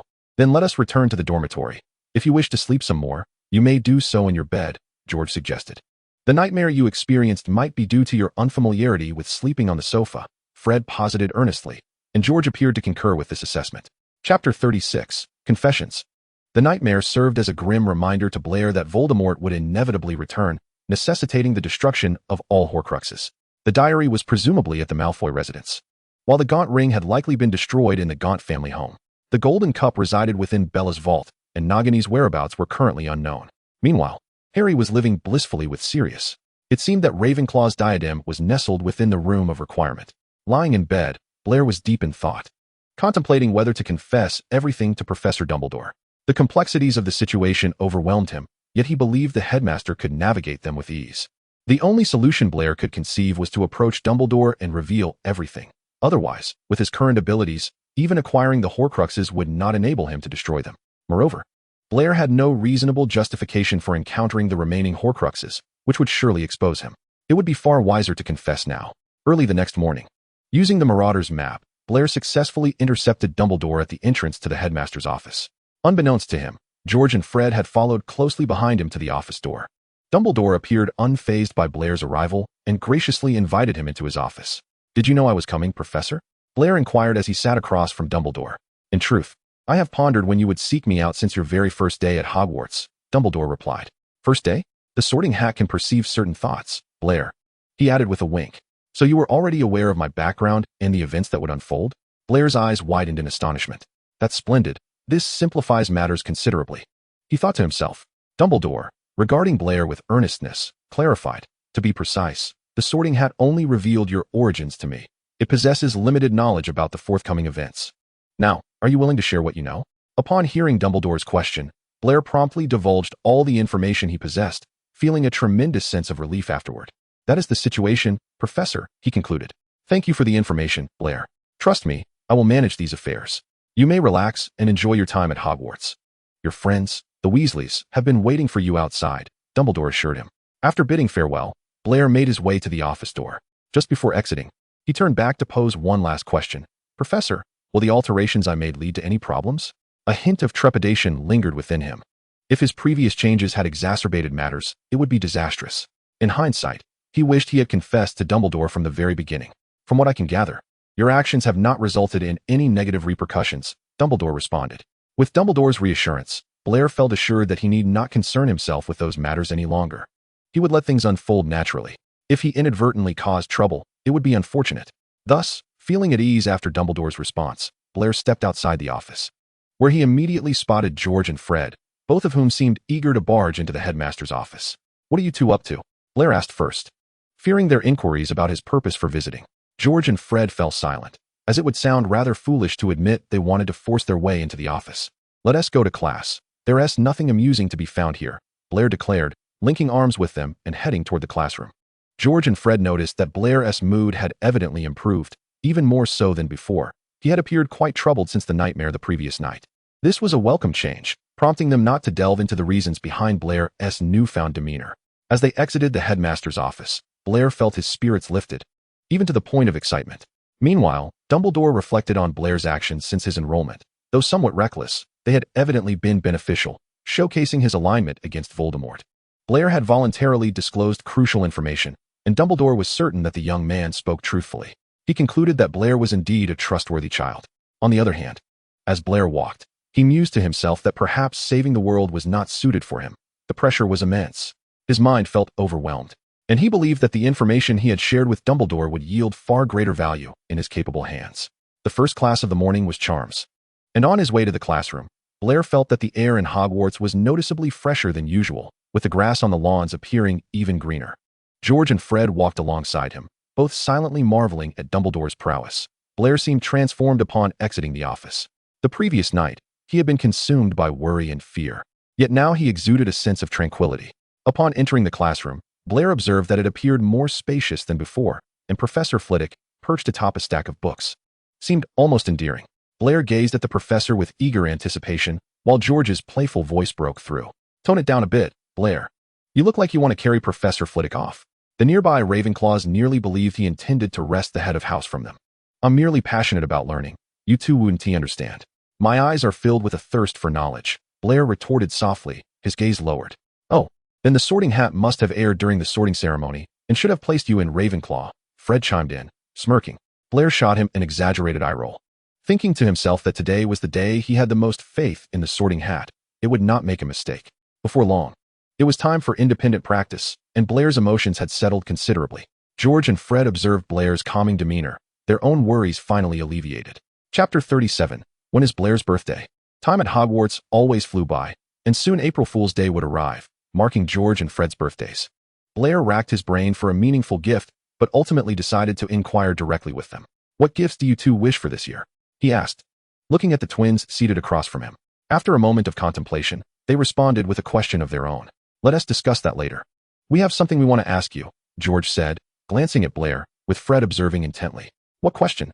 Blair queried in curiosity. "Why does it feel like you haven't celebrated your birthday in a year? Up until now, neither George nor I have heard you mention when your birthday is. Before we celebrated our birthdays, we informed you, Lyle." Blair paused at George's question. His birthday coincidentally falls on Christmas Day. Thus, the Vance couple has always celebrated Blair's birthday alongside Christmas each year. Consequently, Blair has perpetually intertwined the celebration of Christmas with his birthday, as both occasions are a cause for festivity. When George and Fred inquired, Blair nearly failed to grasp the significance of their question. "My birthday is on Christmas Day every year. I have always celebrated them together." "Oh, I forgot to mention that to you," Blair elucidated.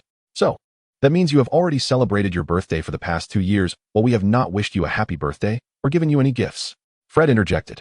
"We thought perhaps the time hadn't arrived yet. However, upon reflection, it seems highly peculiar." "There is nothing peculiar about it. You have indeed given me gifts. As for the birthday wishes, you may extend them now," Blair remarked, unable to resist patting the heads of the despondent duo before him. "Those were Christmas gifts," George and Fred retorted in unison. "Then what will you two offer me as a makeup?" Blair hesitantly proposed, hoping to lift their spirits with this response. "If only we had asked you sooner. We should not have been so foolishly patient. We ought to have directly inquired," George and Fred replied, raising their heads. "Oh dear, didn't you say you were going to make it up with gifts? What do you plan to present?" Blair sought to divert the conversation to invigorate them. "Lyle, what do you wish for?" George and Fred inquired. Blair fell silent, pondering how the question had shifted to him. It was indeed a challenging query to answer. "How about you accompany me every year to enjoy a birthday cake? Previously, my parents simply substituted the cake with roast turkey." Blair finally thought of a suggestion after much contemplation. "We shall make a cake for you tonight," George and Fred declared, finding renewed purpose. "Now, let us shift the conversation back. What do you two desire this year?" Blair asked the now revitalized pair. "Let me think." George and Fred fell into contemplation. "Last year, we had the birthday cake you made. So this year," George began, only for Fred to continue. "Will you be willing to prepare something else delicious for us, Lyle?" "All right then, I shall take care of dinner for both of your birthdays. Just wait for it," Blair asserted confidently. "We have settled the matter of gifts.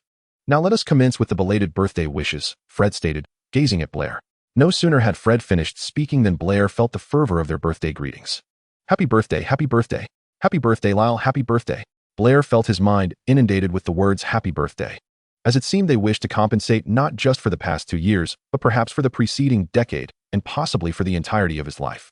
Throughout the day, George and Fred frequently exclaimed happy birthday, and even at the long table, they conveyed their wishes to Blair, leading Charlie and Percy, seated across from them, to mistakenly believe that it was indeed Blair's birthday. Blair had to explain the entire situation to them, resulting in birthday wishes from Charlie and Percy as well. Later, in the dormitory, Lee also misunderstood the explanation and offered his birthday greetings. Many acquaintances, after hearing Blair's clarification, also extended their birthday wishes, leaving Blair feeling that the day's greetings were overwhelmingly abundant. That evening, George and Fred took Blair to the kitchen, where he sat on a chair, observing as they prepared a birthday cake under the guidance of Yo-Yo. When George and Fred mentioned their intention to bake a cake for Blair, he received yet another birthday wish from Yo-Yo, who even contemplated making a cake for him herself, but was deterred by George and Fred. With their unpracticed handling of the tools, flour dusted both their hair and clothes. Blair attempted to tidy them up. Under Yo-Yo's guidance and support, George and Fred laboriously crafted a cake, though they experienced a setback with one of the cake layers. Fortunately, we are intelligent. We prepared more than one, Fred remarked. Blair, observing their struggles, intended to lend a hand, but George and Fred stopped him, insisting he remain seated. He thought to himself that he must not dampen their enthusiasm. When the cake was presented before Blair, he realized that his concerns were seemingly justified. It merely lacked visual appeal. As he received the plate from George, the taste confirmed his initial suspicion. The cake, while not aesthetically pleasing, was indeed quite delectable. After all, it was their first attempt, and presentation could be refined with practice. You two have quite the knack. This cake is quite delicious. You should both taste your creation, Blair remarked after sampling the cake from his plate. Really? You're not just saying that to placate us, are you? Although this cake was made by George and me, I must admit it does not appear appetizing. George and Fred replied as they served themselves some cake. It does indeed taste quite good, George. We are rather talented, Fred chimed in. After savoring their creation, they began to boast, then turned to Blair, stating, Lyle, from now on, we shall handle your birthday cakes every year. Rest assured, equipped with this experience, Fred and I will surely do even better next year. Of course, and with more time than we had today, we will create a tiered cake, George added enthusiastically.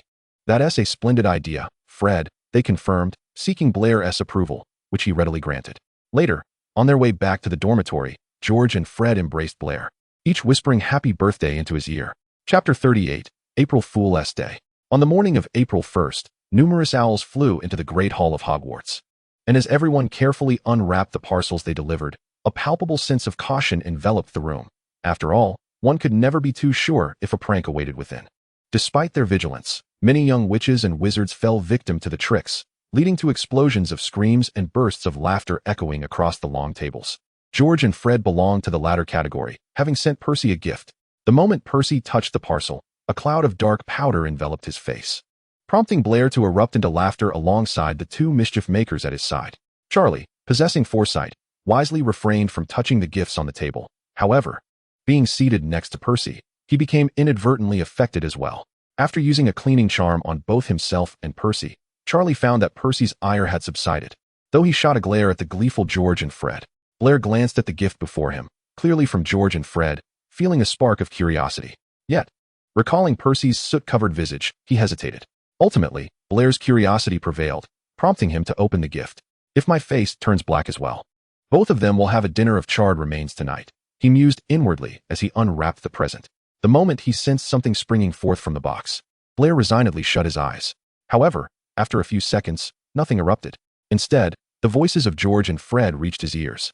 Lyle, you can't honestly believe your gift would spray black powder, can you? You have such little faith in us, Lyle. Upon opening his eyes, Blair beheld a doll emerging from the box. Compared to Percy's gift, this one seemed rather benign. He reflected on this, only to find George and Fred leaning in closer, their expressions seeming to accuse him of distrust. Blair felt a twinge of guilt under their scrutinizing gazes. After all, Percy's unfortunate fate weighed heavily on his mind. He rationalized. This morning, George and Fred were undoubtedly the happiest in the hall, as others were being pranked while they reveled in receiving birthday gifts, with the very props used to torment others being sold by them. As Blair gazed at the gifts before him, memories of Errol laboring under a heavy load surfaced. Another day of overwork for Errol.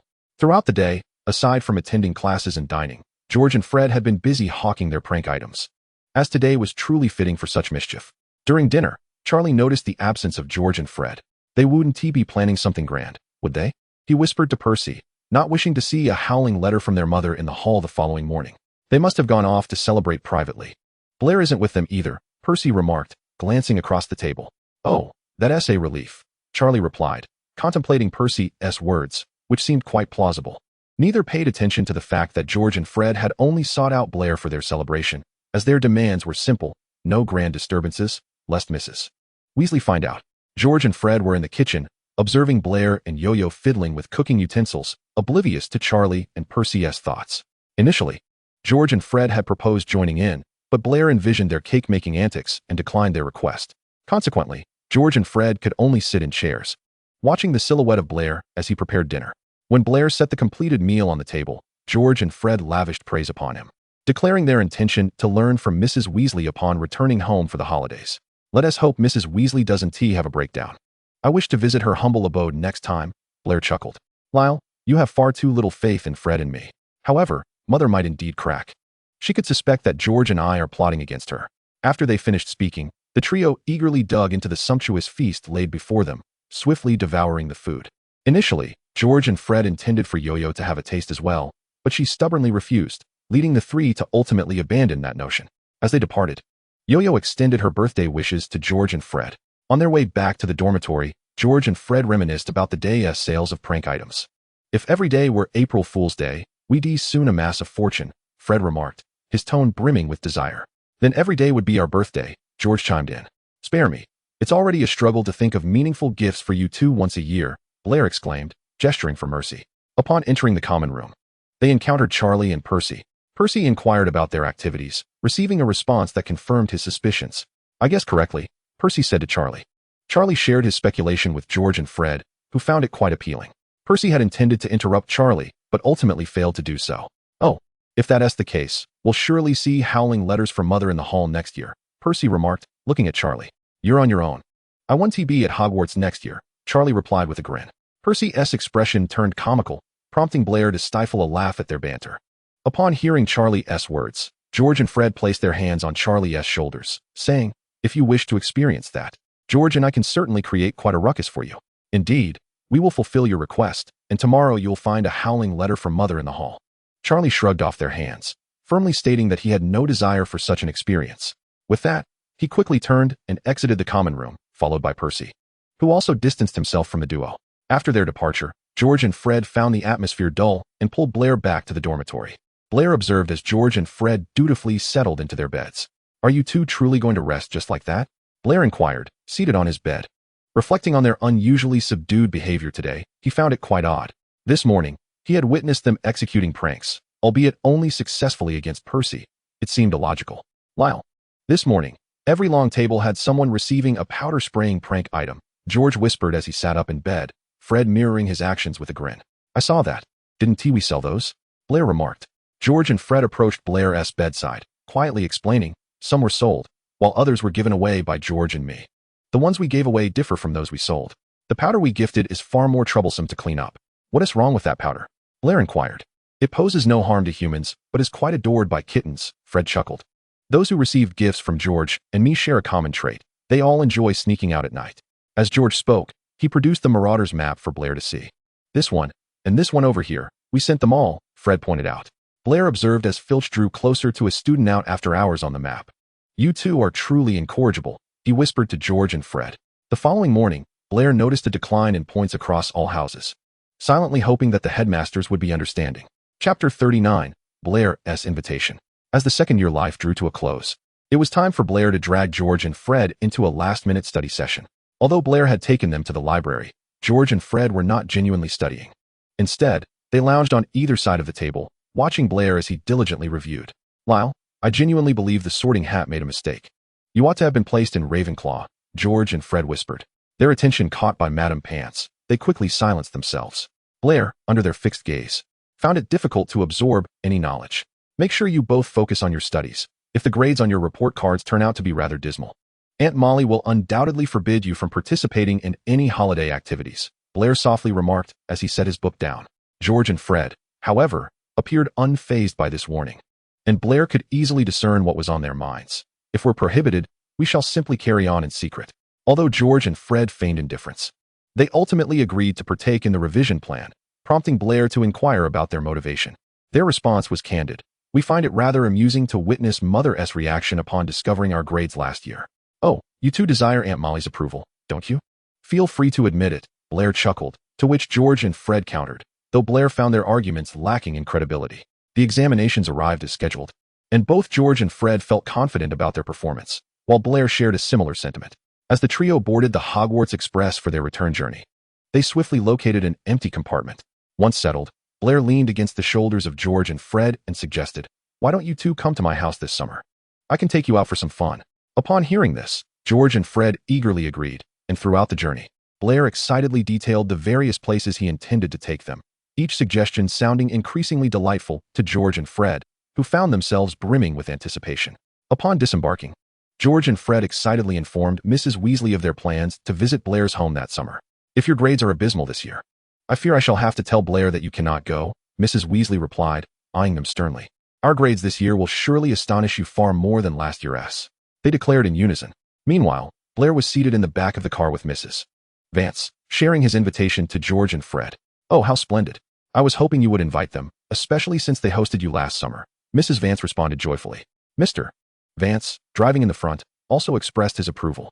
On the very first night back home, Blair confirmed the precise dates with George and Fred via the two-way mirror. They mentioned that they would prepare a small gift for Blair, to which he inquired, "What gift? Care to give me a hint?" "It's a surprise," Fred replied with a grin. "An unexpected delight that you shall discover in due time," George added. Reluctantly, Blair acquiesced. But his mind raced with curiosity about what they could possibly be concocting. After some additional conversation, the hour grew late, and the three bid each other good night before retiring to their respective rooms. The following morning, the borough was abuzz with activity. George and Fred rushed to the kitchen as Mrs. Weasley prepared breakfast. "You two, sit at the table and wait. Don't linger around here," she instructed, glancing at the two boys who were in the way. Reluctantly, they returned to their seats, where several of the other Weasley children were also waiting. "What mischief are you two planning so early in the day?" Percy inquired, eyeing the restless pair. "Not telling you," they replied in unison, causing Ron, who had been about to ask the same, to fall silent. Once Mrs. Weasley finished her tasks, George and Fred approached her once more. "Mom, when we go to Blair's house, we'd like to bring him some cookies," Fred stated. "Cookies we made ourselves. Could you teach us?" George added. "Are you sure you're not trying to choke Blair with your baking?" Ron chimed in from the breakfast table. "Mind your own breakfast," George and Fred retorted, rolling their eyes at Ron, who then resumed his meal quietly. Mrs. Weasley agreed to their request, prompting an exaggerated celebration from George and Fred. Under her guidance, it didn't take long for them to master the art of baking visually appealing cookies. By the day before their scheduled visit with Blair, the duo had even crafted cookies that incorporated a few magical tricks, albeit with some instability. On the appointed day, Blair eagerly awaited their arrival in the garden, and it wasn't long before George and Fred appeared, bags in hand. Spotting the bags, Blair surmised they contained cookies, and he ushered them into the house. Mr. and Mrs. Vance, who were watching television on the sofa, heard the commotion at the door and came to greet their guests. Though friendly, they seemed somewhat unaccustomed to hosting Blair's wizarding friends. George and Fred greeted them and presented the cookies, but the conversation took on an awkward air. Sensing the discomfort among the four, Blair excused himself and led George and Fred to his room to play. Once inside, Blair observed that George and Fred visibly relaxed, offering him a bag of cookies. "These don't look like Aunt Molly's creations," Blair noted as he inspected one. "That's because we made them," they exclaimed, embracing Blair in a hug. Having grown accustomed to their affectionate antics, Blair sampled the cookie and remarked, "You two are quite talented. These are rather delectable." The trio settled onto the bed, where George and Fred leaned against Blair as they chatted. "I was so nervous talking to your parents just now," Fred admitted, toying with Blair's hair. "I had no idea what to say. Thankfully, you pulled us upstairs." George playfully pinched Blair's cheek. "Could you two keep your hands to yourselves?" "My parents seemed unsure of what to say to you, but they were still very welcoming," Blair reassured them, grasping their hands. Subsequently, Blair introduced them to video games, a source of great curiosity for George and Fred since they had heard about them on the train. Once they began playing, the two were utterly captivated by this Muggle invention. The morning slipped away as they enjoyed their gaming session, only to be interrupted when Mrs. Vance called them down for lunch, at which point George and Fred reluctantly left their newfound pastime. Chapter 40, Domestic Life. Mrs. Vance had prepared a lavish lunch, and as George and Fred feasted, they lavished praise upon her culinary skills. "Aunt Vance, your roast beef is simply exquisite," George exclaimed after savoring a bite. "And your chicken curry is absolutely delightful," Fred chimed in. "The fish and chips are truly delectable. Your culinary skills are absolutely marvelous. Moreover, this pasta is equally delightful." "Oh, is it really as delicious as you all say?" "You two possess such a way with words," Mrs. Vance exclaimed joyfully. Compliments flowed effortlessly from the lips of George and Fred, while Blair, seated nearby, observed that Mrs. Vance had become utterly enchanted by their praise. George and Fred's address for Mrs. Vance evolved from Aunt Vance to Aunt Ombo, as Ombo is her given name. Naturally, George and Fred did not neglect Mr. Vance. They inquired about various aspects of the Muggle world. Mr. Vance, realizing their keen interest, finally understood what topics to discuss with them, and after each of his responses, George and Fred enthusiastically supported him. "Indeed, Uncle Ewan is quite knowledgeable. What else piques your interest?" "Some of the things you mentioned we have at home. Later, I'll take you to see them." Mr. Vance felt he and George and Fred were conversing splendidly. Blair, nestled between George and Fred, savored the sumptuous lunch while watching his parents succumb completely to George and Fred's flattery. Over the course of the meal, George and Fred successfully dispelled the awkwardness that had lingered during their initial meeting with the Vance couple. After lunch, Mrs. Vance encouraged Blair to take George and Fred to continue their fun, leading them back to the room and shutting the door behind them. Once inside, George and Fred linked arms with Blair, guiding him to the small sofa by the window, sunlight streaming through the glass to illuminate the trio. "Lyle, your hair shines brilliantly in the sunlight," George remarked, playfully tugging at a lock of Blair's hair. Fred, not to be outdone, ruffled Blair's hair and face, and Blair, feeling the cozy atmosphere, remained still and allowed their playful antics. "You two seem particularly sweet today," Blair began, but before he could finish, Fred leaned down to silence him with a kiss. "Is it sweet?" Fred inquired, lifting his gaze to meet Blair's. Just as Blair opened his mouth to respond, George leaned in, effectively cutting off his words once more. "How is it, Lyle?" George asked, observing Blair reclined against the sofa. "Sweet, sweet, sweet. Can you two let me speak properly?" Blair exclaimed, giving each of them a gentle pat on the shoulder. George and Fred easily captured Blair's hands, laughing as they placed them on his lap. "This morning, you both claimed you had no idea what to talk about and were so nervous. How is it that after a whole morning of gaming, you've suddenly found your footing?" Blair teased, mimicking George and Fred's earlier tones. "Initially, we truly didn't know what to discuss," George admitted, fiddling with Blair's fingers. "But George and I concluded that flattery is the best approach. And it seems to have worked remarkably well," Fred chimed in, tilting his head toward Blair. "Indeed, the results are quite impressive. At the dinner table, your gazes towards them were far more affectionate than towards me. Perhaps my father finds you both particularly eager to learn," Blair reflected on the earlier dining scene. "Lyle, you're not feeling jealous because Aunt Ombo has been so kind to us, are you?" George and Fred chimed in unison. Blair laughed and rolled his eyes at them, fully aware that George and Fred wished to bond with his parents, just as he desired to connect well with everyone in the Weasley family. Blair shared his comic books with George and Fred, who expressed great interest in the worlds depicted within. Occasionally, when they encountered something they didn't understand, Blair would explain it to them. The three of them lounged on the sofa, basking in the sun, flipping through the comics, and gasping at exciting moments. "Wow, cool." George and Fred marveled, feeling that Muggle imagination was extraordinarily vivid. They could never have conceived such plots themselves. Later, while playing games, George and Fred continued to reminisce about the comic storyline, which had captivated them far more than the game. Observing their engrossed expressions, Blair decided to recommend a few more titles. After dinner, Mr. Vance, having noticed George and Fred's enthusiasm for comics, decided to share his cherished collection with them. Blair, watching Mr. Vance retrieve the items, called out, "When I wanted to see them before, you wouldn't let me." "That's because George and Fred seem to have a greater passion for these than you," Mr. Vance replied. After washing up, Blair led George and Fred to the guest room where they would sleep that night, with the latter clutching the newly acquired treasures from Mr. Vance. Once in the room, George and Fred eagerly opened the comic books, becoming completely absorbed in their enchanting world.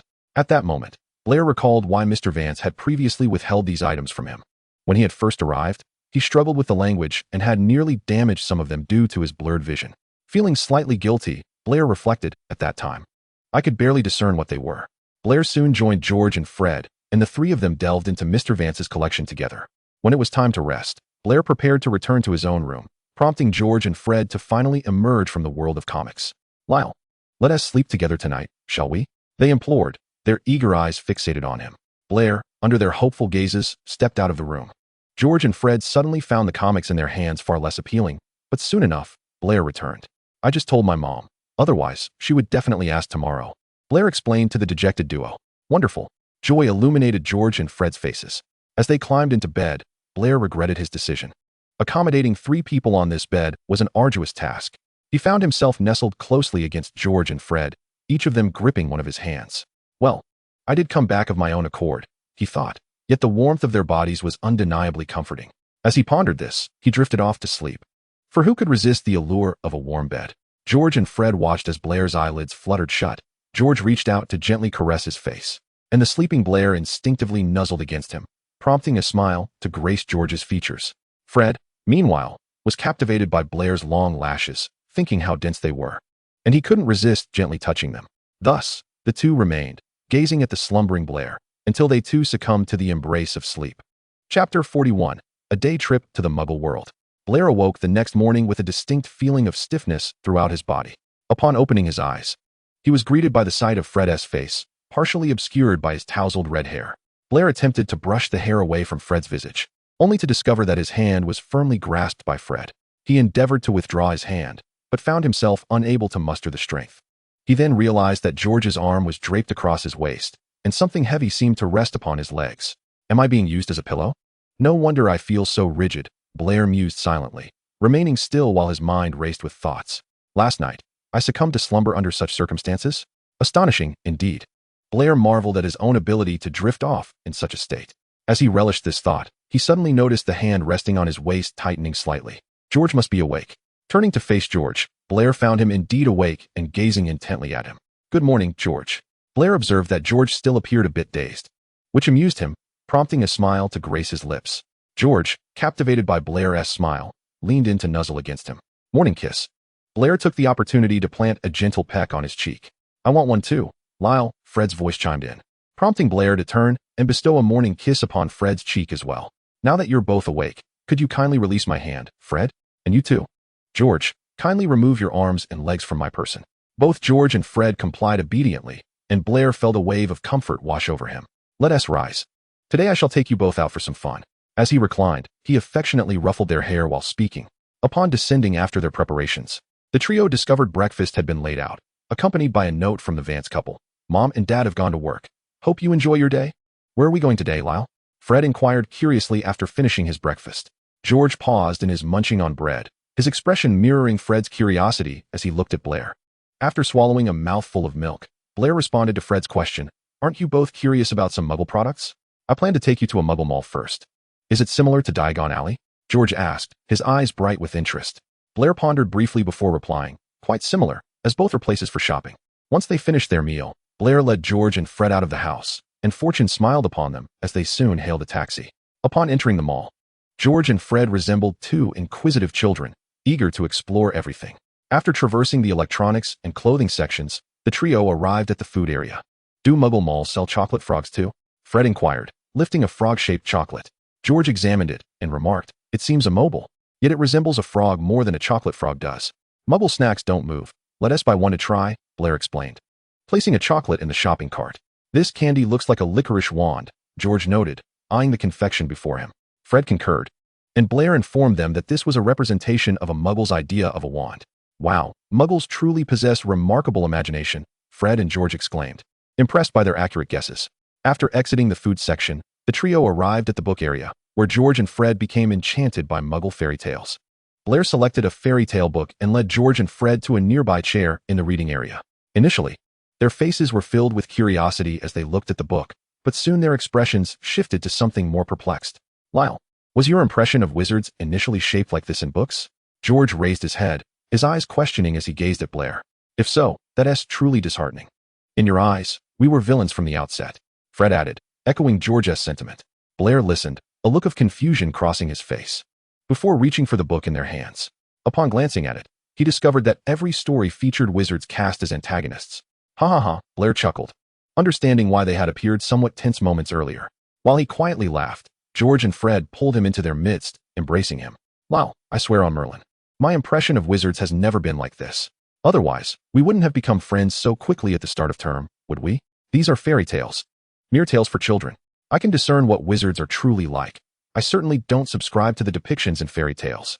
Don't be like that. Cheer up. All right. Blair gently consoled them, caressing their hands. Eventually, he returned the book and guided George and Fred out of the reading area. Food can soothe a fragile spirit, and Blair led George and Fred to a restaurant to address their lunch needs. Let us start with something sweet to comfort your wounded hearts, Blair smiled, presenting the first drinks to George and Fred. After reading the fairy tale book, George and Fred found it hard to believe that Muggles held such an impression of wizards, and they imagined what Blair's first impression of them might have been. The sky is falling, was the first thought that crossed George and Fred's minds after their imaginative musings. Fortunately, Blair's comforting words had worked wonders. They had fully recovered by now. This is quite sweet, but the flavor is pleasant, George noted after tasting the drink Blair had pushed toward him, with Fred nodding in agreement, clearly sharing George's sentiment. After lunch, Blair brought them to the arcade, where he exchanged for game tokens and distributed some to George and Fred. The pair spent most of their tokens on a motorcycle simulator, vying against each other. Brother, I'm ahead of you. You better focus on the road, Fred. Just as Fred boasted about his lead, he collided with an obstacle, allowing George to overtake him. Ultimately, George emerged victorious from the race, and after dismounting, they went in search of Blair. They found him at the basketball machine, and Fred suggested to George, "How about we try this?" Blair took on the role of the enthusiastic spectator, the sounds of basketballs hitting the net echoing as George and Fred increased their throwing pace. "I hope this machine doesn't break," Blair thought to himself. The score was tightly contested, and in the end, Fred claimed victory by a narrow margin. After the game, Blair noticed that George and Fred, having been intensely focused, were now trembling slightly as they relaxed. "What were you two competing over? Are your hands uncomfortable? Why don't you sit and rest?" Blair guided them to a bench in the relaxation area and gently massaged their hands. George and Fred looked at Blair, who was focused on tending to their hands, and felt a surge of happiness within. "Lyle is truly wonderful." They smiled and leaned their faces closer to Blair's. Blair sensed their actions but continued his ministrations, inquiring, "What are you two up to?" Before he could finish his question, he felt soft touches on both sides of his face. "Is this what it takes to make you emotional? You two are easily satisfied," he said, tilting his head to glance at them as he halted his movements.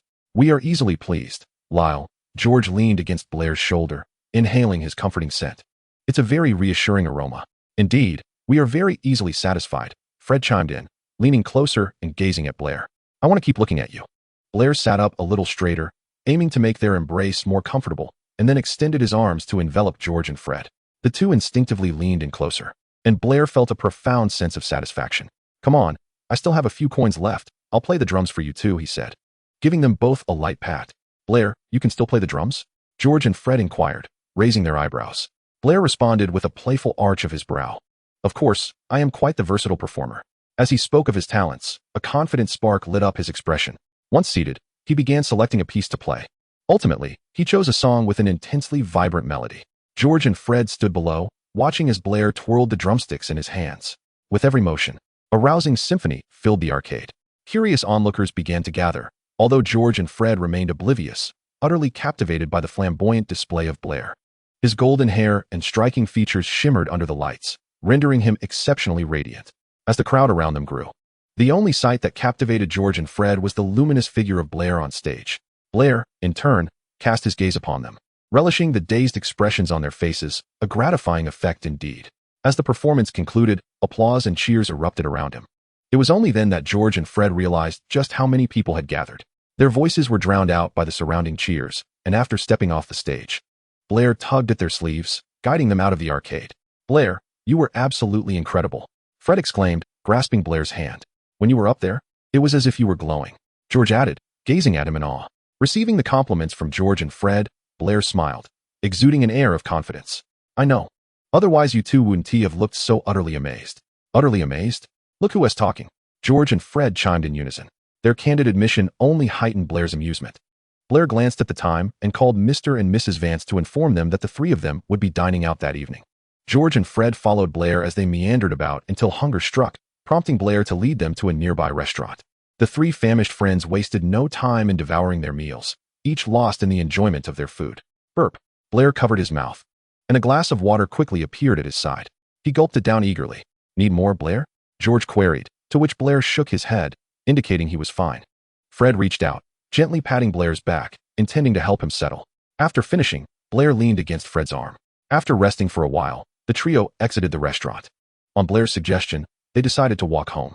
Blair, George, and Fred walked side by side, the streetlights casting their shadows long and intertwining. The evening breeze brushed against their faces, prompting Blair to pull his collar up slightly to shield half of his face. Initially holding hands, George and Fred noticed Blair's movement and looked over. Caught off guard by their gazes, Blair appeared momentarily perplexed, but then extended his hand again. Laughter erupted from George and Fred, and Blair shot them a playful glance before quickening his pace ahead. "Blair, we don't know the way. We might get lost. You won't be able to find us," George and Fred called after him. Though Blair knew it was unlikely, the increasingly pitiful tone in their voices, combined with the quiet street and the cool evening air, compelled him to turn back and rejoin them, fearing they might genuinely feel lost. "Blair, you'd come back for us," George remarked, giving Blair's hand a gentle squeeze. Fred looked at Blair and asked, "Would you really abandon us?" "Please, don't speak as if I would forsake you too," Blair retorted playfully. When they returned home, Mrs. Vance inquired, "Did you have fun?" The trio recounted their day's adventures, and Mrs. Vance responded, "It sounds like you had a rather fulfilling day. You must be tired after such a long day. Go wash up and rest. Good night, Annie Vance," they chimed before swiftly completing their evening routines and heading to bed. I hope when I wake up tomorrow. I don't look like I did this morning, Blair said as he lay in bed, glancing at George and Fred. We can't guarantee that. Once we fall asleep, anything can happen, George and Fred teased, and Blair resignedly closed his eyes. Seeing this, they knew Blair had surrendered to the inevitable. Chapter 43. A meeting in Diagon Alley. Joyful days always seemed to pass swiftly, and before long, it was time to venture to Diagon Alley for book shopping. Early that morning, the Vance household was graced by the arrival of Hogwarts owls, delivering the back-to-school letters. Blair collected the letters and distributed them to George and Fred. Mom and Dad, this afternoon the three of us will go out to buy books, Blair announced, waving the letter at Mrs. Vance. Mr. Vance nodded in acknowledgement, while Mrs. Vance, setting aside her task, turned to Blair and cautioned, "Be safe, Blair. And you too, George and Fred. Don't worry, Auntie Vance, Blair, George." And Fred replied in unison. After spending time together, the atmosphere between George, Fred, and the Vances had become remarkably comfortable, devoid of any previous awkwardness. In the afternoon, Blair took George and Fred to the Leaky Cauldron. Upon entering, they spotted Harry and Sirius. Harry appeared slightly uncomfortable as he greeted those around him. And Sirius was not much better off. Clearly, everyone was quite interested in Sirius's past. When Harry spotted Blair, George, and Fred, his green eyes lit up with excitement. "Hey, Blair, George, Fred. I'm over here. It's been ages since I last saw you," Harry exclaimed, sprinting towards them. Blair thought it looked as if something terrifying were chasing Harry, and Sirius evidently shared the same sentiment, as he too hurried over. George and Fred couldn't help but chuckle at the sight of Harry and Sirius racing towards them, and Blair stifled a laugh, nudging them before making his way toward Harry. As Harry approached, he nearly stumbled, a testament to his speed. Blair caught him, saying, "Slow down, Harry." "Thank you, Blair. The looks they were giving me just now made me feel like some rare creature." Harry stood before Blair, venting his frustrations. At that moment, Sirius approached, expressing relief at their arrival. "I have already told those people that I do not wish to share my experiences from the past years, even threatening them. Yet, damn it, they remain exceedingly curious. Let us depart for Diagon Alley." Blair regarded the unfortunate pair of godfather and godson before them. Sirius explained to Harry the way to enter. And although Harry was not entirely ignorant of the wizarding world, he found it utterly enchanting. Upon entering Diagon Alley, the five of them dispersed. Sirius accompanied Harry to order custom robes, while Blair and the others made their way directly to Flourish and Blots, where George and Fred reunited with their family. Ginny turned to her brothers, addressing Mrs. Weasley. "Mom, am I truly unable to attend Hogwarts this year?" "Oh dear, you truly cannot. You did not receive an acceptance letter, did you?" Mrs. Weasley gently patted Ginny's head. The shopping excursion concluded swiftly, and George and Fred followed Mrs. Weasley out. As they parted from Blair, George and Fred each embraced her. "Lyle, remember to contact us with the two-way mirror tonight," George whispered in her ear while hugging her. "Rest assured, I shall seek you out this evening," Blair replied. Fred added, "We shall miss you dearly, Lyle. I shall miss both of you as well. Farewell." After witnessing George and Fred embrace Blair, Ron stepped forward to hug her too, leaving George and Fred with puzzled expressions. Ultimately, Blair shared a hug with each member of the Weasley family. After Mrs. Weasley embraced her, she cautioned, "Be safe on your way home, Lyle." As the Weasleys departed, Ron was carried off by George and Fred, and Blair silently prayed for him. Upon reaching Elop's Owl Emporium, she encountered Harry and Sirius, who were purchasing an owl. "This is my owl. Her name is Hedwig," Harry said, pointing to the snowy owl in the cage upon spotting Blair. "Wow, she looks truly magnificent." "She must be a splendid owl," Blair remarked, admiring the creature. It seemed that Harry had indeed encountered his lovely companion. Such was fate, Blair mused joyfully. Since Harry needed to procure some additional items, he and Sirius bade farewell to Blair and departed, while she made her way towards the exit of Diagon Alley. Upon returning home, the Dursleys were still at work, leaving Blair alone in the vast house. The thought of George and Fred suddenly emerged in her mind. She set down her belongings and hurried upstairs to retrieve the two-way mirror. It was evident that George and Fred were somewhat busy, as it took a while for their image to appear in the mirror. "Wow, Lyle, our reunion has come quicker than I anticipated," Fred exclaimed upon seeing Blair in the mirror. "I thought you wouldn't have time until tonight," George chimed in. "I just arrived home, and now I find myself alone. Which makes me suddenly yearn for both of you," Blair replied earnestly, gazing into the mirror. "Do you think we could return now? We know the way," George and Fred suggested, exchanging glances. Blair chuckled at their eagerness. "You two should save your energy. Let me acclimatize first. It won't be long. We shall soon meet at the platform, Lyle," George reassured her, speaking not just to her, but also to himself. "Yet it still feels like an eternity." "We miss you dearly, Lyle," Fred added, gazing at Blair's smiling face. After sharing light-hearted banter through the mirror for a while, Blair bid farewell to George and Fred. Once they responded, She placed the mirror back beneath her pillow. She then retrieved her belongings, which she had left downstairs, and began organizing her luggage. Meanwhile, George and Fred, having set down their mirror, also commenced packing. With their belongings neatly arranged, how far could their reunion be? The days passed swiftly, yet under the weight of longing, Blair, George, and Fred felt as though time stretched endlessly. Previously, Blair would have deemed such a notion impossible, but now she believed it. Though George and Fred were unaware of the term, they too had begun to grasp the sentiment it described. Chapter 43, The Reunion. On the platform, Blair encountered Mrs. Weasley, who was holding Ginny's hand, with George and Fred standing behind her, clearly waiting for Blair. After bidding farewell to Mrs. Weasley and Ginny, Blair, George, and Fred boarded the Hogwarts Express. As they passed through a carriage, they heard Harry and Ron's voices. "Which house do you wish to be sorted into, Harry?" Ron inquired curiously. Without hesitation, Harry replied, "I wish to be sorted into Gryffindor. Sirius, my godfather, said that he and my parents were all Gryffindors. So I want to be too." "That's splendid. I believe I will also be placed in Gryffindor," Ron exclaimed, delighted by Harry's response. However, his tone soon shifted to one of concern. "Do you know how the sorting works at Hogwarts? I heard from George and Fred that to be sorted, one must duel a troll. Only by winning can one join Gryffindor."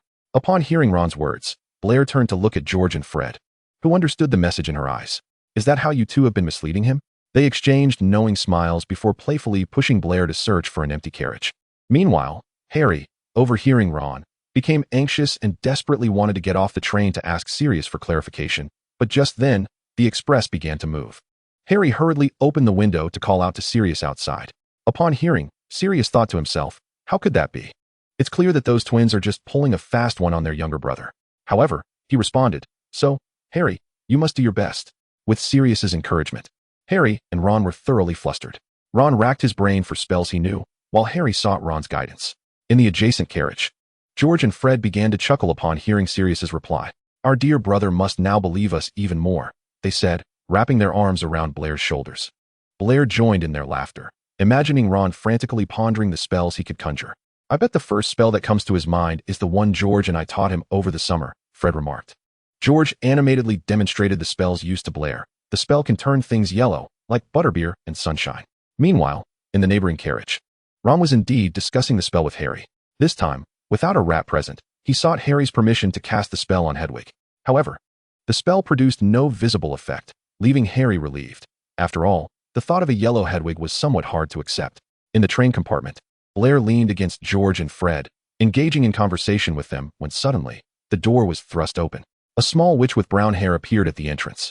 The trio inside the compartment turned their gaze towards the door, and Blair's first instinct was to surmise that this must be Hermione. The subsequent question she posed confirmed Blair's suspicion. Hermione, observing the three huddled together, felt as though she had stumbled upon a secret, rendering her somewhat awkward. Yet she mustered the courage to inquire, "Has anyone seen a toad?" "Never lost one. There are no toads here. You might want to check other compartments," Blair replied, glancing at Hermione at the threshold. He initially intended to reassure her that the contents of the compartment would be tended to by someone, but then reconsidered, realizing that such a statement might cause the trio to miss out on a fortuitous encounter. Thus, he suggested she search elsewhere. After receiving his response, Hermione proceeded to the next carriage in search of the toad. As Blair watched her depart, he mused that this marked the official commencement of the main storyline this year. However, he felt reassured that since Professor Dumbledore was already aware of everything in advance, there should be no significant issues. George and Fred, sensing the shift in Blair's mood, turned their attention towards him. They observed Blair, who was habitually fidgeting with his fingers while lost in thought, and deduced that his contemplation was likely connected to the newly arrived student. "Blair, are you thinking about the new student who just left?" George inquired. Blair instinctively hummed an affirmation, only to feel an unexpected assault on his waist. George and Fred's antics prompted Blair to instinctively evade, but they quickly embraced him, forcing him back onto his seat. With their heads resting on his shoulder, Blair found himself utterly immobilized. "We're both right here. Is it really necessary for you to think of others?" Fred's voice reached Blair's ears. "And I distinctly heard you hum in response to my question." George chimed in immediately after. Blair retorted, "That at least indicates my honesty, and I never claimed to be thinking of you two." He intended to assert that his thoughts diverged from theirs, yet upon reflection, he realized he had never actually used the word think in the first place. "You two are engaging in defamation," he exclaimed, slapping the hand resting on his waist. At that moment, he felt a tremor on his shoulder. George and Fred found his rebuttal amusing and erupted into laughter, leaning against him. In truth, they merely sensed a change in Blair's previously buoyant mood. which had rendered the atmosphere in the compartment somewhat somber, thus prompting their playful teasing. The scenery outside the window shifted continuously, and time slipped away swiftly until they finally approached Hogwarts. Hagrid bellowed for the first-year students, and after exchanging greetings with Harry and Ron, Blair and his friends made their way to the place where they would board the Thestrals. As they sat at the long table, watching the sorting ceremony unfold for the first years, Blair felt two resentful gazes directed at him. Following the line of sight, he observed Harry and Ron, who were casting looks of envy towards George and Fred beside Blair, while the latter two returned particularly cheeky expressions in response. The sorting proceeded without incident until Harry's name was called, at which point Blair sensed a palpable surge of excitement in the atmosphere. When Harry was sorted into Gryffindor, that excitement reached its zenith. George and Fred jubilantly shouted, "We've got Potter." This year, during Dumbledore's speech, he mentioned a prohibition against going to the fourth floor. Blair pondered that the headmaster must have his reasons for such a warning. The feast commenced shortly thereafter, with Hogwarts cuisine remaining as lavish as ever. Once the meal concluded, the young witches and wizards followed their respective prefects back to their dormitories. Chapter 45, the beginning of third year. On the first night of the new term, some were reminiscing about loved ones, such as Harry, who gazed out at the night sky, contemplating his godfather.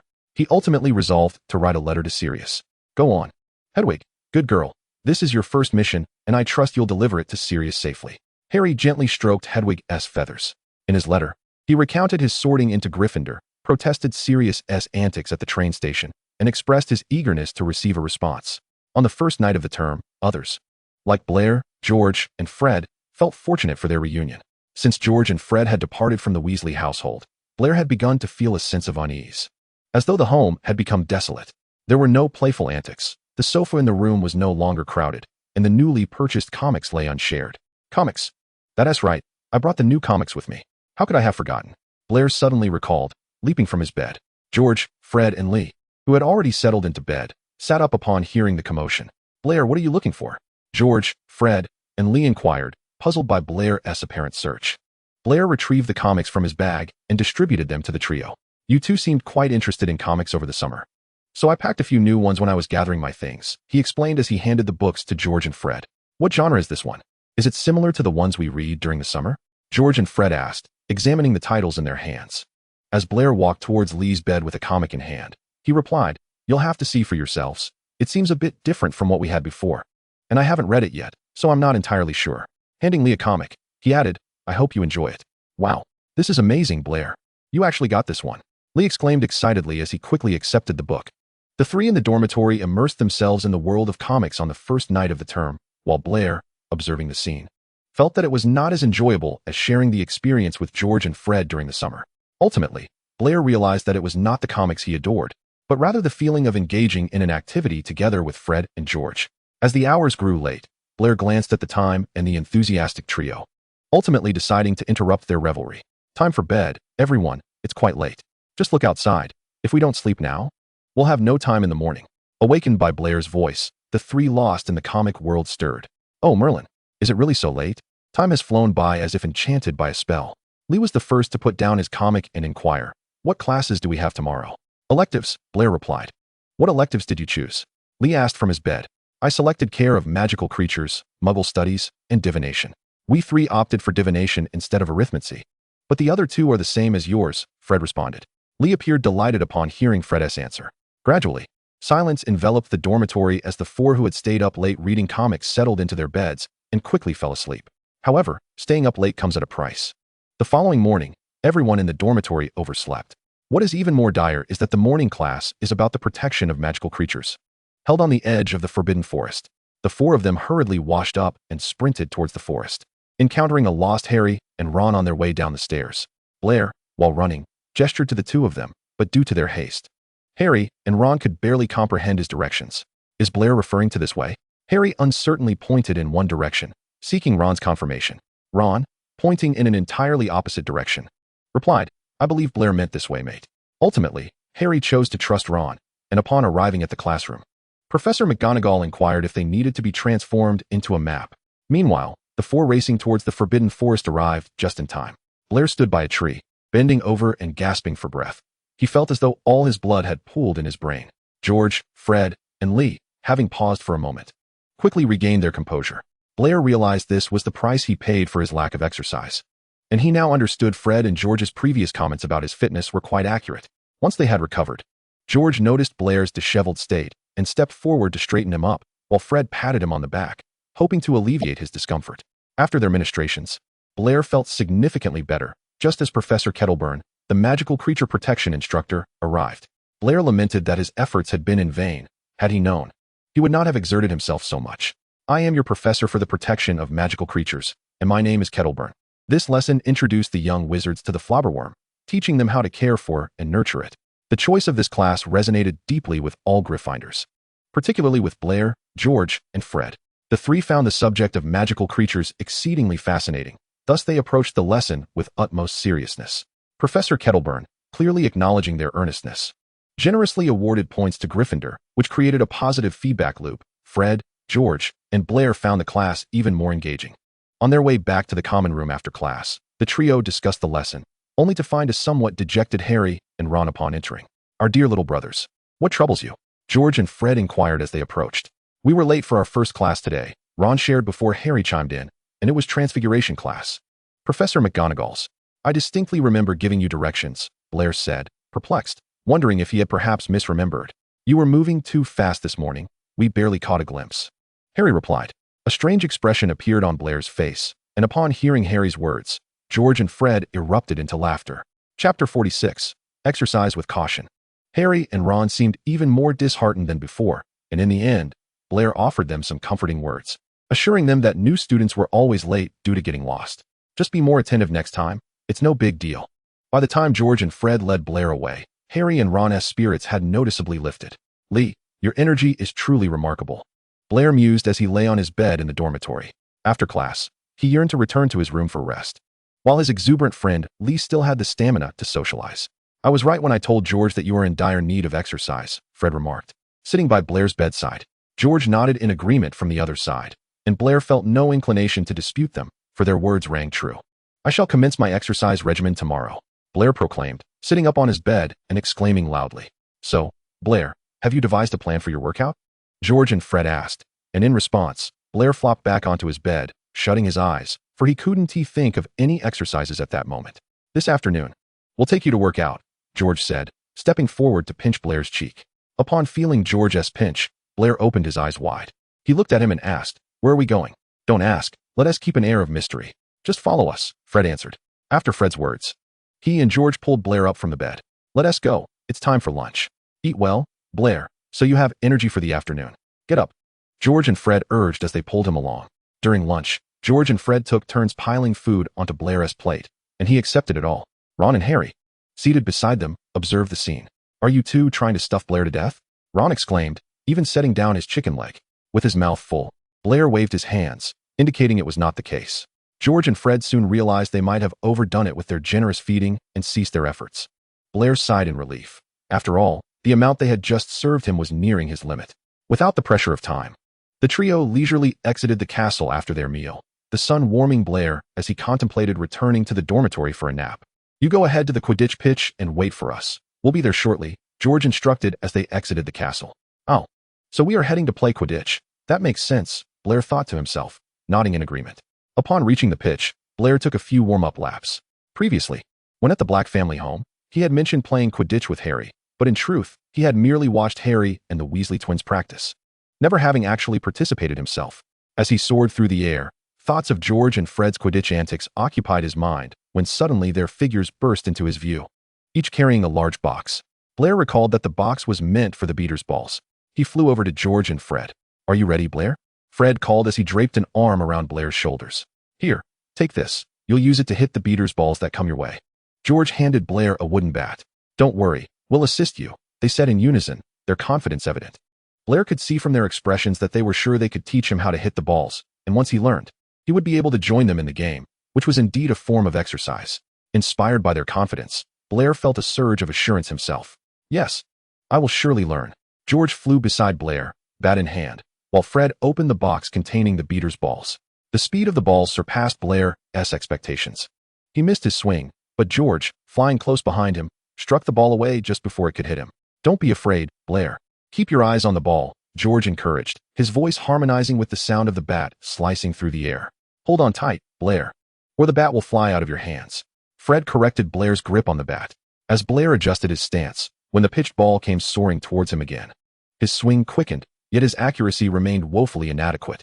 He struck the ball with the edge of the bat, instantaneously filling him with confidence. Splendid job, Lyle. You connected on your second swing.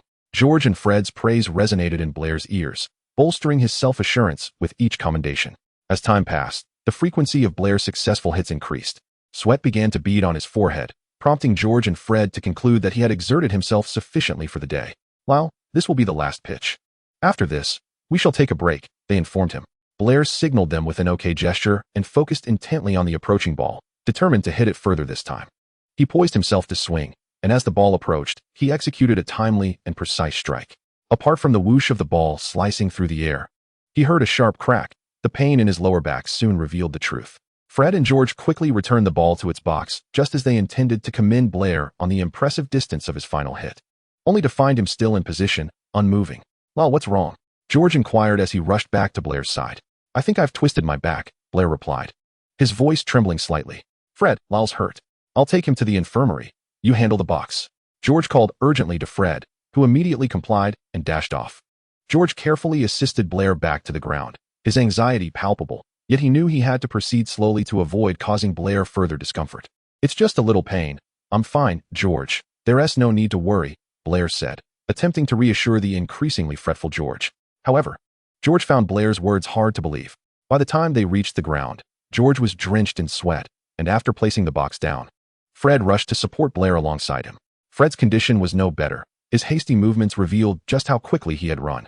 Chapter 47. The Importance of Communication. Blair was being helped to the infirmary by George and Fred, drawing considerable attention from everyone they passed. Each young witch and wizard they encountered turned to gaze at them, some even watching as they departed.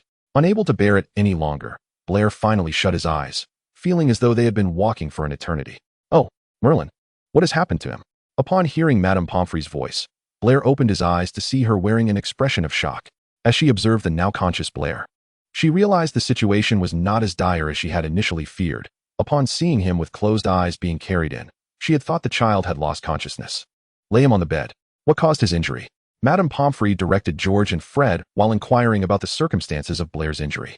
Once settled on the bed, Blair explained that he had twisted his back while preparing to swing, and George and Fred stood on either side of him, nodding in acknowledgement. Madame Pomfrey frowned, silence enveloping them for a moment. You truly are lacking in physical conditioning. I have seen many injuries from falling off broomsticks during Quidditch, but a back injury from swinging a bat is quite rare. As she spoke, she retrieved a vial of potion from a nearby shelf. Apply this to his back, she instructed, handing the vial to George before drawing the curtain. Upon hearing that it was to be applied to his back, Blair immediately asked, Madame Pomfrey, do you have anything oral? I can handle the bitterness. In Blair's hopeful gaze, Madame Pomfrey dashed his hopes, stating, No, this is the only remedy available at present. George and Fred exchanged glances, sensing that while Blair's body lay on the bed, his spirit had seemingly departed to meet Merlin. Fred lifted Blair's shirt, exposing skin that was pale from lack of sun exposure. Sunlight streamed through the window, making Blair's fair complexion almost blinding to George and Fred. Sensing their hesitation, Blair, aware that they had halted their actions, quietly murmured, I think I'm not that badly hurt. A few days of rest will suffice. Can we go back now? George and Fred, momentarily lost in thought, snapped back to reality upon hearing Blair speak. No way, Lyle. We can't leave until Madame Pomfrey has treated you, George insisted, pouring a bit of the potion onto Blair's back. The cold sensation instinctively made Blair tense his muscles, causing the potion to pool uncomfortably. As George reached out to spread the potion evenly, the moment his fingers grazed Blair's skin, laughter erupted from him, making him tremble. Blair attempted to rise and flee, but Fred quickly restrained his hand. Please, Blair implored, gazing up at Fred. No, stay still, Lyle. It will be over soon, Fred assured him, noticing the pleading in Blair's eyes. The roles of Fred and George were clearly defined. Fred held down the squirming Blair, while George carefully applied the potion.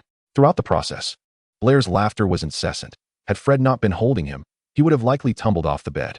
Outside the curtain, Madame Pomfrey had resorted to plugging her ears the moment Blair's laughter erupted, deeming it far too noisy.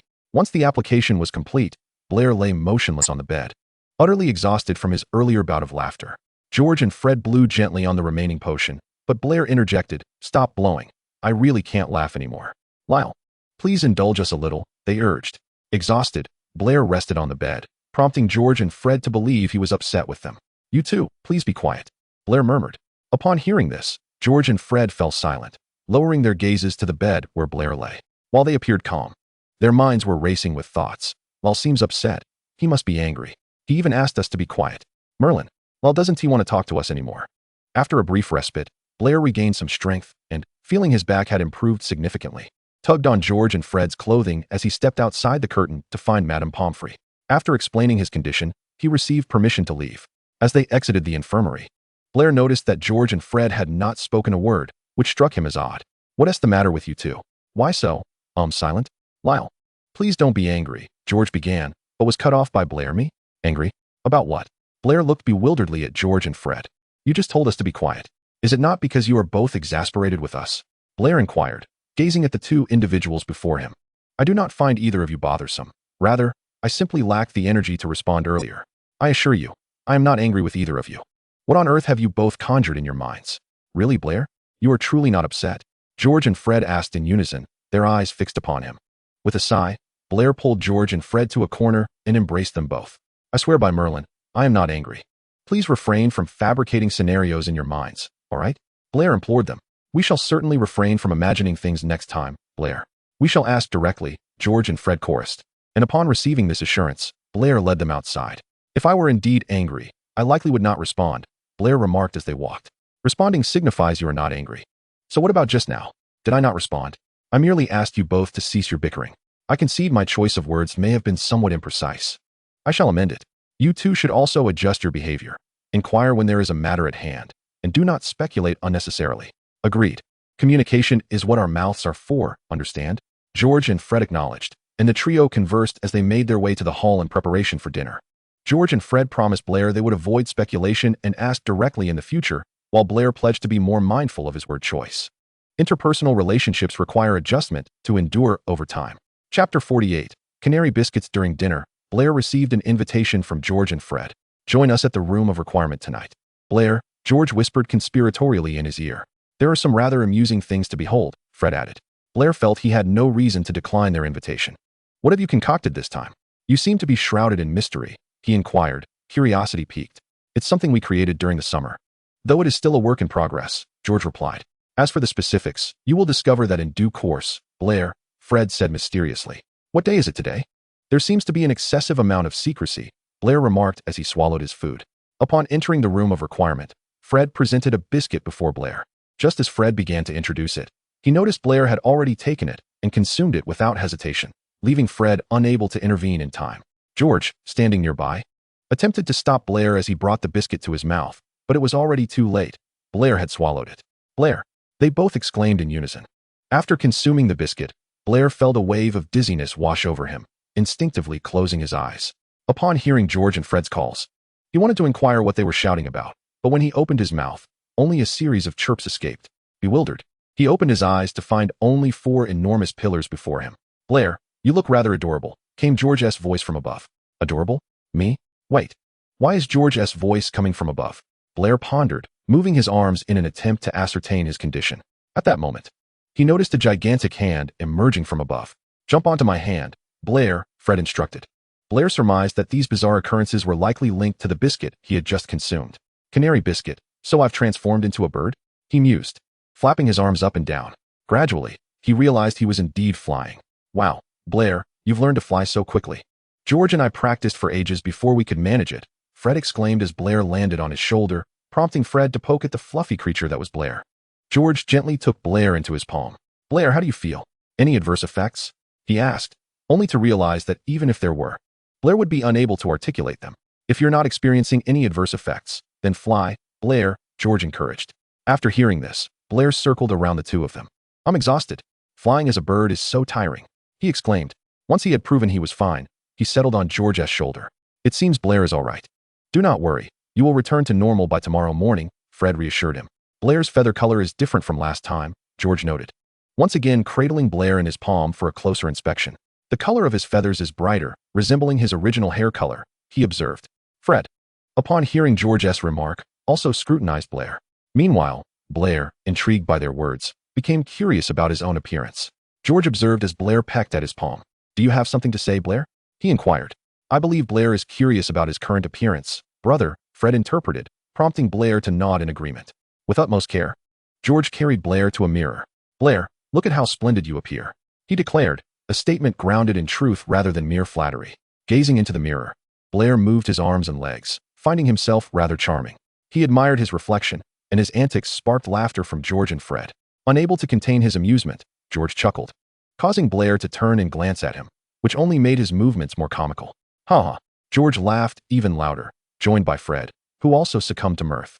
Blair flapped his arms and took flight, playfully pecking at George and Fred. They dashed about, evading Blair as playful assaults, and chaos ensued within the room of requirement. "Ha ha! All right, Blair, I swear by Merlin, I will not laugh again. Do not chase me anymore," George called out while dodging Blair's playful pecks. "Aren't you tired, Blair? Does transforming enhance your stamina?" Fred's comment struck a nerve, prompting Blair to abandon his pursuit of George and focus on Fred instead. Blair's pursuit elicited protests from Fred. "That's not fair, Blair." George was the one who laughed first. "Is it a matter of fairness?" Your words cut deep, Blair thought as he chased after Fred. Before long, Blair's energy was entirely depleted. As he began to fall, Fred swiftly caught him, preventing an unfortunate encounter with the floor. "Blair, take a break. Let us all agree not to laugh, shall we?" Fred suggested, observing the weary Blair in his hands. Blair complied, utterly spent and unable to continue flying. Ultimately, George and Fred decided to rest in the room of requirement for the night rather than return. They placed a small cushion between their two pillows, designating it as Blair's sleeping space for the evening. Blair felt that his feathers must look quite disheveled, given that George and Fred had been stroking them against the grain. As they continued to pet him, both gradually drifted off to sleep, leaving Blair wide awake and unable to find rest. Birds have excellent vision, and he had not noticed anything amiss while flying moments ago. After pausing, Blair felt as if his eyes could now perceive even the most subtle movements, George and Fred's chests, rising and falling with their breaths. And the slight quiver of their eyelashes were remarkably clear, rendering him unable to sleep. Lying on the mat, Blair gazed at the ceiling, wondering when he would revert to his original form. How dreadfully dull it was. Chapter 49, Subsequent Questions. Bored, Blair kept his eyes open, staring at the ceiling, counting sheep. 1 sheep. 2 sheep. Only to discover that the old method still had some efficacy, as he soon drifted off to sleep. The following morning, George was the first to awaken and noticed that Blair had yet to return to his normal state. Fred, wake up, don't sleep any longer," George whispered urgently. Upon waking, Fred also noticed that Blair had not transformed back. "Oh, Merlin, perhaps we should take Lyle to Professor McGonagall," Fred suggested softly, to which George readily agreed. As George reached out to rouse Blair and take him along, Blair opened his eyes. "Wasn't it supposed to be this morning that I would return to normal? Why am I still just a bird?" Blair questioned, though George and Fred only heard a flurry of chirps. Remarkably, they somehow understood Blair's intended meaning, and Blair noticed that the two were avoiding his gaze, one staring at the ceiling and the other at the floor. "What should we do now?" "Let us seek out Professor McGonagall. She must have a solution." Blair flew up and pecked each of them lightly before chirping insistently. Ultimately, Blair perched on Fred's shoulder as they exited the room of requirement, making their way to Professor McGonagall's office. Along the way, many passers-by cast curious glances at Blair, some whispering amongst themselves. "The feathers of that bird are so beautiful. Is it a canary? Truly splendid. I wish I could have one." Attempting to hide from the attention, Blair felt rather pleased with their aesthetic judgment upon overhearing the comments. Meanwhile, George and Fred, initially worried about Blair's condition, felt some relief seeing that he exhibited no signs of distress or negativity. When George and Fred presented Blair to Professor McGonagall, she looked at the two young men and the fluttering bird with great confusion. "Mr. Weasley, what brings you to me?" Professor McGonagall inquired with a serious tone. After George and Fred explained the situation, her expression darkened. "You two have shown remarkable audacity. Have you considered what might happen if Blair cannot revert to his original form?" George and Fred stood with their heads bowed, feeling the weight of their irresponsibility as Professor McGonagall's words struck home. She had often admonished them for their carefree attitudes during training sessions, yet this time she noticed their unusually receptive demeanor, perhaps silently chastising themselves. "Professor, we understand our mistake. What must we do to help Lyle return to normal?" George earnestly asked, lifting his gaze to meet hers, while Fred mirrored his earnestness. It was the first time Professor McGonagall had heard them acknowledge their error. At that moment, Blair flew in front of her, chirping a few phrases. Unable to decipher the avian language, Professor McGonagall turned to George and Fred. "What is he saying?" "Lyle asks if you could revert him before reprimanding us," Fred translated. Looking at the puzzled professor. "I didn't expect you two to possess such linguistic skill," she remarked after hearing Fred's explanation. With a wave of her wand, Professor McGonagall intoned an incantation unfamiliar to them. As the spell concluded, Blair, who had been airborne, transformed back into his original form and fell into the arms of George and Fred. There we go, Blair has returned. Mr. Weasley, you will both face detention, and Gryffindor will consequently lose a significant number of points. You three may return now, Professor McGonagall stated, surveying the trio before her. As George, Fred, and Blair exited Professor McGonagall's office, the two turned to Blair. Lyle, I'm sorry, they both expressed in unison. Blair could see the guilt etched on their faces. Yet he disliked seeing such expressions. It's all right, I'm back to normal, no harm done. Next time, I'll be sure to wait until you both finish before consuming anything you offer, he reassured them, affectionately patting their heads. Next time, I'll introduce you properly before showing you, Lyle, Fred murmured. I'm just glad Lyle is back. I nearly panicked when Professor McGonagall asked what we would do if he couldn't return, George admitted, with Fred nodding in agreement. Well, that's behind us now. Don't dwell on it. I'm back, so you two should focus on the impending detention, Blair said, patting their backs to encourage them to perk up. At lunch, Percy noticed a significant drop in Gryffindor's points and recalled George and Fred's visit to Professor McGonagall's office that morning. What trouble have you two caused now? Percy asked, eyeing the two seated across from Blair with a knowing expression. Hey, why are you so certain it was us? George retorted. Percy, you have no trust in us at all. Percy, convinced that George and Fred would remain tight-lipped, directed his inquiry at Blair. As Blair hesitated over whether to divulge the details, Fred interjected and recounted the events. So, the bird that accompanied you to Professor McGonagall's office this morning was Blair. Percy exclaimed in shock upon hearing the explanation. Blair, attempting to alleviate the awkwardness by sipping pumpkin juice, nearly choked upon hearing Percy's blunt question. Cough, cough, he spluttered, as George and Fred patted his back in solidarity amidst Percy's incessant chatter. Meanwhile, Harry and Ron overheard the unfolding drama. Blair, has he truly reconciled with George and Fred so quickly? Ron whispered to Harry. Their friendship is remarkable, Harry remarked with a tinge of envy. Hey mate, our bond is pretty strong too, right?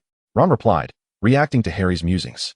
Hermione, overhearing Ron, rolled her eyes, contemplating the inappropriateness of such comparisons. Chapter 50, Blair's whimsical thoughts. When people gather, information flows freely, and Percy, Ron, Harry, and Hermione learned of Blair's transformation, while Blair, George, and Fred discovered Harry had joined the Quidditch team as a seeker. Wow.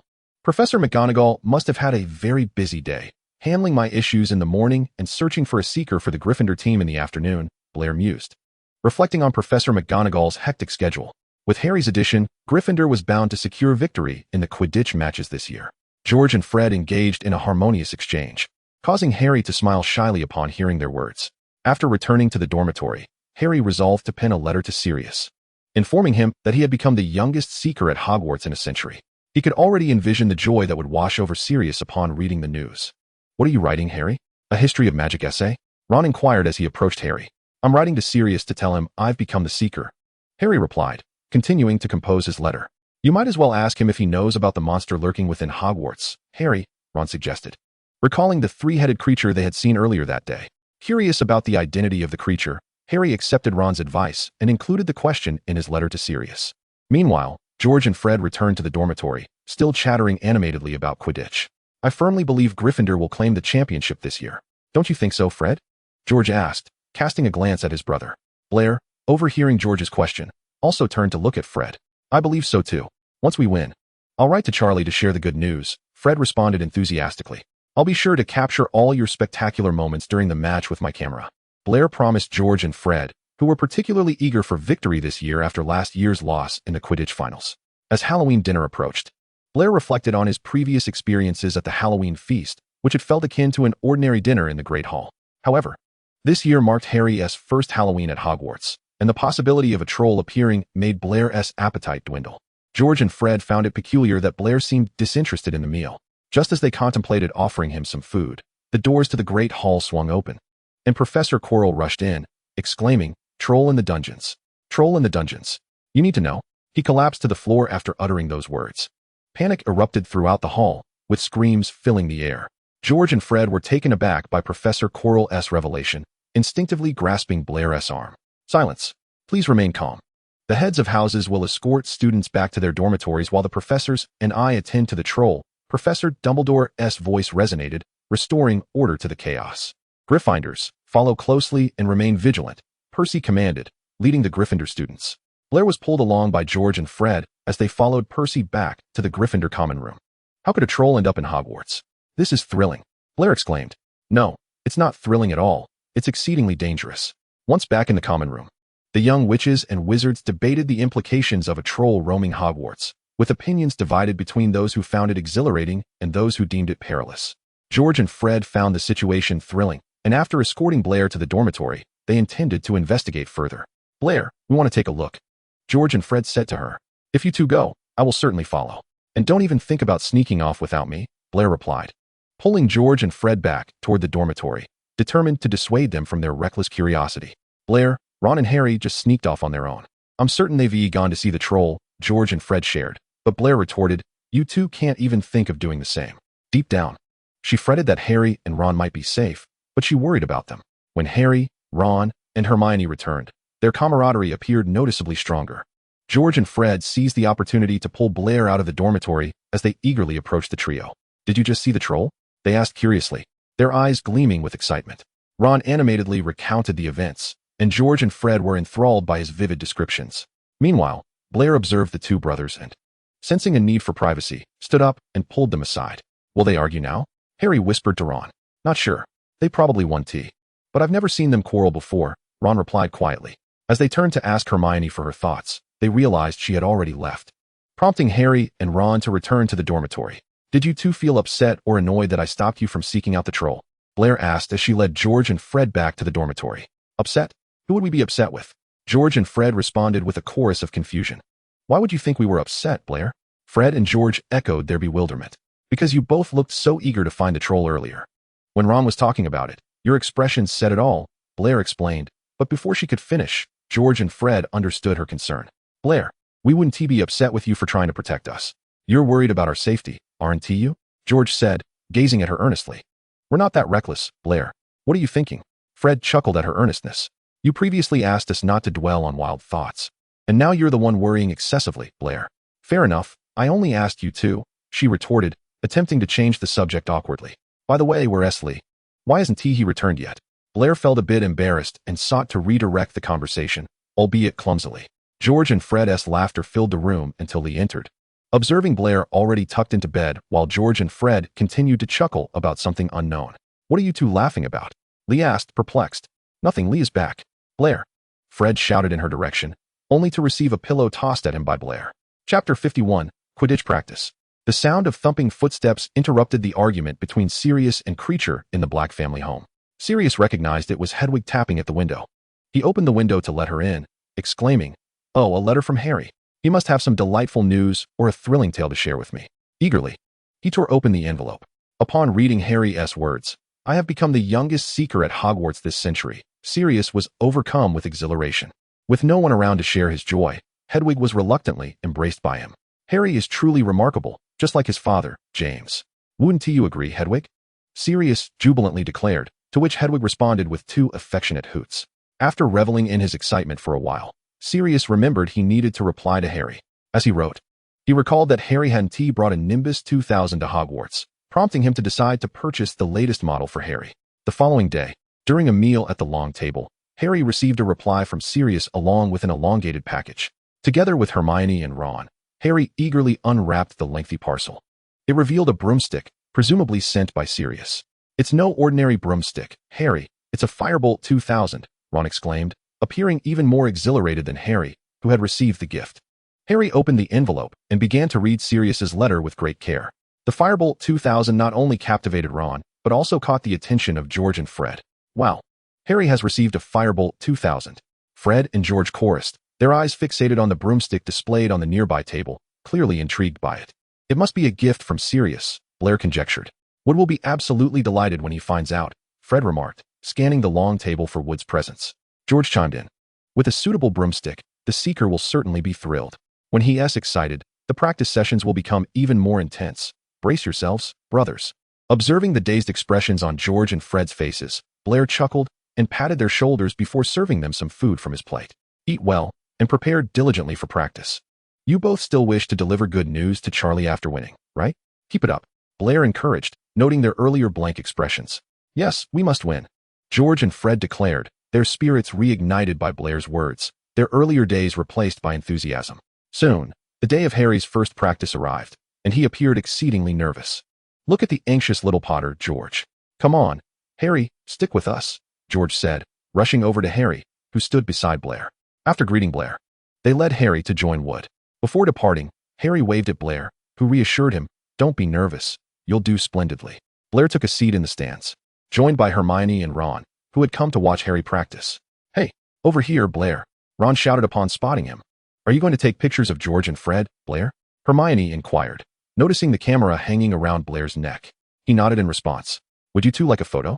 Blair asked Ron and Hermione, who appeared quite interested. After capturing a picture of them, Blair turned his attention to George and Fred, who were soaring through the air. The duo noticed Blair's gaze and expressed their exaggerated emotions from afar. "You finally remembered us, Blair. What is so interesting about Ron? Snap a picture of us," they teased, sensing a hint of mock reproach in their tone. Blair comprehended their sentiments and returned a playful expression, which George and Fred interpreted correctly. "I'll always be watching you too," he replied. Just as they were about to continue their banter, Wood flew over to them. "What are you two looking at? Is Blair the quaffle?" he asked, following their gaze with an incredulous look. Ultimately, George and Fred faced Wood's reprimand, leaving them with no spare moments throughout the entire practice. Blair understood all too well the exhaustion reflected on their faces as they darted around the pitch. "I'm utterly exhausted, Blair. This is madness. I feel like I haven't stopped," they exclaimed after practice concluded. Meanwhile, Harry, participating in his first practice, seemed equally unprepared for the intensity, conversing with Ron and Hermione about the ordeal. In the end, George and Fred were escorted away by Blair, who, though not overly fatigued, seized the chance for camaraderie. After an indeterminate number of practice sessions, Harry found himself preparing for a match against Slytherin, standing nervously beside Wood. "Are you scared, Harry?"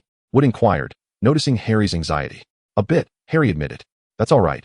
I felt the same during my first game," Wood reassured him. "What happened next?" Harry asked.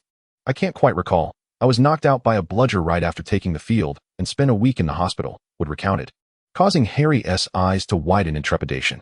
George and Fred, standing behind them, overheard the conversation and thought Wood was particularly talented at offering comfort. Soon, the match commenced, and in the stands, Blair watched as the Gryffindor team members soared out one after another, the sounds of cheers and Lee's commentary filling the air. "Today's match features Slytherin against Gryffindor," Lee announced, prompting thunderous applause from the respective houses. Blair lowered his camera, having just captured George and Fred as they took flight. The game was fiercely contested, with Angelina scoring the first goal for Gryffindor, eliciting a jubilant uproar from the stands. Blair snapped a photo of Angelina's triumphant moment, followed by capturing Wood blocking a shot from the Slytherin captain, ensuring he documented every thrilling instance involving George and Fred. When Harry's broomstick malfunctioned, Hermione, who had been seated in front of Blair, dashed down the stands. "Oh, it seems Professor Snape's robes cannot escape the fate of being singed," Blair mused as he observed Hermione's hasty descent. On the field, Harry managed to stabilize his broom, swiftly climbing back on and resuming his pursuit of the golden snitch. As Harry finally caught the snitch in his mouth, the Quidditch match came to a close. The Gryffindor team members flew around Harry in celebration, and Blair, finding an excellent angle, captured this exhilarating moment. Later that evening, upon returning to the dormitory, Blair showcased the photographs on his camera to George and Fred.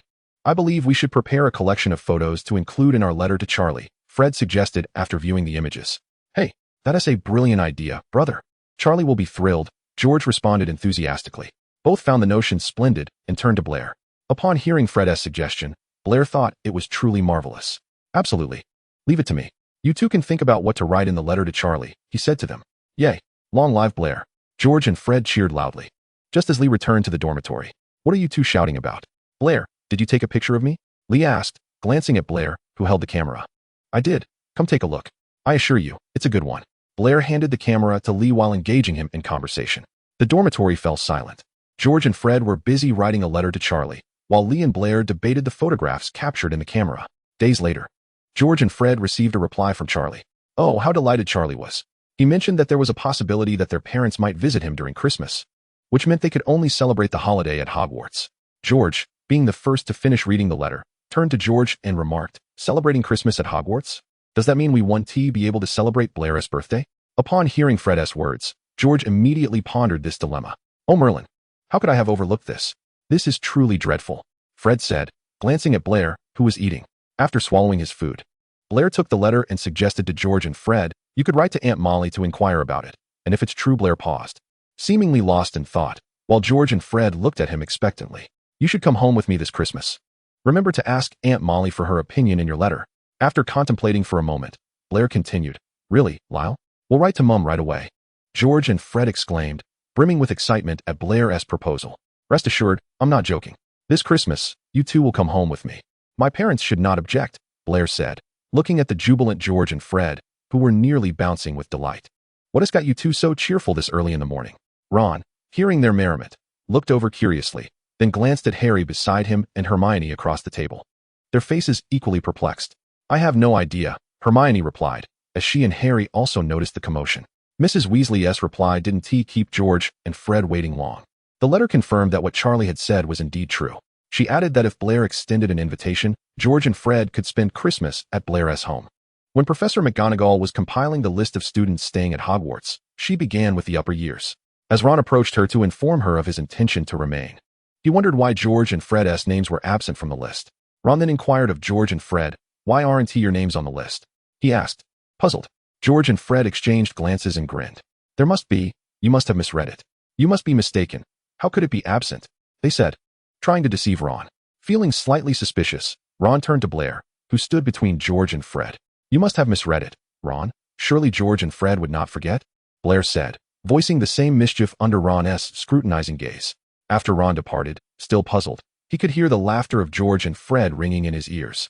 I can already imagine Ron's expression when he discovers the truth, Fred, George said, his voice trembling with laughter. I too, George, it will be quite amusing. Fred chuckled in response to George's words. Lyle, you've picked up some bad habits, George and Fred said in unison, putting their arms around Blair's shoulders. Who did you learn from? Blair laughed, inquiring.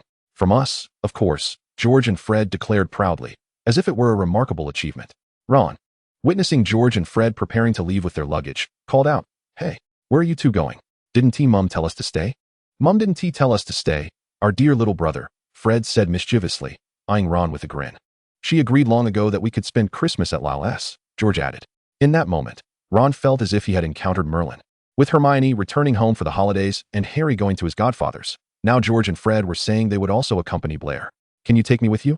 Ron asked Blair, his face filled with hope. The train seats need to be reserved, Blair began to explain, but before he could finish, Ron exclaimed. I'm sure there will be an empty seat. I can squeeze in.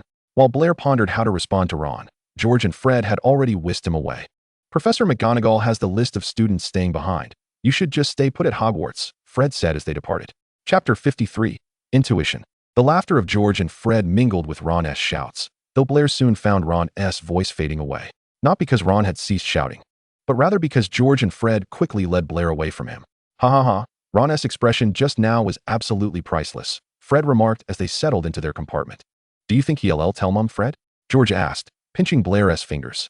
Before Fred could respond, Blair interjected, It doesn't matter, after all. You've already informed Aunt Molly about this escapade, haven't you? Indeed. George and Fred chimed in unison. Upon disembarking, they encountered Harry and Sirius at the platform. Harry appeared puzzled upon seeing George and Fred. Didn't Ron say you were all staying this year? He queried. That was the plan. But Blair invited us to his home for Christmas, George and Fred replied simultaneously, while Harry, standing beside Sirius, wore an expression of surprise at this unexpected turn of events. After bidding farewell to Harry and Sirius, Blair led George and Fred to meet the Vance couple. Anambo, Uncle Ewan, it's been too long. George and Fred greeted the Vance couple joyfully. Indeed, it has been a while, Fred and George. You two seem taller than during the summer, Mrs. Vance remarked, looking at the two boys. Mr. Vance echoed his wife's sentiments before turning his gaze to Blair, who was walking between the twins. Sensing Mr. Vance's attention, Blair briefly explained the situation, adding, So I invited both of them to celebrate Christmas with me. Upon understanding the circumstances, the Vance couple warmly welcomed them. Oh, this is truly wonderful. This Christmas will surely be lively, Mrs. Vance exclaimed happily before playfully chiding Mr. Vance and Blair about their lack of enthusiasm for the holiday season.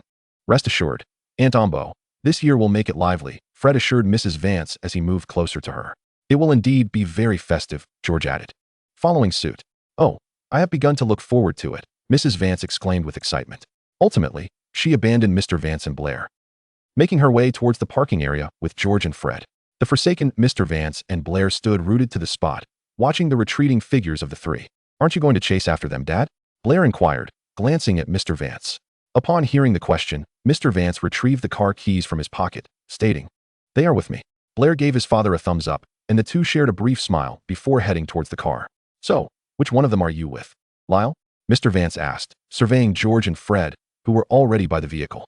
His intuition prompted the question. "Both," Blair replied. His gaze fixed on the two who were charming Mrs. Vance into a state of blissful distraction. "Huh, what?" Mr. Vance halted in his tracks, convinced he must have misheard. "Both. You heard me correctly, Dad," Blair affirmed, also pausing to meet his father's gaze. Mr. Vance found himself momentarily at a loss for words. Had Blair's demeanor been ambiguous, he might have jested, but the situation was quite serious. "You're quick on the uptake," Mr. Vance remarked, looking at Blair. "It's genetic. Let's go, Dad. If we don't hurry, Mom might indeed take them away in a taxi." Blair responded to Mr. Vance's comment.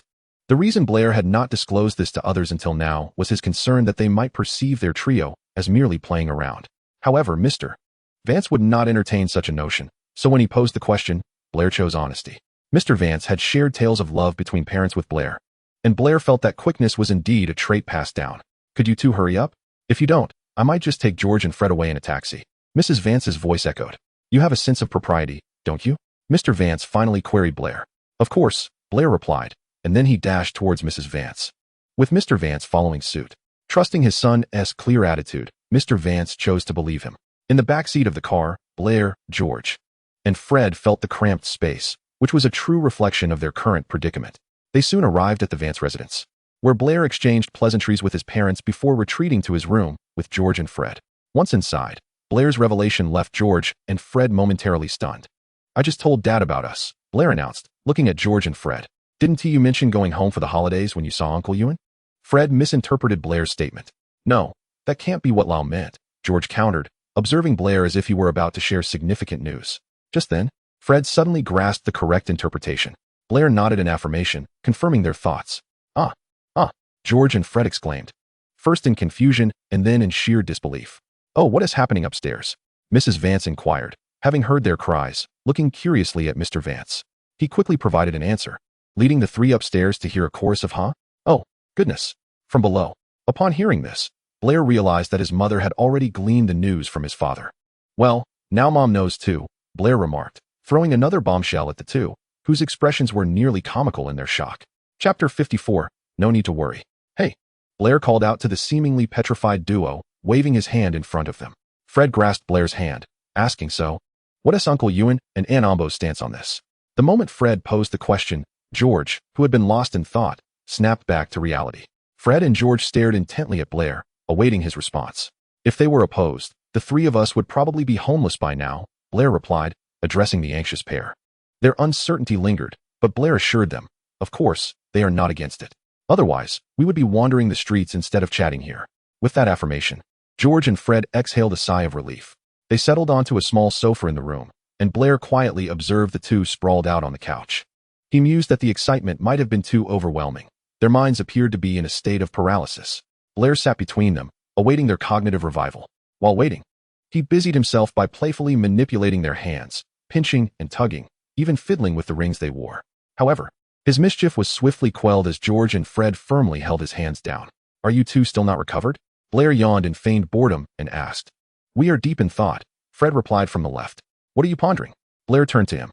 "We are contemplating how to face Aunt Ambo and Uncle Ewan once we go out," George answered. "Actually, there's no need for concern," Blair stated. Rising to stand before them, he observed their bewildered expressions and found their confusion rather amusing. An impulse to pinch their cheeks surged within him, and Blair, unable to resist, indulged that whim. The sensation was delightful, and he found it quite entertaining. As he pinched their cheeks, Fred pulled Blair back to his original spot and began to knead Blair's face. "Is this fun, Lyle?" Fred asked while squeezing Blair's cheeks. It's quite." Blair struggled to articulate. Just as he spoke, another pair of hands joined in, as George, feeling mischievous, also began to join the fray. The words Blair attempted to convey became entirely indecipherable. After some time, George and Fred finally released Blair from their playful torment. "Are you two feeling better now?" Blair inquired. After the commotion, George and Fred felt they had indeed recovered significantly. "You both performed admirably last time." Mom was thoroughly enchanted. "As for Dad, he likes you both quite a bit." Blair's words brought a sense of reassurance to the initially uncertain George and Fred. Seeing them regain their composure, Blair explained why he chose to be honest today. "I said nothing. Dad figured it out on his own. His intuition guided him," Blair stated, raising his hands in a gesture of innocence. "Wow, Uncle Ewan's intuition is remarkably accurate, George and Fred exclaimed in unison. Then he asked me which one of them I was with. Blair mimicked Mr. Vance's demeanor, staging a reenactment for George and Fred. Which one? George and Fred echoed. Father seemed to think I was involved with one of you too, but I clarified it was both, Blair continued. Their father appeared somewhat taken aback. Yet he quickly reconciled himself with the reality. Upon hearing Blair's declaration of both, George and Fred simultaneously gasped in surprise. They had not anticipated Blair's forthrightness. Observing their astonishment, Blair inquired, "What is so shocking about that? Otherwise, who do you expect me to choose?" After exchanging glances, George and Fred pointed at themselves in unison. Then why did Uncle Ewan accept it so swiftly? George asked Blair. Because I answered without hesitation. Father must have perceived my resolute stance, which seemed devoid of jest. As long as I am serious in my choice, Father won't interfere excessively. After Blair spoke, George and Fred enveloped him in a hug. Ease up. I can't breathe, Blair protested, gently tapping their arms wrapped around him. It's a bit frightening, but that is Fred's voice, came the reply. We're both delighted, George added, echoing Fred's sentiment. You're pleased merely because I confronted the issue? Do you two really think I would shy away from it? Blair struggled against their embrace. That is absolutely not our intention. We could swear it on Merlin, Fred assured. As he and George restrained the squirming Blair and leaned closer to whisper in his ear. Humph. Realizing escape was futile, Blair surrendered, burying his face in their clothing with a muffled sound. His position inadvertently exposed his head to George and Fred's view. Blair feared that his hair would appear disheveled once he stood up. Eventually, George lifted Blair's buried head, and in response, Blair blew a gentle breath towards his face. George planted a kiss on Blair's pouting lips, prompting Blair to turn slightly towards Fred, who also pinched Blair's cheek and kissed him. There's no escaping now. It's your turn to lie back on the sofa, Blair remarked. That is certainly the case, Blair, both George and Fred replied in unison, gazing at him reclining on the couch. After a brief bout of playfulness among the trio, Mrs. Vance called for dinner from outside the door. George and Fred felt a pang of nervousness as they stepped outside their room. Noticing the two had reverted to their earlier tension, Blair thought, having already confessed, he would boldly take their hands and stride out. Observing Blair's confident demeanor, George and Fred felt their initial apprehension dissipate. What is there to fear? Blair has reassured us, they reflected on his earlier words. Chapter 55. Choice.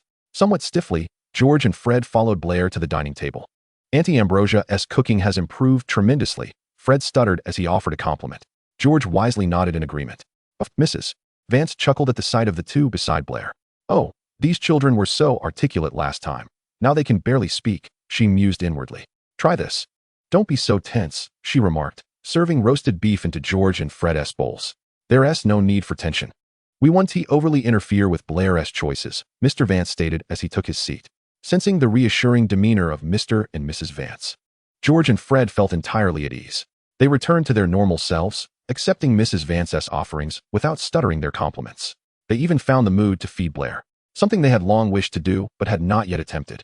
Blair graciously accepted their gestures, creating an imperfect but harmonious cycle at the table. Mrs. Vance fed the twins fed Blair, and Blair, in turn, attended to his somewhat neglected father, while Mr. Vance pondered when Ambrosia would remember him. The dining table always served as an excellent place to break the ice and dispel awkwardness. By the end of the meal, George and Fred had completely loosened up, appearing utterly untroubled, even a bit boisterous, as they pulled Blair back to their room. He couldn't help but think how quickly they had let go of their earlier worries. Weren't you too nervous at the start? You had to think before stepping outside. How did you become so carefree in such a short time? Blair inquired, patting the two still hanging on him. Because Auntie Ambrosia and Uncle Ewan's attitudes were quite clear. Your demeanor reflects theirs, Blair, Fred, and George chimed in unison. So as long as you don't abandon us, that is sufficient. George squeezed Blair's hand as he spoke. Would you ever abandon us, Blair? Fred whispered in Blair's ear. Blair intended to respond with an emphatic never, but George and Fred, exuding confidence in their query, filled in the answer before he could. Of course not. Under their watchful gaze, Blair nodded affirmatively. Absolutely not, he asserted, his voice soft yet resolute. The moment he finished speaking, George and Fred leaned in closer to him. Initially, they simply wished to be near Blair, but he perceived their advance differently. Gazing at their approaching faces, he thought, given the atmosphere, a kiss is in order. Swiftly, he planted a kiss on each of their cheeks. What do you think would happen if Annie Molly found out? The previously cheerful George and Fred fell silent, contemplating Blair's question. Mother might think you were coerced, Fred ventured, a step ahead of George, who nodded in agreement. What? Blair looked at Fred, bewildered. She might ask you, is what they say true? Is this some prank of theirs? George mimicked Mrs. Weasley. After George's imitation, Blair found himself deep in thought. Blair, you needn't worry. We'll ensure our parents believe this isn't a joke or prank, Fred interjected, interrupting Blair's contemplation. Fred is right. Leave it to us, George echoed. The sound of their hands slapping together punctuated their confidence. You two are so sure? Blair leaned against George and Fred. Curious. Of course, they replied in unison. The trio settled onto the sofa, resuming their previous conversation. Mother is quite fond of you. It's likely only Fred and I will face the repercussions, George remarked, absent-mindedly twisting a strand of Blair's hair with his fingers. Perhaps we might even get a spanking, Blair, Fred added, resting his head against Blair's shoulder. Blair was initially lost in contemplation of the upcoming scene when he heard Fred's voice, prompting him to turn and gaze at him. Me? Blair inquired, pointing at himself with a finger. Of course, it's me and George. How could it possibly be you? Well, what are you thinking? Fred, noticing Blair's gesture, immediately straightened up and grasped Blair's hand, asking, Lyle, what were you just thinking about? George, affectionately ruffling Blair's hair, posed the question. A somewhat chaotic scene, Blair replied candidly. Indeed, it may be a bit chaotic, but their capacity for acceptance shouldn't be underestimated, Fred added, echoing Blair's sentiments. The trio began to speculate about the events that would unfold, with each prediction culminating in a positive outcome. Ultimately, Blair noticed that darkness had enveloped the outside world, and it was only then that the three of them remembered the necessity of freshening up. Once they had all tidied themselves, the trio stood at the staircase, contemplating the arrangements for the night. The question of where George and Fred would spend the night became a topic of thought, but it soon became evident that only Blair was pondering it. George and Fred expressed their willingness to follow Blair's lead, only to receive an exasperated glance from him. In the end, Blair took both of them by the hand and led them back to his room, reasoning that they had shared the same space last time. As Blair tugged the two along, he mused internally. After all, it had been the same before. George and Fred, held by Blair's grip, were visibly delighted when he made his choice. As soon as Blair climbed into bed, he felt as though he were bound, with hands resting on his waist, legs pinned down, and his hair being tousled by George and Fred. Gentlemen, I assure you I am not going anywhere. Could you perhaps loosen your hold a bit? Otherwise, I truly cannot sleep, Blair remarked, staring at the ceiling. Lyle, you'll get used to it. Fred's voice drifted into Blair's ears. The proximity made Fred's breath tickle Blair's ear, causing him to instinctively tilt his head. Consequently, Fred leaned against Blair's shoulder. You know, you're rather heavy, Fred, Blair remarked, feeling the weight on his shoulder. No sooner had he spoken than he noticed that his other shoulder was similarly encumbered. As George wrapped his arms around Blair's waist and leaned in as well. Resigned, Blair closed his eyes. Chapter 56. 2 cakes. Time flew swiftly, and before they knew it, it was Christmas Day. On this day, the Vance couple were home, with Mrs. Vance guiding the children in decorating the Christmas tree. A little to the right. Now a tad more to the right. Yes, that is perfect. Fred, place the star right here, Mrs. Vance directed Fred as he positioned the star atop the tree. George and Blair busily hung ornaments on the tree. Isn't this a bit too much, Mom? I feel as though the tree might topple over, Blair remarked after hanging his share of decorations, glancing at Mrs. Vance. Not at all. It looks splendid like this, she replied, her disdain for Blair's aesthetic evident. The three children exchanged glances at the nearly adorned Christmas tree. Fred silently wondered whether the tree might catch fire once plugged in, while George reassured him. As long as Aunt Ambo is happy, that's all that matters. Blair, however, wore a face of resignation. Just half an hour prior, it had been quite different. Lyle, what would you like to hang up there? Mrs. Vance inquired of Blair. Blair surveyed the tree, feeling uninspired. Mom, feel free to try hanging whatever you wish, he responded. Mrs. Vance, dissatisfied with Blair's answer, turned her attention to Mr. Vance, whose response was similarly unremarkable. The commotion from the staircase drew Mrs. Vance's attention, as George and Fred happened to descend at that moment. George, Fred, do you have anything you'd like to hang up? Aunt Ambo, can we hang this toy? George suggested, picking up a nearby doll. And I can add this bell, Fred chimed in. The two boys continued to offer suggestions, and Mrs. Vance finally began to enjoy the process. After half an hour of effort, the Christmas tree was adorned with a multitude of decorations. This is the most splendid Christmas tree I have ever decorated, Mrs. Vance declared, her satisfaction evident as she went to prepare the Christmas feast. George and Fred, watching Mrs. Vance bustling in the kitchen, suddenly recalled their plan to bake a cake. Aunt Ambo, do we have the ingredients for making a cake at home? They inquired as they rushed to the kitchen. We don't have any cake-making supplies, but there is a bakery not far from here, Mrs. Vance replied. After speaking, she noticed the two boys' faces fall to a muted hue upon learning of the insufficient supplies. If you two wish to bake a cake, it seems that bakery allows customers to get hands-on. Mrs. Vance's words restored color to George and Fred's faces. Meanwhile, Blair and Mr. Vance were tidying up the debris on the floor. After George and Fred left the kitchen, they took Blair with them. Where are we going? Do you two know the way? Blair asked, looking at George and Fred as they led him outside. The two boys halted abruptly, realizing they had no idea where the bakery was. Lyle, did you forget we're making a cake for you today? George queried. I didn't forget. So we are going to the bakery?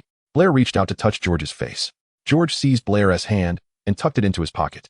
Aunt Ambo said we didn't have the ingredients. So we're going to the bakery, Fred added, placing Blair's other hand into his pocket. Buy? Blair interjected.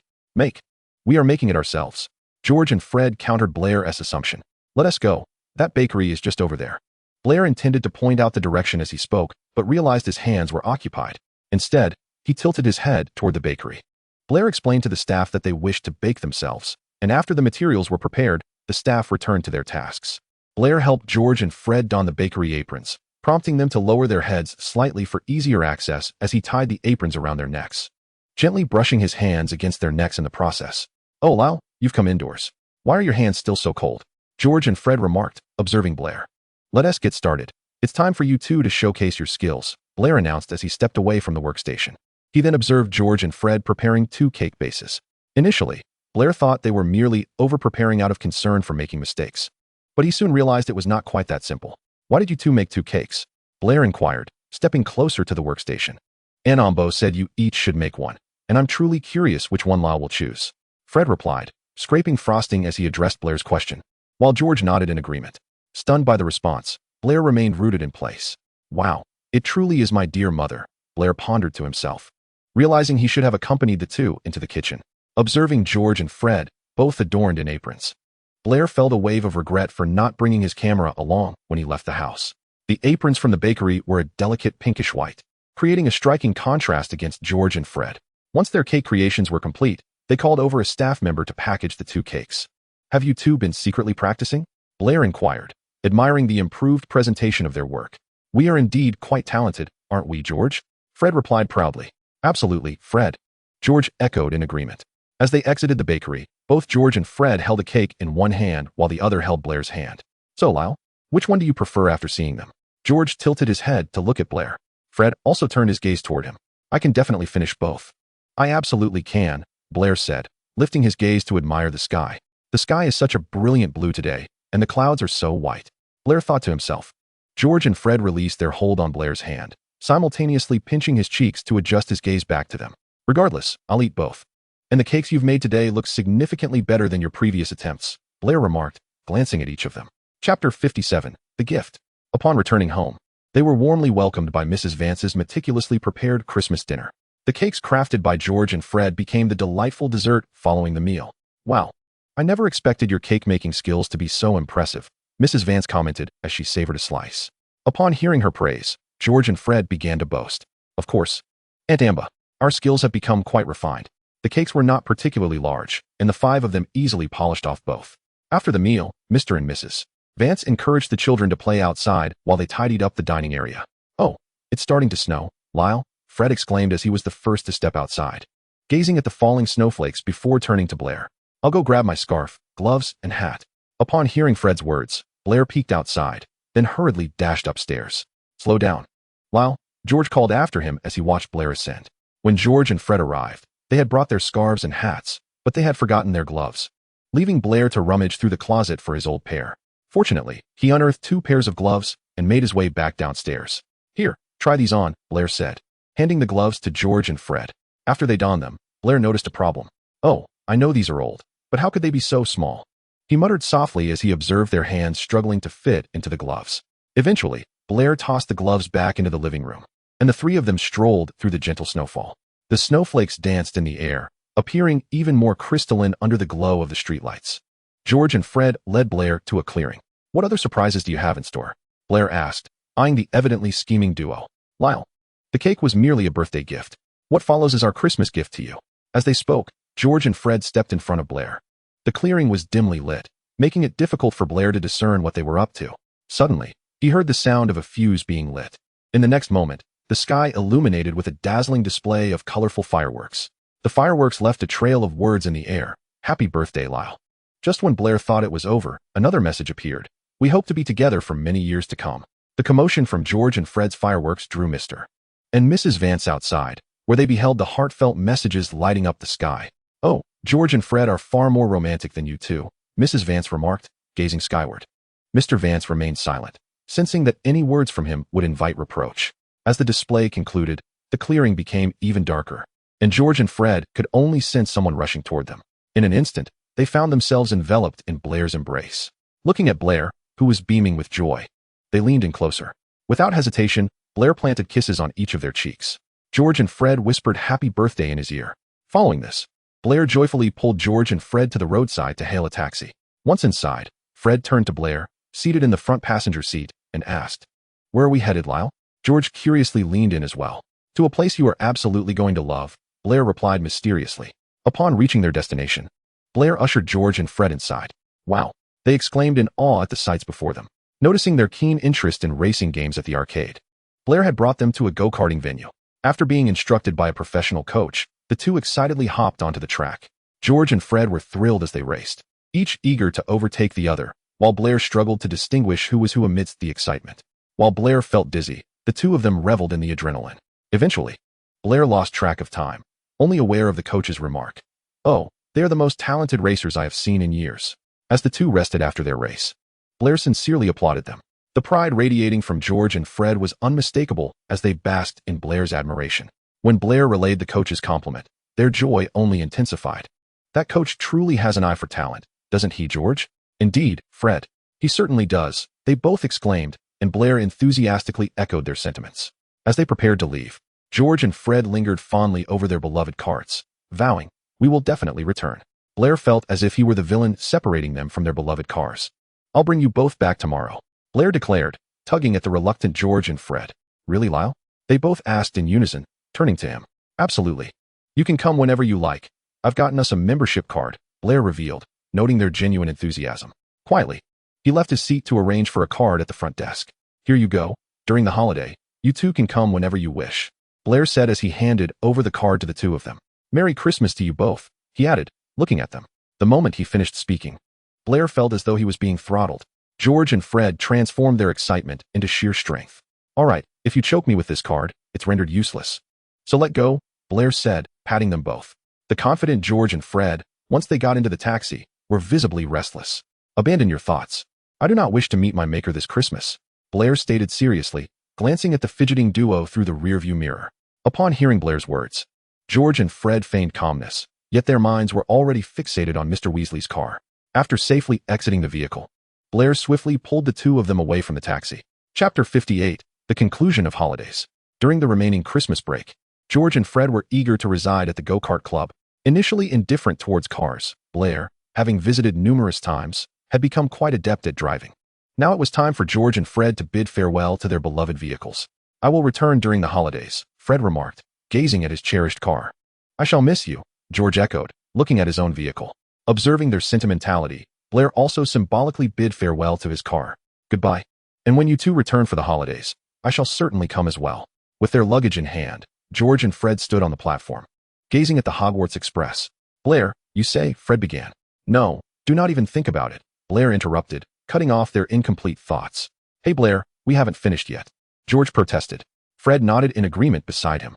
"You two cannot board the express. Give it up. It's time to get on the train," Blair declared while dragging their luggage towards the train. "Blair, what you're saying sounds remarkably like a mother," Fred remarked, hastily catching up to Blair's side. "Fred is correct. It does indeed sound very much like that," George chimed in.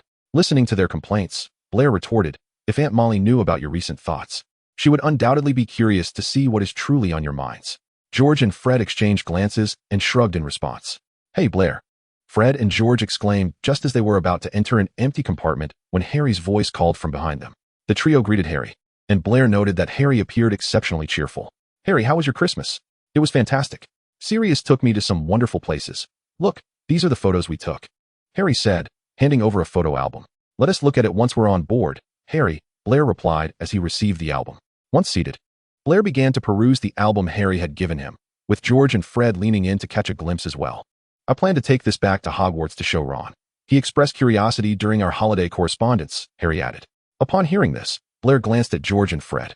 "Did you two communicate with Ron during the holidays?" was the unspoken inquiry in his gaze.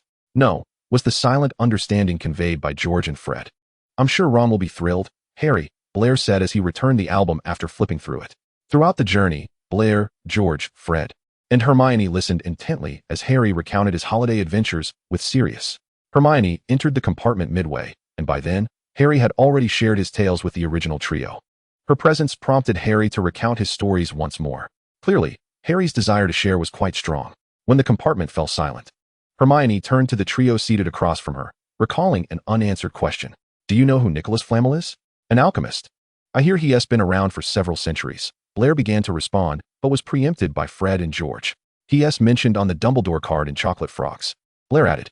Hermione, surprised to have received an actual answer, thanked the three of them before she and Harry dashed out of the compartment. What are they up to? George and Fred asked in unison. Perhaps they went out to buy chocolate frogs, Blair speculated, tilting his head. Initially puzzled as to how George and Fred knew about Flamel, Blair deduced it must have been from their previous studies of alchemy. Although Hermione and Harry did not return, George, Fred, and Blair paid it no mind.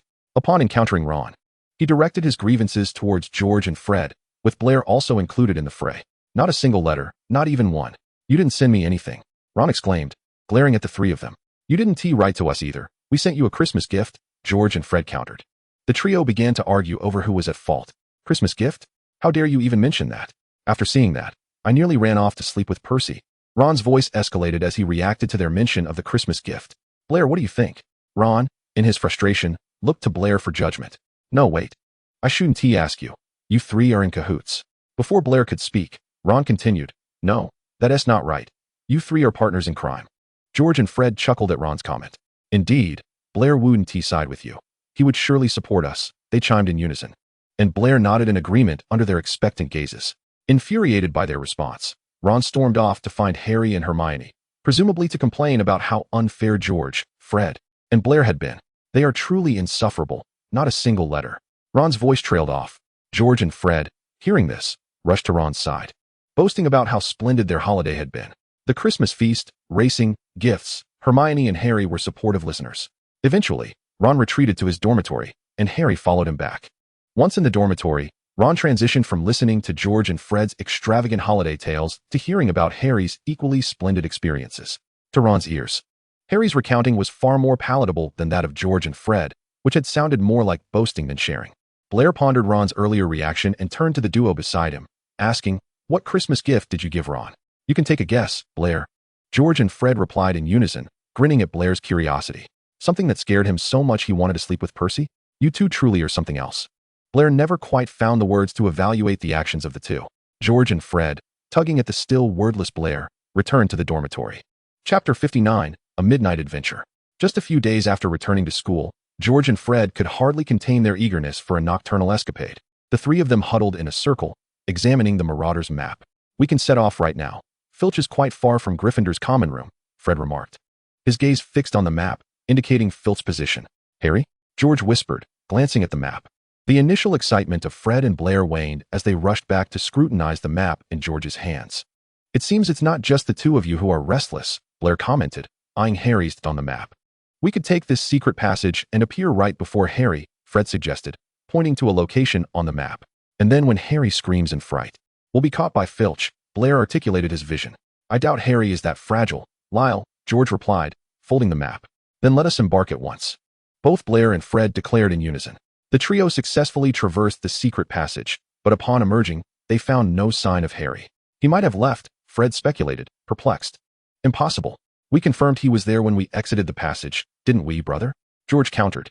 Meanwhile, Blair surveyed their surroundings. The map hasn't aired. Harry must have acquired the invisibility cloak. But why hasn't he made a sound until now? Hey, a voice interrupted Blair's musings. And Harry's head appeared in the air before them. Oh, Merlin, we were just about to scare you, Fred exclaimed, gazing at Harry's floating head. And instead, you startled us, Blair added. George was busy retrieving the Marauders' map he had just tossed aside. Is that the Marauders' map? Harry asked, visibly excited upon seeing the map in George's hand. How did you know? George and Fred inquired in unison. Harry's response hinted at pride. It's a creation of my father. Sirius and Lupin. I mentioned Lupin in the compartment. Sirius took me to meet him during the holidays. Wow. So the esteemed figures we have long admired are your father. Sirius and Lupin, George and Fred chimed together. They are indeed geniuses. This map is simply magnificent, they said in unison. As George opened the map, Just as the three of them were about to speak again, Blair interjected, "I think we should move, gentlemen. Filch is headed this way." "Oh no." Harry, George, and Fred echoed simultaneously. Harry donned the invisibility cloak once more, and George, Fred, and Blair slipped into the nearest secret passage.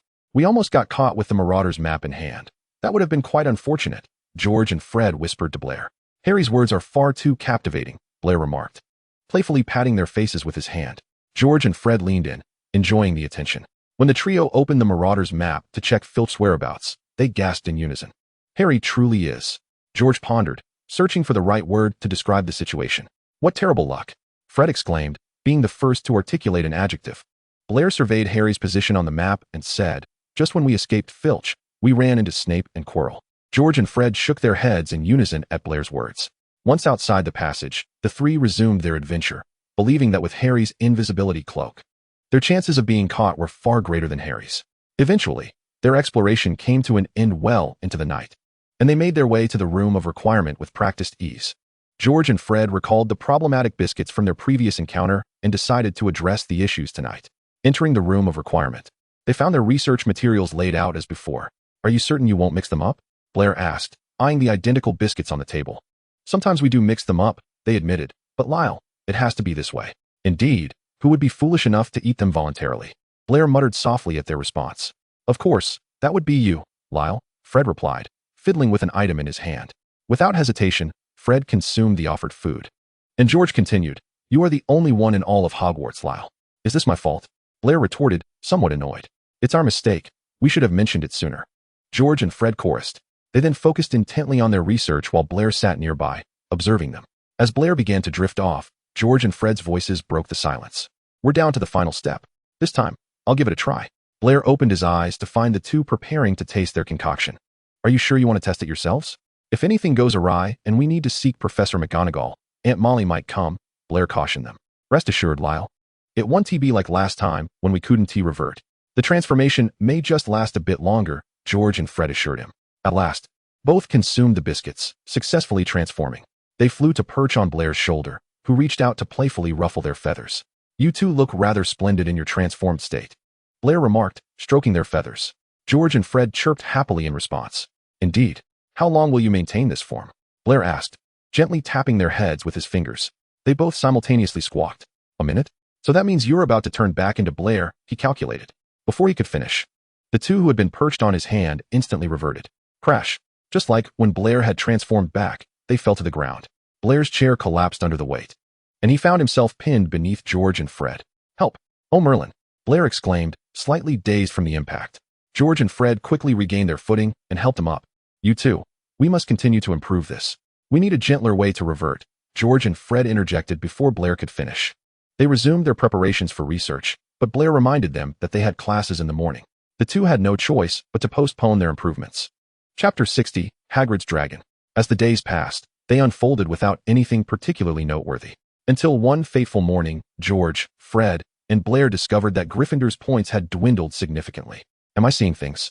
Fred exclaimed, rubbing his eyes. Blair glanced at Fred and replied, "I doubt we are all hallucinating together. It's even less likely that all three of us are," George added, upon sitting at the long table. The trio noticed the atmosphere around another group of three was quite tense. "I suspect they're behind this," George whispered to his companions. "Who would have thought our dear brother possessed such a talent for deducting points?" Fred mused, convinced of his theory. "For a moment, I even thought it was our misdeeds that Professor McGonagall had discovered," Blair remarked, casting a glance at the professor on the dais. Fred, filled with curiosity about the unfolding events, decided to investigate. Blair and George watched as Fred made his way towards Harry. They soon noticed Fred appeared stunned upon hearing the answer. After regaining his composure, Fred hurried back. "Hagrid has a dragon," he whispered excitedly to Blair and George. Their eyes widened in astonishment. Although Blair was aware of Hagrid's dragon, he had never seen it. The news of Hagrid's dragon was far more captivating than the reason behind the point deductions. "I want to see it. Do you both want to come?" Blair expressed his eagerness. George and Fred nodded vigorously in agreement. "Let us go after class," Blair suggested to George and Fred. That morning's lesson was Muggle studies, a topic of great interest to George and Fred. Yet, at that moment, their minds were solely occupied with thoughts of the dragon. "Did Ron mention what kind of dragon it is?" George nudged Fred. "Ron mentioned it's a Norwegian Ridgeback," Fred responded thoughtfully. "Wow, that's truly incredible," George exclaimed. His enthusiastic voice caught the attention of the professor, prompting Blair to gently pull George back to reality. Due to the trio's exemplary behavior previously, Professor Babbage did not deduct points this time. After class, the three dashed towards Hagrid's hut. Hagrid, with his massive frame trembling, mumbled to himself, "Oh, Norbert, my Norbert. We must part ways soon. Poor little creature. Oh, Hagrid," Blair called, giving him a gentle nudge. "Oh, what brings you here?" Hagrid turned around, noticing the three before him. "We've learned about Norbert. May we see him?" Blair asked, looking at Hagrid and the dragon cradled in his arms. "Of course, he is about to be sent away. Dumbledore is sending him to Romania. What if he doesn't adapt?" Hagrid cooed to the dragon in his embrace. "Romania? Charlie might see him there," Fred remarked, gazing at the dragon. George and Blair were equally captivated by the creature. "Wow, this is amazing. Hagrid, you're so cool." They chimed in, edging closer to him. "Can you set him down so we can see him?" Blair requested, while George and Fred nodded in agreement. "Go on, Norbert. Make some friends while you can. You'll need to learn how to socialize when you're in Romania," Hagrid said, gently placing the dragon on the ground. Curiosity piqued. Blair crouched down beside Norbert to observe the little creature. George and Fred also knelt, unintentionally encircling Norbert. Suddenly, Norbert unleashed a burst of flames towards the trio. "Oh!" they exclaimed, dodging the fiery spray. "Oh, my robes. My hair, Merlin." George and Fred noticed the edges of their robes singed, while Blair felt a few strands of hair singed away. "Are you all right? Norbert, that's not how you make friends." Hagrid scooped up Norbert again, beginning to explain the art of friendship to him. Once the trio had repaired their robes and hair with a spell, they began discussing the earlier incident. "He probably thought we were going to attack him," George suggested. "Because we inadvertently surrounded him," Blair added. "We should have been more careful," Fred observed, eyeing the dragon in Hagrid's arms. After Hagrid concluded his lesson on friendship, Norbert was placed back on the ground. This time, he refrained from breathing fire, and the trio avoided encircling him again. "That's why I say Norbert isn't dangerous at all, but Dumbledore insists on sending him to live in a pack." Hagrid reflected, observing the harmonious scene before him. "Dragons are social creatures, Hagrid," Blair interjected. "I know, but he is still so young. He doesn't even know how to make friends. He'll be isolated, and that would be truly unfortunate."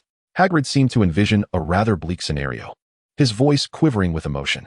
In the final moments before Norbert's departure, he played with George, Fred, and Blair. When the time came for him to leave, the trio felt a profound sense of reluctance. He is leaving Hogwarts. Is he going to cope in Romania? George and Fred lamented as they watched Norbert being taken away. Blair reassured them. He'll adapt. Who knows? Charlie might even see him there. "Oh, I must write to Charlie soon. How about you, George?" "I will too, mate," George replied, both he and Fred gazing longingly in the direction Norbert had gone. Hagrid, clearly more affected, had always yearned to own a dragon. "Oh, Norbert, remember what I taught you about making friends. Don't be isolated. I'll miss you, little one, Norbert, Norbert," Hagrid shouted after the departing dragon. And once he was out of sight, Hagrid began to weep again. George, Fred, and Blair consoled the heartbroken Hagrid for a while. As he began to regain his composure, the trio realized they were nearing the time for their next class. "Oh, Transfiguration class. I think we need to run. You too," Blair said to George and Fred. The two, hearing this, hoisted Blair up and dashed towards the Transfiguration classroom. Chapter 61, Love Letters. Valentine's Day arrived as expected, and this year's much-anticipated savior, Harry, received his first love letter. "Oh, if Ginny knew someone was sending Harry love letters, she would be heartbroken," George and Fred remarked in unison, observing the scene before them. Blair was reminded of the love letter Ginny had written to Harry. Surely, George and Fred's letters would not be of the same caliber as Ginny's, Blair pondered. Watching the two tease Harry. "Blair, what are you thinking about?" George asked, noticing Blair lost in thought. Blair casually replied, "I was contemplating love letters." "Oh, Blair, your love letter's ultimate destination is the Gryffindor fireplace." George and Fred, with their arms draped over Blair's shoulders, gazed at him and exclaimed, "What?" "Oh, you two are nothing but stumbling blocks on Blair's path to love." Nearby, Ron, having overheard George and Fred's banter, chimed in, unfazed by Ron's comment. George and Fred escorted Blair back to their dormitory. "They entrusted us with delivering love letters to you." "We are not messengers, liar," Blair retorted, feeling an inexplicable sense of grievance at the sight of their faces. "I can't help but wonder what kind of love letters you two would pen." Blair's hand gently brushed against their faces as he spoke. "We can write them right now," George and Fred declared in unison. The two then settled at the table and began to write fervently. Blair curiously stood behind them, observing their writing. "Liar, wait until we finish before you take a look. Otherwise, the surprise will be spoiled," they said, shielding the paper from his view. "All right, I shall await the final product," Blair replied, retreating to sit on the edge of his bed, watching them write with swift strokes. Time passed slowly, and the two at the table showed no signs of pausing. Are you writing a thesis? Blair inquired toward the table. George and Fred replied without missing a beat, their pens still moving. We couldn't possibly write that much for a thesis. Indeed, if we could write that much, our professors would be utterly astonished. We have class this afternoon. You two should wrap it up, Blair interjected. Their afternoon class was history of magic, and George and Fred decided to continue their writing then. Oh, Merlin. When did they become so diligent? Lee observed during history of magic, watching the two engrossed in their task. Can you believe they are writing love letters? Blair asked Lee. Blair, don't be ridiculous. Who writes love letters as lengthy as a thesis? Lee replied, fixated on the serious duo, then addressed Blair's comment. I'm not the only one who thinks they're writing a thesis. Blair mused internally, already preparing to read the letters that evening. Later that night, in the room of requirement, Blair encountered the two, their expressions akin to that of a wilted gourd. Was the writing so arduous? If so, you needn't continue. It's all right, Blair said, pinching their cheeks. We've both finished. But we simply cannot find them, George and Fred lamented as they embraced Blair, burying their heads in his shoulder. Shall we have something sweet? I made apple pie. Yes, came their muffled replies. The somber mood of George and Fred could hardly be soothed by a mere apple pie. After finishing, their spirits lifted slightly, and they devised a plan to recite the contents they remembered to Blair. Thus, Blair received two simultaneous confessions of love. By the end, his face felt aflame. Yet George and Fred appeared quite pleased with the effect. Seeing the bashful Blair, their moods seemed to brighten considerably. The following day, George and Fred resolved to search for the lost love letters. Blair intended to accompany them, but as he exited the common room, Ron called out to him. Observing George and Fred's retreating figures, Ron cautiously produced two love letters. Blair, these seem to be love letters addressed to you. I found them yesterday. They must have fallen when George and Fred intended to dispose of them. Blair stood frozen in place, absorbing Ron's words. Oh, Merlin. So that is how they went missing. He thought, eyeing the items in Ron's hands. Ron, undeterred by Blair's daze, continued. It appears they were penned by a Gryffindor girl. Aren't you curious to see who wrote them? Just as Blair reached for the letters, George and Fred's voices echoed from the entrance of the common room. Ron Weasley. X2. Startled, Ron quickly hid behind Blair. Items that are found should be returned to their rightful owner, not used as messengers. George and Fred admonished Ron. Yet you are not the rightful owners. Those letters are for Blair. Returning them to you would mean their only destination is the Gryffindor fireplace, Ron countered. Then, before George and Fred could retort, added, that is what you said yesterday. Now hand over those letters, Fred demanded, eyeing Ron. Without hesitation, Ron thrust the letters into Blair's hands and fled the scene. They should be given to Blair, he shouted as he departed. What? Ron delivered love letters to Blair? Harry, just arriving at the common room, whispered to Hermione, who sighed in exasperation, patting her head. Blair intercepted George and Fred, who were intent on pursuing Ron, holding the letters aloft. At least the love letters have been found, haven't they? He said, leading them back to their dormitory, where he proceeded to open the two letters. As he read, George and Fred animatedly explained the contents to him. I shall frame them. That way they won't be lost again, Blair declared upon finishing.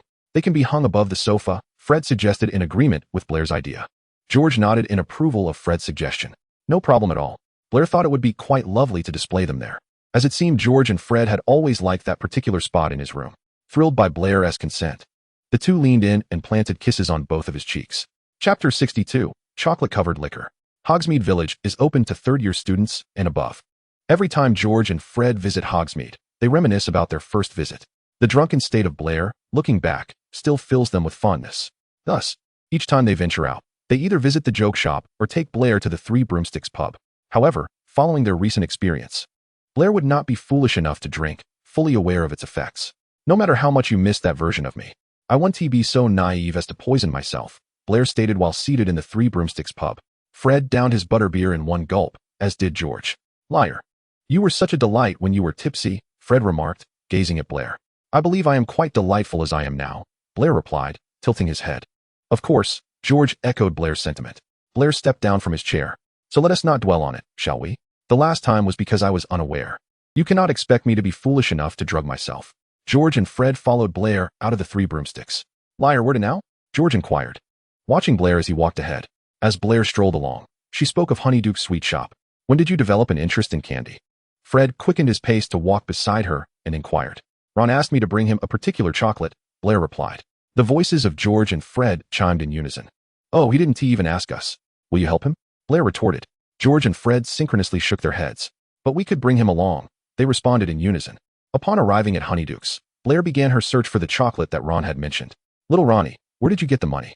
George and Fred remarked upon seeing the price on the sign. Holding the chocolate, Blair stated, Ron said it was saved up. After completing the purchase, the trio strolled around Hogsmeade before returning. You're back. How was Hogsmeade? Ron asked as the three entered the common room. After Blair informed Ron of the various shops in Hogsmeade, she handed him the chocolate. Here's the chocolate you wanted, Ron, she said as she extended it towards him.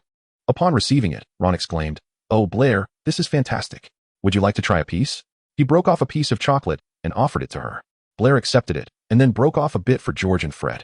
Chocolate with a filling? No, wait, this flavor is harmless. It's merely chocolate with a hint of liquor, Blair thought to herself. Blair, don't eat that, came George and Fred's anxious voices. I've already eaten it. It's fine, just chocolate with liquor, Blair responded calmly, feeling unaffected. What are you two doing? It's merely chocolate with liquor. George and Fred's urgent tones startled Ron, causing him to nearly drop the chocolate he was holding. Blair was ushered back to the dormitory by George and Fred. Are you really okay, Blair? George asked, looking at her as she sat on the bed. Blair shrugged, indicating she was fine. Why do you both look so relieved yet disappointed? She inquired. Our feelings are quite complex at the moment, Fred replied. Upon hearing his answer, Blair laughed and lay back on the bed. George and Fred observed her, their laughter fading as she remained still. Blair? George and Fred knelt beside the bed, scrutinizing her. Blair's current demeanor reminded them of a previous occasion. Last time was at 39, they thought in unison. Fred pulled the reclining Blair up, and she leaned into his embrace. Oh, Blair, you really are silly for drugging yourself, Fred remarked, fiddling with her hand. When he mentioned silly, Blair quietly shifted to George's side. What? Fred questioned, taken aback by Blair's movement. In response, George burst into laughter. Ha ha ha ha. Oh, Fred, you truly are. George continued laughing. Our Blair is not silly at all, right? George asked, embracing Blair and ruffling her hair. Blair nodded earnestly, casting a glance at Fred before quickly turning away. Blair, I was wrong, Fred said, moving beside her and clasping his hands together in a plea. Blair turned to him, seemingly assessing whether he truly recognized his mistake. As she did so, Fred wore a sincere expression. Believing he genuinely understood his error, Blair prepared to inch closer to him. However, she was promptly pulled back into George's embrace. This won't do, Blair, George whispered in her ear. Blair fixed her gaze on George's face, contemplating what would be permissible. Then, she leaned forward and kissed him lightly, retreating immediately afterward. George felt as though Blair's expression conveyed, Is this acceptable? Before he could finish his thought, he noticed that his arms were suddenly empty. Fred's voice reached his ears. I think that's enough. Fred caressed Blair's face while addressing George. Blair seemed to concur with Fred's assessment, nodding in agreement while nestled in Fred's embrace. George, witnessing Blair's nod, wore a look of feigned distress. Noticing that the one in his arms appeared to desire to escape, Fred cupped Blair's face and called out, Blair. Sensing Fred's apparent need for comfort, Blair reciprocated, gently cupping Fred's face and kissing him from forehead to lips. Fred's hands, which had been cradling Blair's face, now encircled her waist. Initially, she instinctively struggled against him, but George, who had been left aside, stepped forward to pull her back. Ultimately, a playful contest ensued in the dormitory, as George and Fred endeavored to display who could appear more pitiable and vulnerable, knowing that Blair would lean towards the one who showed greater need. After discovering this dynamic, both engaged in the finest performances of their lives. Chapter 63, The Surrender of Flavor, Aroma, and Presentation.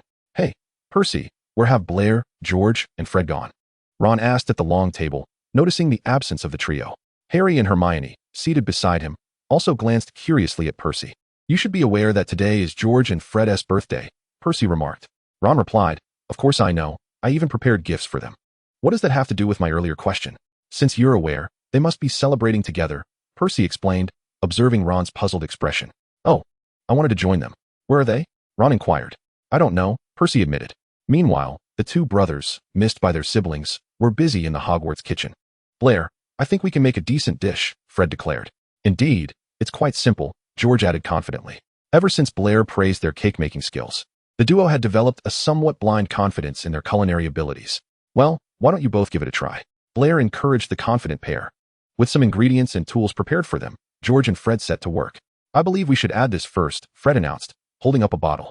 Did I add too much? He whispered after pouring. It should be fine, George replied, albeit with a hint of uncertainty.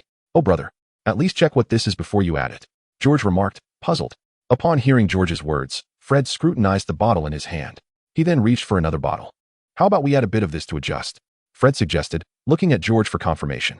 George eyed him skeptically. Are you sure about that, Fred? George was perplexed. yet ultimately acquiesced to Fred's suggestion. Meanwhile, Blair, who was diligently occupied, happened to overhear their conversation. Oh Merlin, what could this possibly taste like in the end? Blair pondered to himself. He now harbored the belief that the final result might be visually appealing, yet gastronomically unpalatable. The ensuing dialogue between George and Fred shattered his pleasant reverie entirely. What? Why has it gone dark? George's voice suddenly amplified. Then came Fred's somewhat uncertain reply. Perhaps we should mix it? It might improve, right? George was hesitant, but he complied. Oh Merlin, how has it turned completely gray? Fred caught a whiff of a peculiar odor in the air and curiously inquired. What is that smell, George? After a moment of inquiry, George quickly responded. It seems like it's burnt. Following George's remark, the two hastily commenced their frantic attempts to salvage the situation. Oh Merlin, a dish devoid of flavor, aroma, or visual appeal has come to fruition. Blair chuckled at this thought. Oh Lyle, you dare mock us. George and Fred immediately accused upon hearing the laughter. Sorry. Blair managed to utter an apology amidst his laughter. When George and Fred presented their culinary creation at the table, it appeared not as dreadful as I had anticipated, Blair remarked while gazing at the spread before him. Indeed, it exceeded my expectations, but it still left much to be desired. Blair mused silently. It merely appeared, well, less than perfect. Yes, that should suffice. Fred whispered the latter part, sounding as though he were reassuring himself. Perhaps it might taste decent after all. George glanced at the dish before him, uttering the latter part with a hint of uncertainty. Maybe. Blair echoed his sentiment. Under the anticipatory gazes of George and Fred, Blair took a bite. He feigned contemplation. George and Fred, intrigued by Blair's prolonged pause, became increasingly curious about the ultimate verdict. To be honest, it's not bad. You should give it a try. Upon hearing this, George and Fred sampled their own creation. Ugh X2. George and Fred simultaneously emitted the same sound of disgust. Oh Lyle, you call that not bad? Is that the truth? George and Fred inquired of Blair. Ha ha ha. Ugh. Blair laughed at their current state before recalling the flavor that lingered in his mouth. George and Fred's inaugural attempt at preparing a meal ended in failure. The duo dutifully consumed the dish that Blair had just prepared. Oh, now this can truly be called food, Fred remarked after swallowing his bite. George, upon hearing Fred's words, nodded vigorously. At least you two completed it, right? Blair smiled at the two. We completed it, but it's utterly inedible. George and Fred chorused. Then they both recalled the taste that had just plagued their mouths. In a quick motion, they gulped down some of the juice Blair had made. With more practice, you'll improve. I was quite inept in the beginning as well, Blair said, looking at George and Fred. Like what? George and Fred inquired with curiosity, hoping for an example. My first attempt at baking a cake had my mother returning home to see it and exclaiming, "Oh, you truly have a talent. This chocolate cake is splendid." Blair mimicked Mrs. Vance's tone. "Isn't that quite good? You succeeded on your first chocolate cake?" George and Fred asked, puzzled. Blair flashed a perfectly standard smile, gazing at the two. "However, I baked a plain chiffon cake, and my mother called it a chocolate cake simply because it was thoroughly black." Ha ha ha. After Blair's revelation, George and Fred burst into laughter without reservation. "Oh Lyle, this is truly..." Fred chuckled mid-sentence. George turned to Blair and remarked, "Oh, Aunt Ambrosia, you truly have a knack for comforting others." Fred nodded in agreement with George's words, still chuckling. "If you keep laughing, I shall stuff your culinary disaster right into your mouths," Blair warned George and Fred. "Okay, we absolutely won't laugh anymore," Fred responded earnestly. "Are you both feeling better now? Wishing you a happy birthday." Blair raised his glass of juice while saying this. George and Fred raised their cups in unison. "Happy birthday to us," they chorused. Chapter 64, Synesthesia, Extra. Another Quidditch practice unfolded, and Fred and George huddled together, engaged in light banter. When would cast a glance in their direction, George swiftly shifted to a serious training demeanor. "Fred, after practice, you'll be doing extra training." Blair, who had been seated in the stands, heard George's laughter and Fred's lamenting cries. After training concluded, George draped an arm around Blair and provocatively waved at Fred. "Goodbye, Fred," George called out to Fred, who was under Wood's watchful gaze, enduring the extra training. "George, if you don't leave, you'll be doing extra too," Wood admonished George. Upon hearing this, George immediately took off with Blair in tow. George led Blair to the room of requirement. Wow. Blair observed the surroundings with intrigue, surmising what George had been contemplating moments earlier. As George embraced and kissed him on the couch, Blair felt quite certain of his deductions. Their breaths quickened, and without conscious thought, Blair's arms wrapped around George's neck. George's hands settled on Blair's waist, causing Blair to instinctively want to laugh, granting George the opportunity to deepen their connection. Meanwhile, Fred, still on his broom, felt as though he was losing his sanity. The wooden stick he had been gripping slipped from his grasp as he swung to strike the ball. Wood narrowly avoided being struck. "What's the matter, Fred?" Fred did not hear Wood's inquiry. He was currently questioning his existence. This feeling was not unfamiliar, yet experiencing it on the field was entirely different. Oh, Merlin. To make matters worse, this sensation showed no signs of abating. Instead, it intensified. The burning sensation coursing through him became unbearable, and his heartbeat quickened. Fred muttered a curse under his breath and covered his face with his hands. Wood observed him, completing a series of actions before exclaiming, "Oh, Merlin. Is extra training truly this intolerable?" Ultimately, Wood's conscience compelled him to release Fred. Fred was acutely aware of the familiarity of the earlier sensation. He felt an urgency to locate the two who had departed prematurely. The room of requirement. Fred thought as he persevered, sprinting toward the room. Wood pondered. Is he going mad? As he watched Fred's rapidly receding figure. Upon finding the two, Fred swiftly pulled Blair behind him. Both a bewildered Blair and a startled George were caught off guard by the sudden interruption. Fred felt that the tormenting sensations that had plagued him gradually dissipated after separating the two. Observing the bewildered expressions on their faces, he proceeded to elucidate the situation. George and Blair looked at Fred with confusion. How about we conduct an experiment? Blair suggested, turning to George and Fred, just as they were about to inquire how. Both of them emitted muffled groans simultaneously. Blair wrapped his arms around Fred, his cool hands slipping beneath Fred's clothing to graze his abdominal muscles. What? George thought the world must surely be mad. How else could such a thing occur? Meanwhile, Fred grasped Blair's outstretched hand and leaned down to kiss him. The feelings Fred experienced before being interrupted surged once more. It wasn't until Blair, feeling breathless, pushed Fred away that the three of them gradually regained their composure. George and Fred found the situation absurd, yet somewhat exhilarating. Blair had been quietly observing their reactions, finding it quite amusing and entertaining. During dinner, Blair decided to indulge in some mischief. Maintaining a serious facade, he held a cup of pumpkin juice in one hand while the other, concealed beneath the robe, ventured into George's clothing to explore his waist. Taking a sip of pumpkin juice, Blair's hand began to wander recklessly along George's side. The sharp intake of breath from both George and Fred echoed in unison. They turned to Blair, who feigned innocence, glancing away with a smile. Although appearing calm on the surface, Blair's heart raced with excitement. Merlin, this is incredibly entertaining, he thought, causing his smile to become even more genuine. The stark contrast between the composed Blair and the flustered duo was striking. What is wrong with you two? Ron inquired, eyeing George and Fred. Fred, who was closer to him, was about to say something when Blair took another sip of pumpkin juice, his hand now exploring further down George's thigh. Fred, who had been about to speak, abruptly turned to look at Blair, while George's hands trembled with the knife and fork as he, too, turned to face Blair. Blair exchanged a glance with them, and George and Fred deciphered his intentions. What is going on? Ron wondered, bemused by the trio, and continued to enjoy his dinner. To George and Fred, Blair's demeanor appeared quite audacious, yet they dared not act upon it at the long table. I was wrong, Blair confessed as George and Fred brought him back to the room of requirement. Lyle, do you have any idea how arrogant you looked at the long table just now?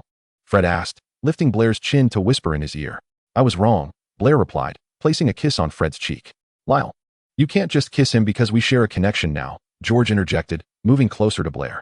Blair reciprocated with a kiss and clasped his hands together, saying, I understand my mistake, please. However, it was evident that pleading in this situation was futile. Blair's only sensation was one of being kissed to the point of breathlessness. Whenever there was a moment of reprieve, he yearned to inhale deeply, yet it rarely materialized.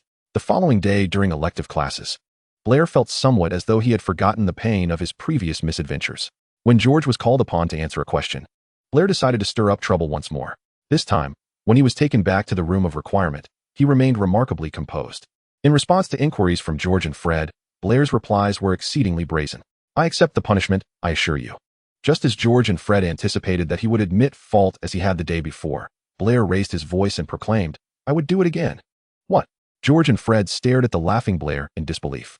Their only response was his laughter. Regrettably, there would be no next time. This was a realization Blair came to on the third morning. You seem quite disappointed, George and Fred remarked in unison. Blair instinctively responded with his true feelings. George and Fred echoed, puzzled. I'm not disappointed. I swear to Merlin, Blair quickly amended, feeling slightly let down. Chapter 65, The Arrival of Dobby. The occurrences between Harry and Quirrell in the underground classroom spread throughout Hogwarts. Upon learning of this, Blair, George, and Fred went to visit Harry. At the foot of his bed lay numerous tokens, and the trio placed their offerings among them. I wonder when Harry will awaken, Fred remarked, gazing at Harry, who lay in bed. I hope he makes it in time for dinner, George added. He will, Blair said, fiddling with the precariously stacked souvenirs at the foot of the bed. They observed Harry in his comatose state for a while until Madame Pomfrey insisted they take their leave. When the house cup was awarded, Harry appeared at the long table, looking as though he had fully recovered. As Dumbledore announced that Gryffindor placed fourth, a pall descended over the table. The subsequent applause became half-hearted. However, Dumbledore's next words ignited a fervor at the table. He awarded points to Hermione, Ron, Harry, and Neville, totaling 170 points. Gryffindor surged ahead to claim first place. The young wizards at the long table erupted in cheers and applause, while the previously subdued atmosphere shifted to one of celebration at the Gryffindor table, leaving the Slytherin table in dismay. Ultimately, the banner above the Great Hall transformed to represent Gryffindor. Upon settling into the carriage, George and Fred remained exhilarated by Gryffindor's triumph. "Put down your hats," Blair instructed the two, who were eager to toss their hats into the air once more. "Why once more?" he mused, recalling that they had already done so at the long table. Of course, Blair's hat had not been spared either. "Oh, we just find it all a bit surreal." "Indeed. It feels as though we are dreaming," George and Fred chimed in. Blair thought that perhaps this would become an annual tradition, and he squeezed their hands. "Oh, that would be absolutely wonderful," George and Fred echoed in unison. "Are you coming to my house for summer vacation?" Blair asked, to which George and Fred readily affirmed. "I'm quite confident about my end-of-year grades. My mother will surely allow us to go out," Fred whispered to Blair. "I feel the same way. Mother has no reason to deny us," George added. "If she does, we can always sneak out in Dad's car," they quipped, harmonizing in jest. "Oh, Merlin, you two have not abandoned that notion. I truly should not have taken you for a ride." Blair leaned back against the chair as she spoke. "Aunt Molly will truly be furious." She closed her eyes and added, "But we genuinely wish to give it a try." The voices of George and Fred resonated in her ears simultaneously. Ultimately, George and Fred were unable to fulfill their desires, for Mrs. Weasley did not hinder their attempts to visit Blair. They were left with no choice but to indulge in go-karting, compensating for their inner disappointment. While George, Fred, and Blair enjoyed their summer, Harry was experiencing a rather dismal time. He realized that throughout the holiday, he had not received a single letter. His spirits began to dwindle, a fact that Sirius noticed with a certain dullness during dinner. "Harry, what troubles you?" Sirius inquired, gazing at him. After a moment of silence, Harry replied, "I haven't received a single letter since the holiday began, not from Hermione or Ron, not even one. The letter I sent with Hedwig has not returned." Sirius felt a sense of unease. "How about I take you to see them tomorrow, Harry?" "Really? Oh, that would be absolutely splendid," Harry exclaimed joyfully. At that moment, Creature made a sound. "Creature, was it you?" Sirius demanded, turning to him. "No," Creature replied tersely. "Change your phrasing," Sirius instructed. "Bring forth the creature intercepting Harry's letters." In the next instant, Creature vanished, only to return shortly, escorting a strange house elf. "Oh, Harry Potter, it is truly an honor," the unfamiliar house elf proclaimed. "Creature, whose house elf is this?" Sirius inquired. Creature hesitated momentarily. "Answer me," Sirius urged. "It belongs to the Malfoy family," Creature reluctantly divulged. "What?" Both Sirius and Harry exclaimed in unison. "Oh," the strange house elf wailed as Creature revealed its origin. "Who are you?" Harry asked. "Dobby, sirs," the house elf responded. "Why did you intercept Harry's letters?" Sirius pressed. "Dobby must protect Harry Potter, to warn him. Harry Potter cannot return to Hogwarts this year," Dobby explained. "Why?" Sirius immediately inquired. "There is a plot that will have terrifying consequences. I must go to Malfoy Manor to see what Lucius Malfoy intends for my godson," Sirius declared, striding towards the fireplace. "Oh no, sir," Dobby exclaimed, colliding with a nearby chair. Harry, who had intended to stop Sirius, witnessed Dobby's self-harm. "Sirius, I believe we should inform Dumbledore first," Harry shouted, his voice breaking. Sirius, having reached the fireplace, was momentarily brought back to reason by Harry's plea. He took Dobby to see Dumbledore, leaving Harry behind to exchange glances with Creature. Ultimately, Creature vanished, and Harry dashed back to his room to compose a letter to Hermione and Ron. In his letter, he recounted the day's events, concluding with, "Looking forward to your reply, Harry." The absence of letters from Hermione and Ron during the holiday made him feel as though last year's events were merely a figment of his imagination. However, now residing in the Black family home with Sirius, everything affirmed the reality of the past year. Yet, the silence from Hermione and Ron was particularly difficult for Harry to accept. Fortunately, it was all because of Dobby. After finishing his letter, Harry began sifting through the intercepted correspondence, which included letters from Ron and Hermione, as well as those from George and Fred, who were spending the summer at the Weasley residence. One letter bore 3 distinct handwritings, those of George, Fred, and Blair. Oh, how close they must be. George and Fred have visited Blair's home again, Harry mused as he read their letters. Chapter 66, The Mark. George and Fred, who had initially been enjoying their holiday, received a letter from Ron. In it, Ron mentioned that Harry had not written to him at all throughout the summer, and none of his sent letters had received a response. After reading the letter, George and Fred decided to attempt sending a letter to Harry. Blair provided them with 2 pens. "You might want to test these pens on this paper first. They may not work," Blair suggested, handing them a blank sheet. George and Fred took the pens and scribbled their names on the paper. They then began drafting their letter to Harry. Blair rested her head on the table, watching them, her face pressed against the paper with still wet ink, which she overlooked. Once they finished writing, Blair added to their conclusion. George's gaze was drawn to the mark on Blair's face. George discreetly motioned to Fred to come closer, out of Blair's sight. Unbeknownst to Blair, Fred exchanged knowing glances with George as they both stifled laughter. George playfully swatted Fred's raised hand down, and they communicated silently through their eyes. "What are you up to, Fred?" George asked. "I'm going to erase your name." "No." George shook his head in disapproval. "What are you two doing?" Blair asked, puzzled. As she finished writing, "Nothing, Blair," George and Fred replied in unison, shaking their heads. Just as Blair was about to inquire further, Mrs. Vance's voice called from outside, "Boys, come downstairs for dinner." Blair was ushered to the door, casting a bewildered glance back at George and Fred. Upon descending, Mrs. Vance paused, momentarily taken aback by the mark on Blair's face. "Mom, what's wrong?" Blair asked, puzzled. George and Fred stood on either side of her, shaking their heads and pressing their hands together in a gesture of plea. "It's nothing. Just go eat," Mrs. Vance replied. Mr. Vance looked at Mrs. Vance with curiosity. "What happened? What are the 3 of them playing at?" Mrs. Vance shrugged. "I don't know." During dinner, Blair felt as though her face attracted more attention than the dishes on the table. After the meal, she rushed to the mirror, holding a towel. She attempted to wipe away the ink, but due to its prolonged presence, a faint mark remained. "It's like a tattoo," Blair thought as she gazed at the delicate imprint. "Just like a tattoo." Following her, George and Fred voiced Blair's sentiments. "Do you two want one?" Blair turned around, gazing at George and Fred, and inquired. Without waiting for their responses, he pulled both of them back to his room. Holding a pen, Blair looked at Fred and asked, "Where would you like me to write him, Fred?" After a moment of contemplation, Fred replied. Blair lifted Fred's chin, and now, Fred's line of sight was limited to the ceiling. With his vision restricted, his other senses became remarkably acute. To facilitate the writing, Blair pressed his hand against Fred's abdomen and then, as he neared completion, rested it upon Fred's thigh. George observed from the side, contemplating where Blair should write next. On the shoulder? What a splendid idea. Fred, feeling the touch of Blair through the fabric, sensed the warmth of Blair's breath cascading over his neck. The cool nib of the pen glided over his warm skin. As the nib grazed Fred's Adam's apple, he involuntarily swallowed, releasing a breath. "Stay still, Fred. That would be crooked," Blair admonished, while he smoothed over the miswritten area with his hand. "Oh Merlin, Blair. This is making it exceedingly difficult for me to remain composed." As Fred attempted to lower his head, Blair firmly pushed his chin back up. "Just a moment, Fred." The breath that escaped Blair's lips made Fred's neck feel unbearably itchy. "All done, Fred. You may lower your head now." Blair's voice reached Fred's ears. The weight pressing down on his thigh lifted, and Fred rose from the bed.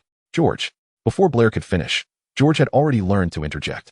On the shoulder, he declared, removing half of his clothing, exposing his shoulder to the air. "What?" "I request to have another written in this spot, Blair." Fred now regretted not having thought of the shoulder position sooner. "Move aside, Fred." George nudged Fred aside and sat on the edge of the bed. From Fred's perspective, it appeared as though Blair was entirely draped over George. The shoulder was indeed a more suitable place for writing, and as Blair continued his work, George tilted his head to observe him. From this angle, George could only see Blair's earring and the hair cascading behind his ear. So dazzling, complementing Blair's fair complexion. George mused. To facilitate writing, Blair placed his other hand on George's opposite shoulder. Blair noticed George's head leaning increasingly towards him, nearly obstructing his view. George felt Blair's grip on his ear, tugging it gently in the opposite direction. "Don't lean this way, George. I'm losing my view," Blair said, pinching George's ear. "Okay," George replied, planting a quick kiss on Blair's earlobe before obediently sitting still again. The sudden surprise caused Blair's hand to tremble, elongating the last letter he wrote. George felt the cool nib gliding over his shoulder. Blair turned to look at George. "Sorry," George said with a swift smile. After finishing, Fred requested once more for something to be written on his shoulder. Blair firmly declined. "Oh, Blair," Fred observed as Blair rummaged for something. The only response came from George, who now bore a somewhat teasing laugh. Blair produced a camera, intending to capture a moment for posterity. In the photograph, Blair sat in the center, turned slightly, with Fred tilting his head back and George displaying his shoulder. On Blair's face were the names George and Fred, while George and Fred bore Blair. Chapter 67, Practicing Writing. After taking the photo, Blair fetched a towel. "Come on, Fred, lift your head," Blair said, pressing against Fred's chin. "Oh, Blair, this position is truly exhausting for my neck," Fred remarked, tilting his head back. Blair's head rested against Fred's chin while one hand wiped, and the other rested on Fred's shoulder. Blair then sat upon Fred's lap, who instinctively wrapped his arms around him. Out of the corner of his eye, Fred noticed George's flushed face. "I seem to have overlooked a matter," Blair whispered softly. "What matter, Blair?" Fred asked, playfully running his fingers through Blair's hair. "This mark cannot be erased." Blair's response rendered Fred momentarily speechless. His smile shifted to George's face. "Ha ha ha. What are you laughing at? Don't you have one too?" Fred turned to look at George, who, after putting on his clothes, found that they perfectly concealed Blair. He gestured to Fred with an open-handed shrug. "I have a solution. I will ask my mother for something," Blair exclaimed as he dashed out of the room. Upon returning, he held a small box in his hands. "This should cover it." As he spoke, Blair applied concealer to Fred's neck. Fred could not see what his neck looked like. He could only feel Blair's fingertips gliding over his skin, the warm sensation accompanied by a focused gaze. George's laughter interrupted Fred. "Fred, your neck now looks completely, mismatched." "Ha ha ha." George chuckled as he spoke. Fred stood on his tiptoes, causing Blair to wobble slightly, prompting Fred to steady him. "Blair, are you certain you are not teasing me?" Fred inquired, gazing at Blair. "I swear by Merlin, I am not, though it is indeed rather amusing." Fred looked at the person before him, fixated on his neck, and soon joined in the laughter. George scooped up Blair, who was seated on Fred's lap, and lifted him off. "Don't move, Blair. You might fall," George said just as his hands were about to make contact with Blair's waist. Prepared, Blair did not struggle and took a moment to glance at Fred's neck from a distance. It became even more amusing, Blair thought, stifling a laugh within. Ultimately, Fred lived with the mark for several days, and the Vance couple eventually noticed. Initially slightly embarrassed, Fred grew indifferent over time. Fortunately, a few days later, the mark on Fred's neck finally faded naturally. "Why is the one on your shoulder still so prominent?" Blair inquired, looking at George, who had exposed his upper body while changing clothes. "Because when it faded, I traced over it again, Blair," George replied, leaning closer to Blair. As Blair reached out to touch it, George seized his wrist midway. The question that lingered unvoiced was abruptly silenced as someone pressed their lips against his. Blair's arms encircled George's waist. Having just bathed, he found George's skin particularly warm. In an instant, George felt the chill, prompting Blair to consider retreating. "I can hardly breathe." Just as he attempted to pull back slightly, George grasped his face, bringing it back to its original position. "Blair, you have yet to learn how to breathe." George's voice, laced with amusement, reached Blair's ears. "Ah, it seems you lack the extraordinary talent." Before Blair could finish his words, he was interrupted once more. George, in a mock-serious tone, remarked, "Lyle, if you haven't mastered it yet, practice more." Just as George donned his coat, Fred, freshly washed, walked in. "Why is your still there?" Fred inquired, noticing the mark on George's shoulder with a hint of curiosity. Blair, seated in an attempt to regulate his breathing, replied. He traced it again. Fred turned his gaze towards Blair, who subsequently received a new mark on his upper arm. "You two aren't considering making it permanent, are you?" Blair asked, directing his question towards George and Fred. He was met with their synchronized nods. "It seems I must diligently practice my calligraphy then," Blair remarked, covering his forehead in contemplation. "Practice Gothic. Practice copperplate," echoed Fred and George's voices throughout the room. "You two are quite particular, aren't you?" Blair queried, observing the duo rushing towards him. "Lyle, since you've mentioned it, there's no turning back," they chorused in unison. Thus, Blair found himself unexpectedly tasked with honing his penmanship in two distinct styles. In the days following their holiday, the trio once again penned a letter to Harry. Upon receiving the letter, Harry experienced a moment of bewilderment. Why does this letter appear to bear the handwriting of 4 individuals? He pondered. In his reply, he also inquired about this peculiarity, though the content clearly indicated that both new styles belonged to Blair. When Harry's response arrived, George and Fred erupted into laughter. Blair, in turn, playfully tapped their heads. "Oh, Lyle," George and Fred exclaimed in unison after the playful assault. "Mom noticed my practice sheets yesterday and asked about them," Blair said, gently rubbing their heads. "I think I might have struck a bit too hard," he mused inwardly. "What did Annie Amber ask?" George and Fred inquired, intrigued. "She mentioned that when I was practicing before, I didn't heed her advice. Why the sudden change now?" Just like that, Blair animatedly imitated Mrs. Vance's tone. "Lyle, your handwriting was indeed." Fred contemplated what adjective to use. "It was exceedingly standard," George interjected, eager to complete the thought. "You certainly are quite imaginative, George." Blair responded with a chuckle. He was well aware of how rigid and precise his own handwriting was. Mrs. Vance had previously encouraged Blair to practice, but at that time, he had retorted, Mom, as long as people can read it, that's all that matters. Consequently, Blair had continued with his childish script, which had remained unchanged for years. However, this holiday had brought about a significant transformation in his long stagnant handwriting. Yet, he still occasionally veered off course, as he was now practicing two different styles. At times, he would switch styles mid-sentence, resulting in an appearance that was somewhat disjointed, but it was progress nonetheless. This inconsistency was likely why Harry felt as though the letter he received had been penned by 4 distinct individuals. Chapter 68. A new semester begins. Oh, the new defense against the dark arts teacher seems to be an admirer of Gilderoy Lockhart, Fred remarked as he surveyed the book list delivered by the owl. They must have much in common, George chimed in. Perhaps the defense against the dark arts instructor is none other than Gilderoy Lockhart himself, Blair added from his seat. That would surely delight Mom, Fred and George replied in unison. It seems Lockhart truly enjoys mingling with various, magical creatures. Blair teased as he glanced at the book titles. Ghosts, ghoulies, trolls, and so forth.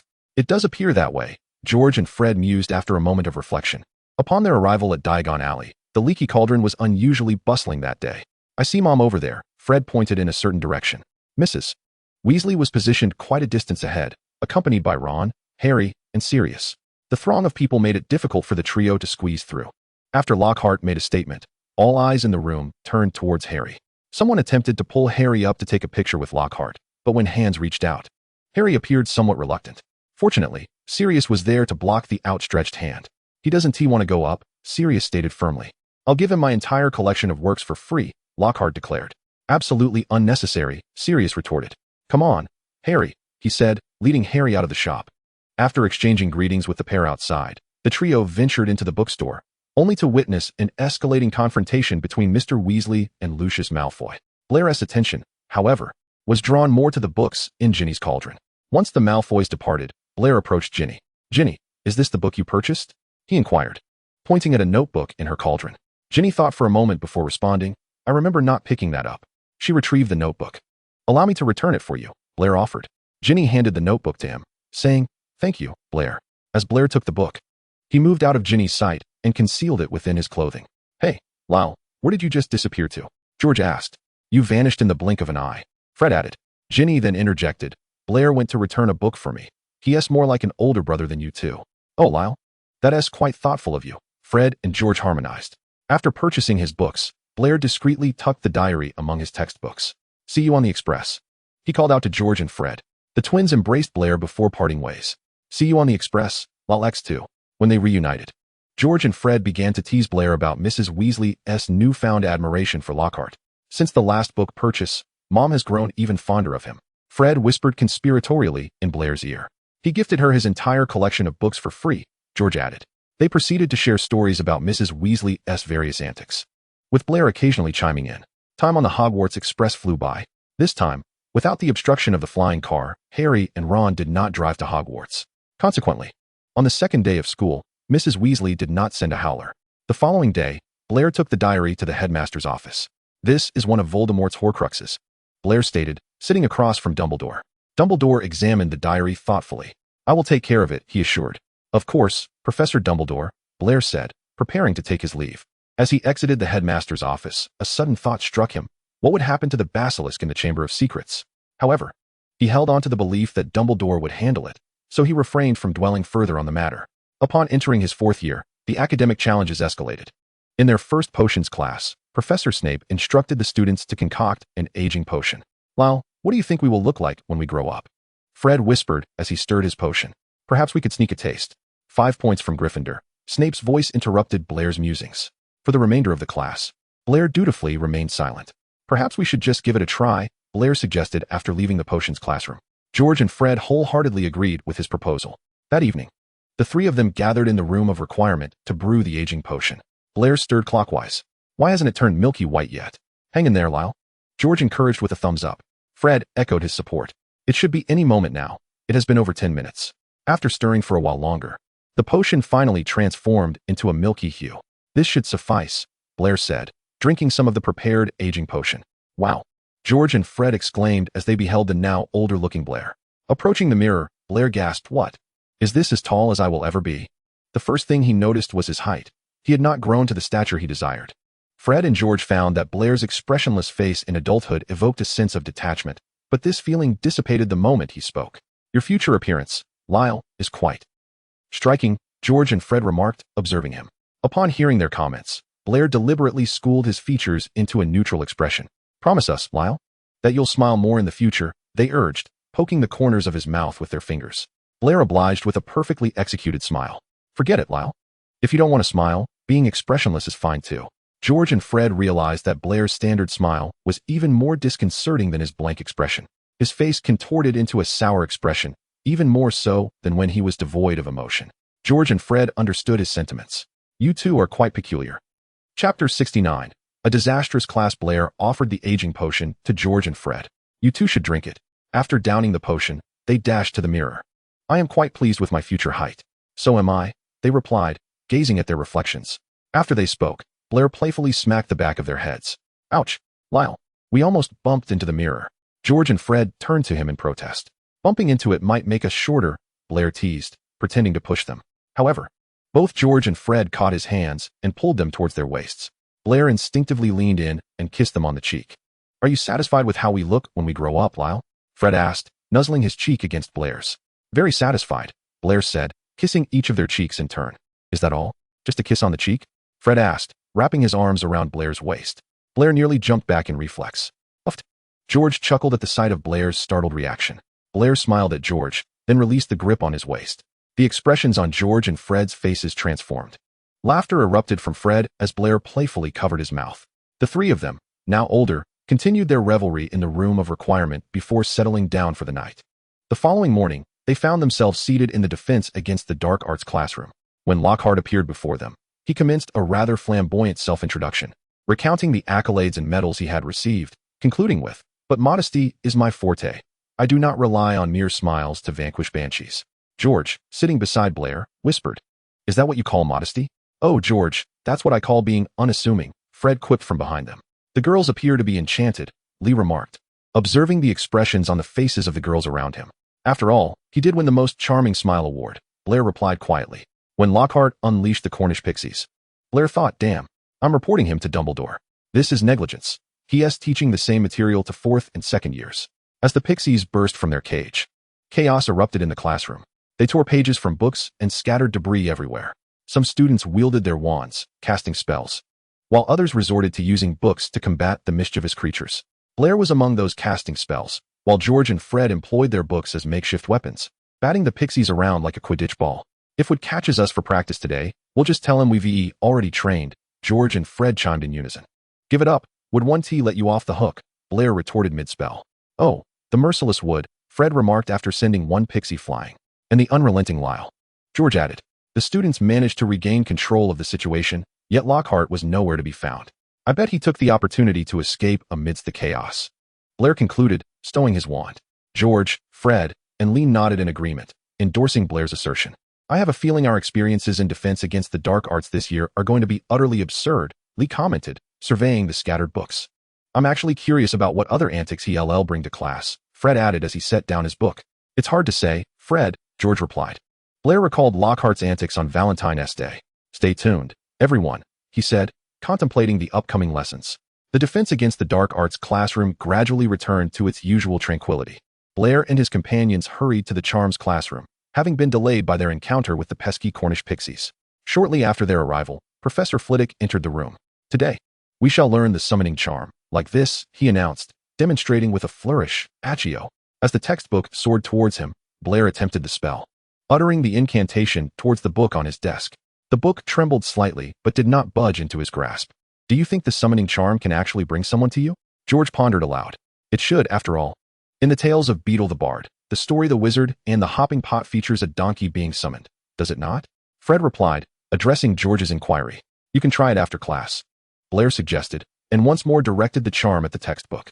This time, it successfully soared into his hands. 5 points to Gryffindor, Professor Flitwick exclaimed, acknowledging Blair's success. After lunch, upon returning to the dormitory, George and Fred decided to practice the summoning charm. Lyle, come here, George called, casting the spell towards Blair. However, Blair remained unmoved. Showing no reaction, Fred made an attempt as well. Lyle, come here. Yet, Blair stood still, unyielding. After several unsuccessful tries, George and Fred began to lose interest. Why not try together? Blair suggested, observing their disappointment. "Lyle, come here," they chanted in unison. Blair felt the charm still had no effect, but he quickly dashed toward George and Fred, successfully leaping into their embrace. "Ha ha. Oh, Lyle, we are not fools. Nevertheless, this does count as a sort of success." George and Fred chuckled, ruffling Blair's hair. Just then, Lee returned to the dormitory. "What are you all up to?" he inquired, looking at the trio. "They cast the summoning charm on me, and it actually worked," Blair replied, loosening his grip on George and Fred to address Lee. "Wow, really? I want to try?" Lee exclaimed, attempting the charm on each of them, but failing every time. "Oh, Merlin, I concede. I am hopeless," Lee lamented. "Practice makes perfect. You'll get it eventually." George and Fred chimed in encouragingly. Chapter 70, Daily Life. "No one wants to talk to you, you filthy little mudblood." As Blair approached George and Fred, he overheard this cruel remark. "That is too much, Malfoy," Ron exclaimed, raising his wand. Blair recalled the unfortunate fate that befell Ron in a previous altercation. He rushed to Ron's side, initially intending to restrain his wand, but upon noticing that it was undamaged, he withdrew his hand. "Oh, Ron didn't break his wand this time," Blair thought to himself. Malfoy swiftly drew his wand, deflecting Ron's attack. Ultimately, the confrontation ended in discord, with Colin seizing the moment to capture a photograph. Blair observed Hermione, who appeared disheartened by being called a mudblood. "Don't let it get to you, Hermione. You are exceedingly clever. Blood status means nothing," he reassured her, pulling a piece of candy from his pocket and offering it to her. Ron and Harry, unsure of how to console Hermione, nodded vigorously in agreement with Blair's words. Hermione accepted the candy. "Thank you, Blair. Just as Blair said, don't take it to heart. You know how Slytherins can be," Ron remarked, lamenting the Slytherins' lack of civility. "So, you needn't worry. You are remarkable, Hermione. You know many spells," Harry added in support of Ron's statement. Hermione's spirits visibly lifted. "We want candy too," Lyle, Fred, and George chimed in, wrapping their arms around Blair's shoulders. Blair retrieved some candy from his pocket, unwrapping it and placing it into their mouths. "What are you little babies?" Ron asked, bemused, as he watched Blair feed candy to George and Fred. The twins brandished their brooms, causing Ron to retreat behind Harry and Hermione in fright. During practice, Wood implemented his newly devised Quidditch training regimen from the summer, intensifying the drills and extending the training sessions. "The intensity has indeed been ramped up significantly," Fred remarked to Blair as the practice commenced. "I feel as though I might see Merlin at this rate," Blair mused, comparing it to previous training sessions. "Me too, Fred," George added, as the twins collapsed onto Blair after practice, exclaiming, "Fancy a drink?" Blair offered them his water, accompanied by some candy. Meanwhile, Harry, having finished training, turned to Hermione and Ron. "Hey, mate, you are far superior to them," Ron stated, addressing Harry. "I can only offer you plain water. Do you want some, Harry?" Hermione inquired. "Well, never mind then." Harry quickly waved off her offer. Hilarity erupted from George and Fred's laughter, echoing in Harry's ears. Ultimately, the twins distributed some candy to Harry and the other teammates. When it was Wood's turn, Fred handed him a piece while quipping, "If you eat the candy, can we ease up a bit next practice?" Wood instinctively began to spit out the candy in his mouth, but was swiftly silenced by George's hand. Consequently, Wood swallowed the candy in one gulp. "Cough, cough. Are you trying to murder me?" he rasped after a few moments. "Moreover, this candy belongs to Blair. He could easily choose not to accompany you too," Wood continued. "Perhaps you should refrain from speaking, Wood," they suggested in unison before leading Blair away, accompanied by the laughter of their teammates. Once back in their dormitory, George and Fred animatedly recounted how Blair comforted Hermione. "You two aren't jealous of Hermione, are you?" Blair inquired, skeptical of their motives. At that moment, she looked like she was about to cry. He added, "Oh, we are certainly not jealous of Hermione. We merely wish to hear you praise us." Lyle, George, and Fred replied in unison, settling on either side of Blair. "Praise you too?" Blair murmured, echoing their words softly. "Do we not possess any merits? Surely we have qualities worthy of commendation?" They pressed. "Let me ponder that," Blair replied, as George and Fred straightened up, fixated on his contemplative expression. "Why don't you two lean back a bit?" "No," they chorused emphatically, rejecting Blair's suggestion, though Blair contemplated their virtues. He found it challenging to express such compliments with solemnity. Blair found himself at a loss for words when it came to offering compliments devoid of any consolatory attributes. "Perhaps I should commend you both for being exceedingly intelligent," he uttered hastily, casting a quick glance at the two. However, it was evident that this response was far from satisfactory. "Blair, we wish to hear praise from the perspective of a partner," George interjected. "Indeed," Fred concurred. "I simply cannot express my admiration in a serious manner," Blair remarked, gently pressing their heads back onto his shoulder. George and Fred obediently leaned back against him. "You both are, after all, truly wonderful and incredibly considerate," Blair continued, fiddling with their fingers. "Whenever I am in your company, I feel an overwhelming sense of joy and reassurance. I relish spending time with you, whether engaging in activities or merely observing you both. I thoroughly enjoy playing, exploring, and even sitting in the stands to watch your training sessions. Although I do not particularly fancy comic books, they become delightful when shared with you. It seems I have strayed from the intended praise, Blair mused, increasingly aware of his digression. Indeed, you have digressed, Fred chimed in. Upon hearing this, Blair quickly responded. Allow me to rephrase. It's a digression, but we enjoy it, Blair, George interjected, nudging him affectionately. Absolutely, we love hearing it, Fred added. From the standpoint of a partner, I truly think you both are exceptional. As soon as Blair concluded, he felt George and Fred each plant a kiss on his cheek. You are wonderful as well, Blair. They simultaneously echoed in his ear. Chapter 71, Parseltongue. Following the conclusion of this year's Quidditch season, Lockhart approached Professor Dumbledore with a proposal to establish a dueling club. He stood on the podium, extolling his own talent in the art of dueling. If you have any inquiries regarding dueling, do not hesitate to approach me. I shall impart my skills to you. Of course, mere knowledge of technique is insufficient. Dueling also demands a certain flair. With that, he dramatically flung his cloak off the stage, which was treated with reverence by the individual who caught it. Professor Snape was summoned to the stage as Lockhart's assistant. Disarm. Lockhart was promptly sent flying by a spell cast by Snape. Following this, Lockhart engaged in a series of self-preserving antics. The duel between Harry and Malfoy was also brought to light. As Malfoy unleashed the snake, Snape intended to intervene, but Lockhart seized the task, subsequently sending the serpent flying. At that moment, Harry showcased his ability to speak Parseltongue, attempting to command the snake to halt, though his tone resembled that of provocation. The serpent slithered towards a Hufflepuff boy. Ultimately, Professor Snape dealt with the creature. The Chosen One speaks Parseltongue? A Parselmouth in Gryffindor? Surely. He cannot share blood ties with Slytherin. Was he just instructing the snake to attack that individual? Murmurs arose among the onlookers. Due to the snake's earlier performance, some young wizards believed Harry was commanding it to attack.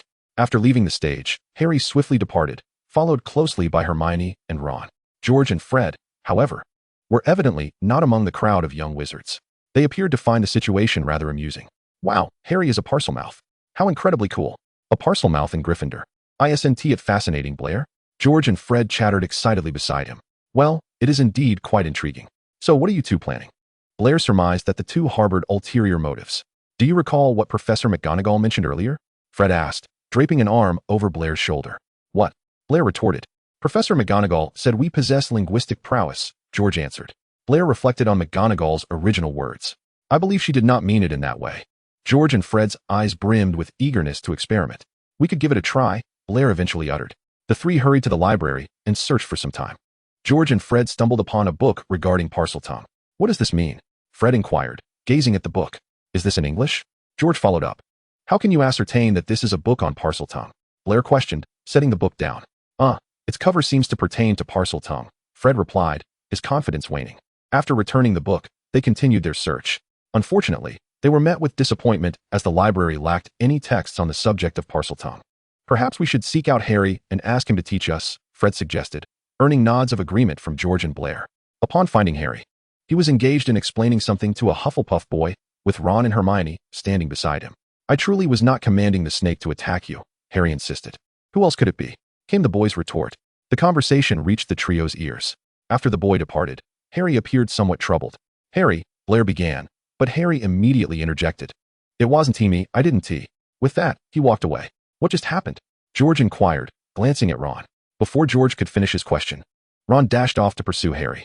Finally, Hermione remained to elucidate the situation to the three. That Hufflepuff boy is Justin Finch-Fletchley. After the duel, he has been spreading the word that Harry ordered the snake to attack him. Some people believed him, but of course, Harry was trying to stop the snake. Not command it, Hermione hastily explained, concerned that the trio might be swayed by the rumors. That's the situation. I must go find those two now, Hermione concluded before rushing off. Harry appeared quite distraught. Observing Hermione's retreating figure, Blair reassured. It's all right. He has Hermione and Ron with him. He will be fine. It seems our previous suggestion may not come to fruition, Blair lamented, spreading his hands. We could search the library again. We can find a way to self-study for now. And once Harry is better, we can ask him to teach us. The impractical suggestion did not dampen George and Fred's enthusiasm. Suddenly, an idea struck Blair. Follow me, he instructed, ascending the staircase. The trio arrived at the room of requirement, the place they believed would house books on Parseltongue. Upon opening the door, they discovered a plethora of texts on the subject. Wow, Blair, how did you think of this? This is absolutely fantastic, Blair. As George and Fred entered the room of requirement, they remarked. Each of the three held a book, yet within a minute, all three had laid them down. The text within those volumes appeared to be incomprehensible, as if it were not in English at all. We can't make heads or tails of this, George and Fred exclaimed. Hiss, achee, Blair solemnly uttered. George and Fred, astonished, turned to look at Blair. Oh Merlin, Lyle, have you mastered it? They exclaimed. Wow, that's incredible. Teach us, Lyle. George and Fred said excitedly. Ha ha ha, what are you two thinking? I merely made a hissing sound, Blair replied, observing the duo who seemed to believe him. I've got an idea, George. Me too, Fred chimed in, as the two exchanged knowing glances. Upon returning to the common room, they happened upon Ron. Instantly, George and Fred decided to make Ron their first test subject. With an earnest hiss, they truly startled Ron. Meanwhile, Harry and Hermione found the scene quite amusing. Oh, it seems we can only scare our dear little brother. But it is quite entertaining, Fred, George remarked, watching the bewildered Ron. Chapter 72, Chaotic Valentine's Day. Oh, Merlin, Blair exclaimed as he gazed at the spectacle within the great hall. The walls were adorned with grand, dazzling pink flowers, while colorful confetti occasionally drifted down from the ceiling. I feel as though my eyes might be blinded by these blooms, Fred commented, staring at the floral decorations. I scarcely dare to breathe, George murmured, observing the floating confetti. After settling at the long table, Lockhart commenced his speech. Happy Valentine's Day, everyone. So far, 46 individuals have bestowed cards upon me, and I extend my gratitude to them. He declared. Yes, I took the liberty of arranging a little surprise for everyone, and there is more to come. Ginny, did you write him a card? George inquired of Ginny. Of course not, she replied. Fred added, well, if you were to write one, it would surely be for Harry. Fred, Ginny exclaimed, her cheeks flushing. Blair overheard Ron asking Hermione the same question. Hermione, did you write him a card? Ron asked her. Of course, Hermione replied. Of course not. Ron retorted stubbornly. I certainly did, Hermione answered once again. Oh, Merlin, did he slip you a love potion? Harry appeared somewhat anxious as he endeavored to quell this brewing conflict. What does "and there's more" mean? George curiously asked. You'll find out soon enough, Blair responded while observing Harry's agitation. Lockhart then explained that he had hired 12 cherubs to deliver love letters to the young witches and wizards. Is this what he calls cherubs?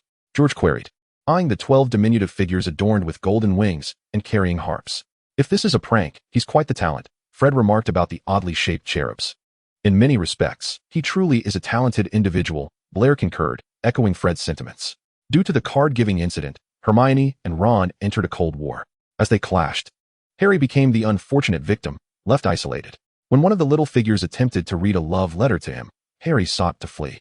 However, 2 diminutive figures seized his pant legs and robes. Let me go, I don't want to listen. Harry struggled, internally wishing he could relinquish all of the Potter family's fortune to simply vanish into thin air. Ultimately, Percy, observing the commotion, exercised his prefect's authority to disperse the onlookers, which included George, Fred, and Blair. Who do you think wrote that love letter? George pondered, reflecting on the earlier scene.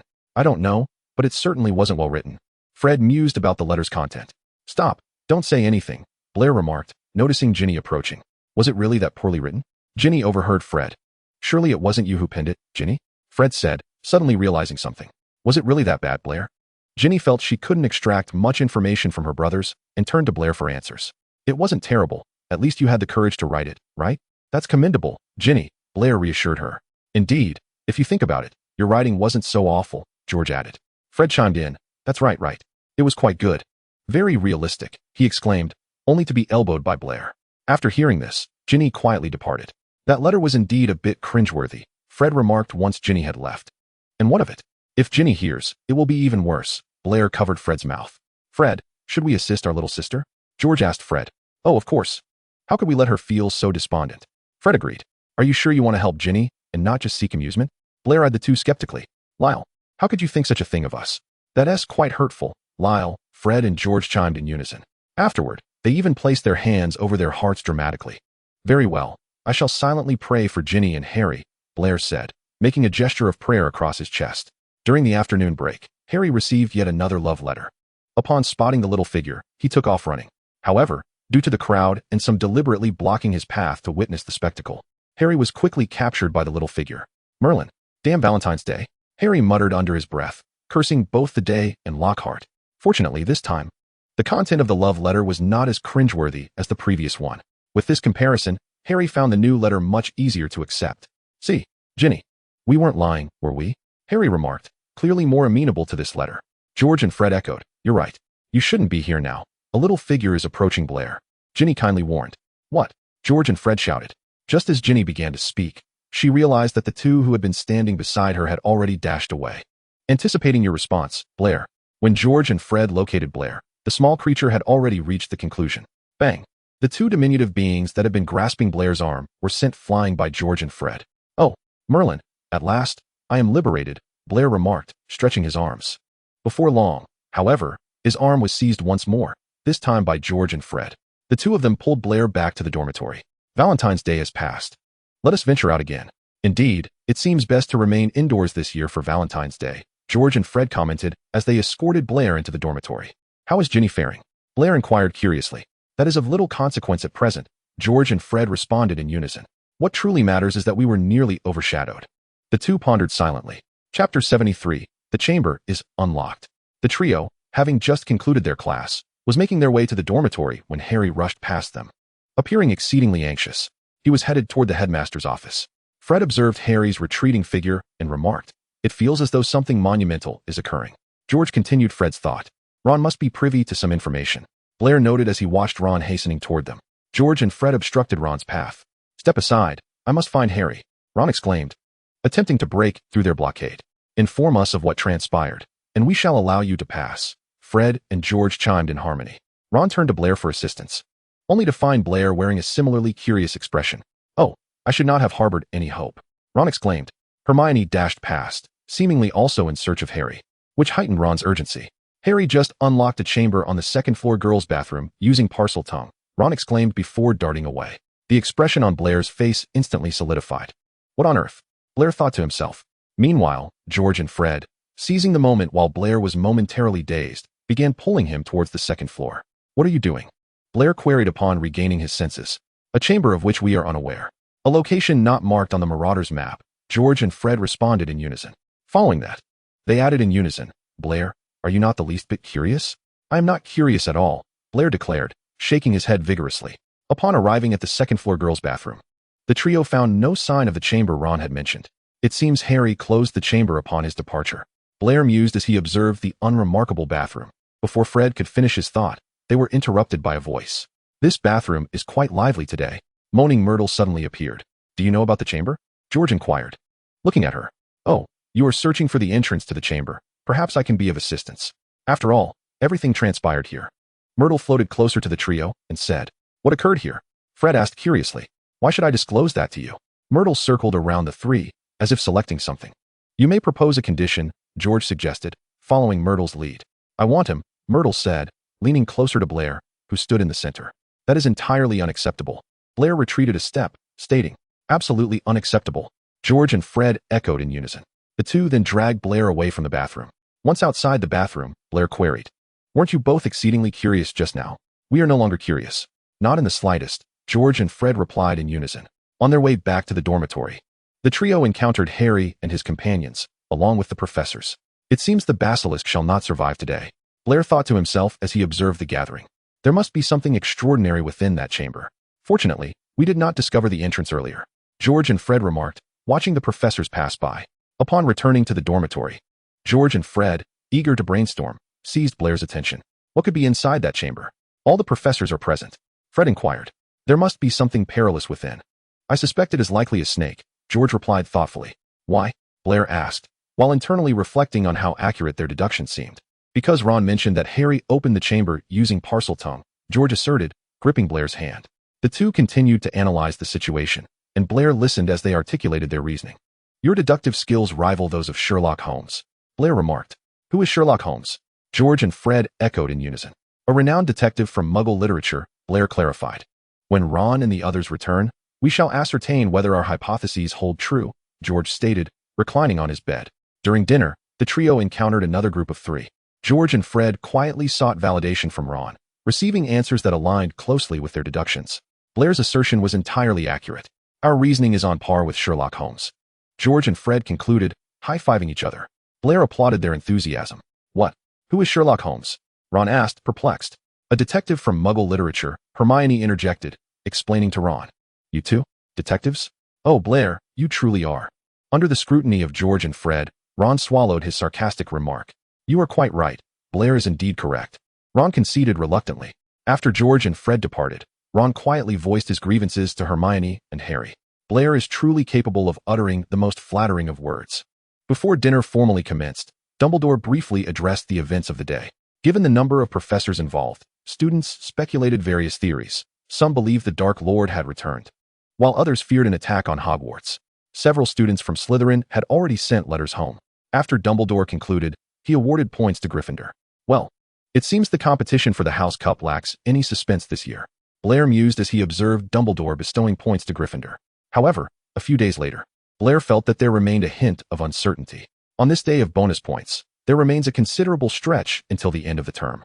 This affords Professor Snape ample opportunity to deduct points, seemingly intent on erasing every single point added by Dumbledore.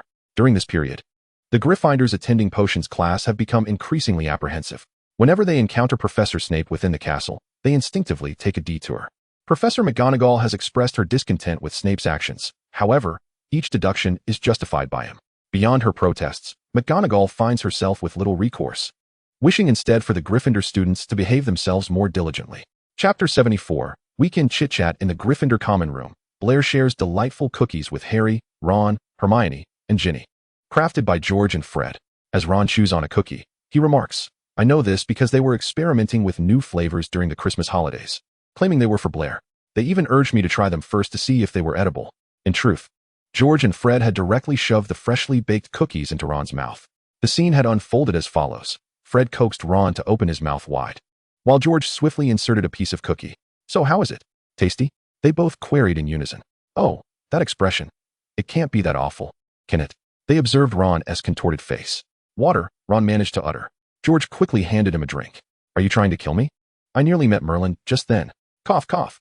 After swallowing the cookie, Ron added, "So, is it good, my dear little brother?" "Not bad." "Are the cookies in that bag for me too?" Ron inquired, reaching for the bag resting on the table. "Of course not." George and Fred chorused while blocking Ron's attempt to grab it. After the reminiscence, Ron lamented, "Using me as a test subject and not even giving me the last bag of cookies." Blair, having heard this, promptly stuffed a few more cookies into his hands. "These bags of cookies are their Christmas gift to me," she clarified. Hermione swallowed her cookie before stating, "Blair, you should share a few bags with us."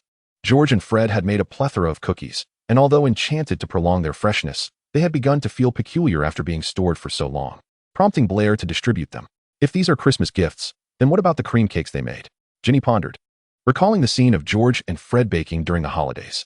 "Those were my birthday gifts. My birthday coincides with Christmas," Blair responded. On Christmas night, Blair received the cakes from the two. "Why didn't you bring them along with the Christmas gifts?" She questioned the pair. George and Fred explained that it was a matter of ceremony. Christmas gifts and birthday gifts should not be conflated. As Blair savored her cake, George and Fred serenaded her with a birthday song. "Happy birthday to you. Happy birthday, dear my lover." After the memories faded, Blair remarked, "No wonder they didn't return that night. I mean, we should have prepared a birthday gift for you." "Oh, Blair, you never mentioned your birthday falls on the same day as Christmas. We've only given you Christmas gifts these past 2 years. We completely forgot to ask." Ginny, Ron, Harry, and Hermione chimed in almost simultaneously. "It's all right. I forgot to mention it myself. Besides, the sentiment has been received." Blair assured the four before George and Fred entered the common room, taking a seat on either side of her. "Good morning," they greeted cheerfully. "Morning, Merlin. You two need to open your eyes. We've already had lunch," Ron retorted, observing the two who appeared just risen. "It's a holiday. What is wrong with sleeping in a bit?" George and Fred replied in unison. "What were you just discussing?" Fred inquired once he had gathered his senses. "We were preparing to make up for Blair's birthday gift," Hermione answered. The remaining three nodded in agreement with her response. "What? When did you find out?" George and Fred exclaimed in unison, suddenly wide awake. "Just now," the four sitting across from them replied in unison. George and Fred realized they had made a grave error by sleeping in that day. "You're no longer the only two in Hogwarts who know Blair's birthday," Ron remarked, causing George and Fred to feel somewhat exposed. "We really shouldn't have slept in today, George," Fred said, turning to his brother. "We should have risen earlier." "Oh, Merlin, let time rewind," George lamented, gazing at the ceiling. "Rewind. The same events would merely repeat themselves," Ginny quipped, delivering a second blow to their morale. Defeated, the two dragged Blair back to their dormitory. The four remaining in the common room chuckled at the sight of Blair being pulled away. As they entered the dormitory, George and Fred promptly enveloped Blair in a hug, resting their heads on her shoulders. "Even though everyone knows now, you two are still special. They wouldn't be giving me cakes they made themselves," Blair mused, ruffling their disheveled hair. Wouldn't they? George and Fred chimed in unison. I doubt it, Blair replied. When dinner time arrived, Blair's earlier skepticism was shattered. Since we've never given you a birthday gift, we've decided to make you a cake. Are you happy, Blair? Harry, Hermione, Ginny, and Ron declared, standing before her. No, absolutely not. George and Fred interjected before Blair could respond, effectively quashing the suggestion. Ultimately, the four had no choice but to present Blair with something else. Blair, is this what you meant by possibility? That chance seems rather high, George and Fred remarked, observing her with amusement. However, being scrutinized by the two of them instilled an inexplicable sense of guilt within Blair. I already said it might be impossible, Blair murmured softly. Chapter 75. Amusing incidents in class. Professor Vans was lecturing on the topic of the Fairy Rebellion, a series of insurrections initiated by fairies to protest against the discrimination and prejudice they faced from wizards. Blair found the timing of this class to be utterly unreasonable. It was early in the morning, and he was still groggy from sleep. Professor Vans' lecture had an especially hypnotic effect. Just as Blair's forehead was about to make intimate contact with the desk, George swiftly intervened, supporting him.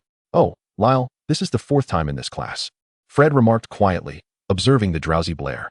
You're going to knock yourself silly, Lyle. George, still holding Blair, whispered, it's truly hypnotic. I really wish I could record it and listen to it during sleepless nights. Blair yawned. You might as well just lay your head on the desk and sleep.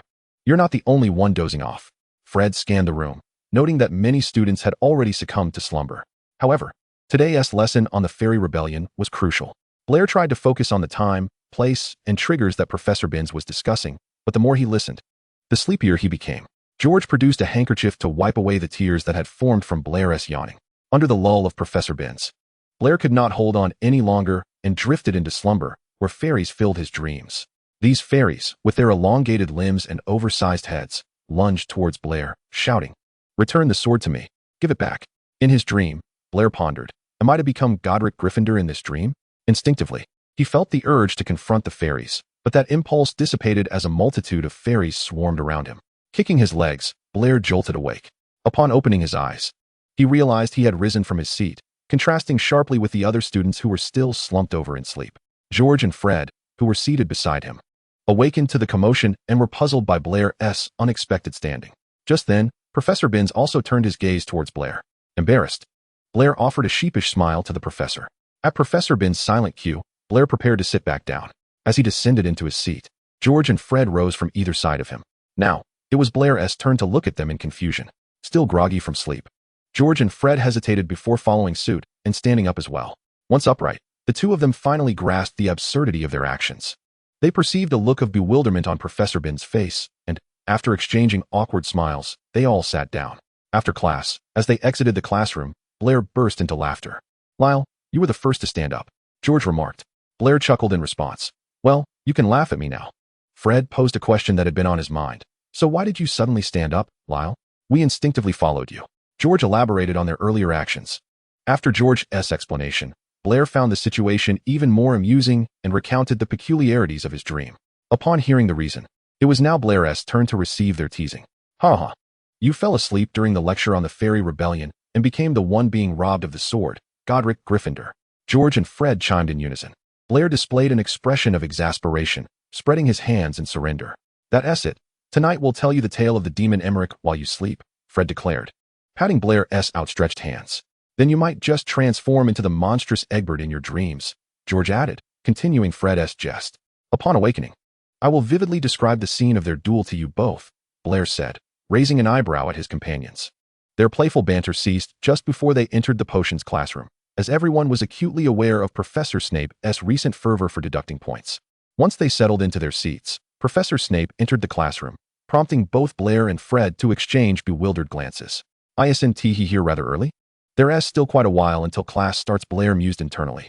2 Gryffindors entered after Professor Snape, and he promptly deducted points from them for arriving late. 5 points from Gryffindor, he stated. One of the reprimanded students appeared visibly dissatisfied, seemingly ready to argue with Professor Snape, but was restrained by his companion. Shortly thereafter, another Gryffindor entered, only to be met with the same fate. He could not contain himself and engaged in a brief argument with Professor Snape, resulting in an even greater deduction of points. The potions classroom fell into an unusual silence, with students staring down at their textbooks. By the time the class bell rang, Professor Snape had deducted a total of 20 points from Gryffindor. May Merlin protect Professor McGonagall's heart, Blair thought as the bell chimed. As they prepared to brew potions. And the cakes you've made today look everyone was on significantly better than your previous attempts, Blair remarked, glancing at each of them. Eye alert, fully focused. Chapter 57, The Gift. The moment Professor Snape exited the classroom, the potions lesson formally concluded, and the room erupted with a chorus of complaints and sighs. I was terrified. My hands were trembling while I was chopping ingredients. I almost lost my grip. One student exclaimed, "Imagine if someone had blown something up." I shudder to think of how many points would have been deducted. After class, Blair slumped onto his desk. "Oh, Lyle, it seems your soul is about to escape through your mouth," Fred remarked, eyeing him. George promptly covered Blair's mouth with his hand. Blair remained silent, internally chastising his own mental fortitude. It was merely the warm breath escaping, he thought. Fools, Fred and George. After a moment, Blair, still resting his head on the desk, spoke up. That was simply hot air. After this exchange, the trio departed the classroom, heading to the Great Hall for lunch, where they noticed a reasonable decrease in Gryffindor's points. Following the potions class, Blair found that the food had never tasted better. Chapter 76, A New Informant in the fourth-year divination class. The lesson commenced on interpreting tea leaves.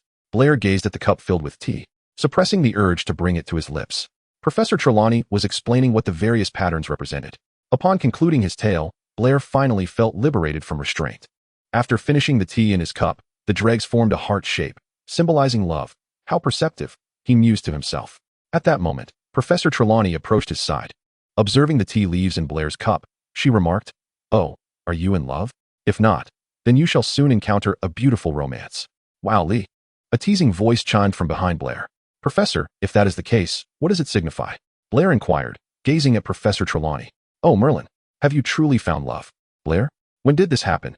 And who is the fortunate individual? Which house do they belong to?"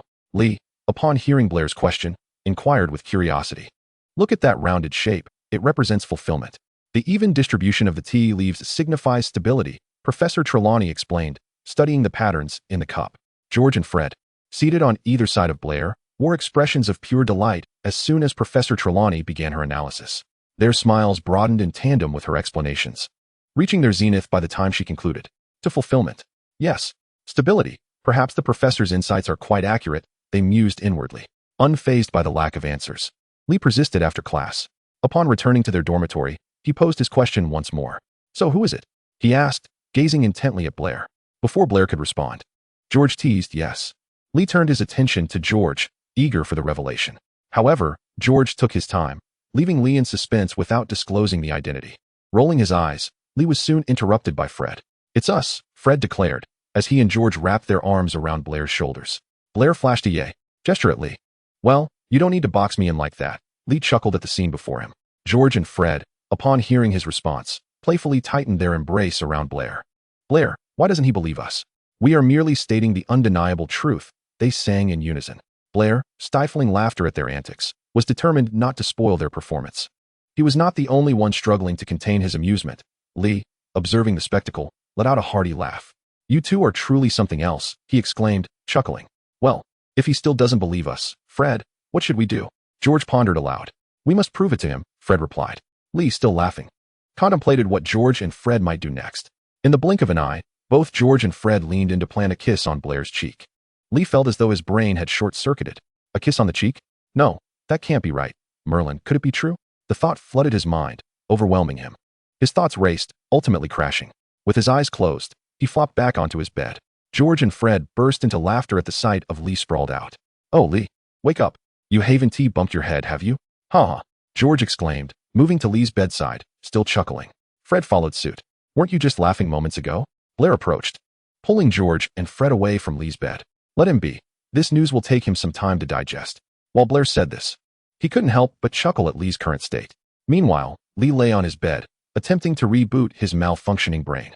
The sounds of George and Fred's laughter, along with Blair's voice, echoed in his ears. "I wish you all the best.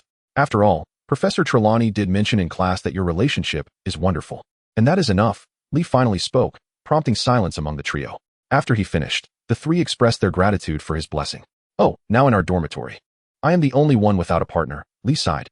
"Hang in there, brother. You can find someone," George and Fred encouraged in chorus. Blair made a supportive gesture towards Lee. "When you sell confession props next Valentine's Day, save one for me. I will definitely find my special someone by then," Lee declared, sitting up and looking at George and Fred. We'll get it for you, Fred replied, meeting Lee's gaze. George and Blair nodded in agreement after Fred's statement. The atmosphere in the dormitory grew lively as Lee began to pry into the details of their relationship. When he discovered that the trio had been together for several years, his brain nearly short-circuited again. No wonder Professor Trelawney spoke of stability, he muttered to himself. Thus, there are times when Professor Trelawney is indeed quite accurate, Fred remarked. Whatever else may be uncertain, what Professor Trelawney said in class today is undoubtedly true, George added. She possesses a degree of insight, Blair concurred. Lee nodded in agreement as he absorbed their words, then proceeded to ask several questions that piqued his curiosity. Each response from the trio challenged Lee's capacity to comprehend. His mind oscillated between crashing and rebooting. Chapter 77, Lockhart's Folly. Blair sat at the Gryffindor table, perusing the Daily Prophet in his hands. Lockhart truly has no shame. He whispered to George and Fred. Let me see what he has to say this time, Fred said, taking the paper. After reading the article, Fred fell silent for a moment before exclaiming, "Oh, Merlin, he really dares to say such things. It cannot possibly be as he describes." George, curious, took the paper for a quick scan and soon joined in the mockery. Since the arrival of that day's newspaper, the chatter in the Great Hall had not ceased. The article detailed Lockhart's statements during an interview, declaring, "Entering the Chamber of Secrets was truly perilous. Fortunately, I possess considerable experience in handling such situations. Should you wish to learn more about me, I invite you to peruse my autobiography, The Wizard Who Could." Subsequently, he boasted about his encounters with monsters in the Chamber of Secrets. The implications woven throughout his narrative suggested that he single-handedly confronted these creatures. In his recounting, Professor Dumbledore and the other faculty members merely served as his backdrop. This revelation proved intolerable for the students of Hogwarts, who had previously viewed Lockhart through rose-tinted glasses. Now discovering the true nature of his character. After breakfast, Blair and her companions encountered a Ravenclaw student on their way back to the dormitory. "Do you believe what Lockhart claimed during the interview?" the student asked candidly. Blair and her friends shook their heads in unison. "That is splendid. Might you then sign this?" Blair took the paper the student offered and quickly scanned it alongside her companions. "We wish to collectively protest against Lockhart. He is nothing but a fraud," came the explanation that rang in their ears. Blair took the pen from the student's hand and inscribed her name upon the paper. George and Fred promptly followed suit, adding their signatures. The list of names was indeed substantial. Fred remarked as he surveyed the signatures. The Ravenclaw student exclaimed joyfully. All Ravenclaw students signed during breakfast. "Wow!" Blair, George, and Fred chorused, marveling at her initiative. During their History of Magic class with Slytherin, they noticed some Slytherin students scribbling furiously. At lunch, they encountered Cedric outside the Great Hall, where he revealed the truth. "Some Slytherin students have written home to request a change of professors," Cedric explained. "Both Ravenclaw and Slytherin are taking action." "Hufflepuff, do you have any plans?" "Do share, mate," George and Fred chimed in unison. Blair looked at Cedric with curiosity, eager for his response. "We uncovered some unsavory incidents related to Lockhart. After compiling our findings, we penned an article for the newspaper. It should be published in a few days. Prepare to be astonished," Cedric divulged before stepping into the hall. "Lockhart is in for a rough time," George and Fred said simultaneously. "No, it's not merely rough. He is utterly finished," Blair remarked as she nudged George and Fred, leading them into the hall. The Professor's table was devoid of Lockhart's presence. "He is likely pondering how to manage this predicament," Blair observed, glancing at the empty seat. "Or perhaps he has tripped over his own schemes," Fred suggested. Blair recalled the surge in orders from the previous day. "Take a look at the eager faces along the long table," George said, turning Blair's head to survey the room. "Ah, all our major clients. Lockhart has significantly boosted our sales," Blair stated with mock seriousness. Midway through lunch, Lockhart made his entrance. Though he appeared clean, his disheveled hair and wrinkled attire betrayed his troubled state. "Do you still admire him, Hermione?" Ron's voice reached Blair's ears. Oh no, their relationship had just begun to thaw. Blair thought to herself. Hermione shot Ron a glare upon hearing his question, but chose not to respond. Harry, striving to lighten the mood, remarked to Ron, "It's Lockhart's fault. He is a fraud." Hermione's expression brightened upon hearing Harry's words. Ron realized that continuing the conversation might lead them back to a Cold War. Indeed, "It's all Lockhart's doing," Ron echoed Harry's sentiment. Following Ron's remark, Hermione reflected on her own behavior. "I shouldn't have been so fervent. Oh, Merlin. I even wrote him a love letter." The atmosphere surrounding the trio began to harmonize. On the third morning, the discussions within the hall were more fervent than ever. "So that's how his experiences came to be. It's utterly despicable. How dare he write a book and profit from it? Merlin, this is truly nefarious. My father previously questioned the letter I sent home. He thought I was disrespecting the professors and insisted on punishing me. He even demanded I send him a copy of the newspaper. Wonderful, Not a single publisher is willing to publish his works any longer. The fervor of the discussions reached a peak, and Professor Dumbledore, during dinner, announced the course of action. Gilderoy Lockhart's actions have proven that he is unfit to hold a teaching position at Hogwarts. After deliberation, he will be dismissed. Upon Dumbledore's announcement, the hall erupted in cheers. That evening, Lockhart was conspicuously absent. That was remarkably swift. If only the Ministry of Magic could operate with such efficiency. Someone remarked at the long table. After a brief silence, the surrounding laughter became more jubilant. Now that Lockhart has been dismissed, who will teach us for the remainder of the term? Blair inquired curiously, glancing toward Dumbledore. As long as it's not Lockhart, I'm fine with anyone. Ron was the first to respond after Blair's question, echoing the sentiments of those around him. Let us hope the next professor is somewhat reliable, Hermione added. But that might make for rather dull classes, Fred retorted, continuing Hermione's thought. George, Blair, Harry, and Ron nodded in agreement with Fred's statement. Do you wish to graduate having learned nothing? Hermione countered, eyeing them with a challenging gaze. The boys fell silent, aware that their forthcoming answers might leave Hermione speechless. Chapter 78, The New Professor. The new professor soon made his appearance before the students. Hermione lowered her head, shielding her forehead, while the boys were exuberantly cheerful, particularly Harry, who nearly leaped from the long table upon seeing Sirius at the professor's table. Blair, George, and Fred exchanged fist bumps as they observed the new addition to the faculty. The upcoming days of this term shall not be dull, Fred exclaimed with delight. Dumbledore's decision is simply splendid, George added, echoing Fred's enthusiasm. Professor Snape, without a doubt, must now believe the headmaster has lost his mind, Blair thought, as she observed Snape's increasingly sullen demeanor. Upon returning to the common room after their charms class, they found Harry animatedly recounting something. Sirius awarded Gryffindor 30 points. Wow, that is absolutely fantastic, George and Fred exclaimed in unison, interrupting Harry's tale. However, Sirius has been summoned for a discussion by Professor McGonagall, Ron informed them. Oh, how unfortunate for George and Fred, they lamented. After all, with Sirius's point-adding prowess, the House Cup was undoubtedly destined for Gryffindor. Most importantly, at this rate of accumulating points, even if they are caught breaking the rules, Sirius could easily compensate for the deducted points. Blair reached out and playfully tapped the heads of the two. Don't indulge in fantasies. Professor McGonagall 1T allow matters to escalate to that extent. The dreams of George and Fred, which had just begun to take form, were immediately shattered. The two feigned dejection and lunged towards Blair, who had already braced himself for their antics. With both of them draped over him, Blair struggled to make his way to the dormitory. After a laborious trek to the bed, he collapsed onto it, taking the two with him. The bed emitted a loud thud, causing Blair to wonder if it might collapse under their weight. With no classes scheduled for the remainder of the day, the trio decided to take a nap. Blair found his hands being clasped by George and Fred. The bed felt rather cramped for the three of them. George and Fred nestled against Blair, resting their heads on his shoulder. As they leaned in, Blair bestowed a gentle kiss on each of them before closing his eyes. Having received what they desired, George and Fred also succumbed to slumber, relishing the sensation of hands intertwined. Lee returned to the dormitory, oblivious to the scene unfolding within, and climbed onto his own bed. Initially curious about the trio's interaction, he had long since lost any interest. When Blair was awakened by a sense of suffocation, the sun had already set outside. After maneuvering the arms resting on his abdomen aside, he inhaled deeply. George's hand rested on Blair's face, prompting Blair to turn and nuzzle against his palm. At that moment, Fred pinched Blair's ear, urging him to tilt his head. Blair pressed his face against Fred's hand, shifting his gaze back and forth between the two under their playful manipulations. Eventually, Blair felt as though his neck might snap from the strain. He reached out and playfully slapped their faces, declaring, "Stop." Blair was aware that they were laughing, even if they made no sound. The vibrations beneath his palm indicated that they were nearly breathless with laughter. Blair covered their mouths and noses, leaving only the muffled sounds of their chuckles to be heard. Moments later, the dormitory resonated solely with Blair's laughter.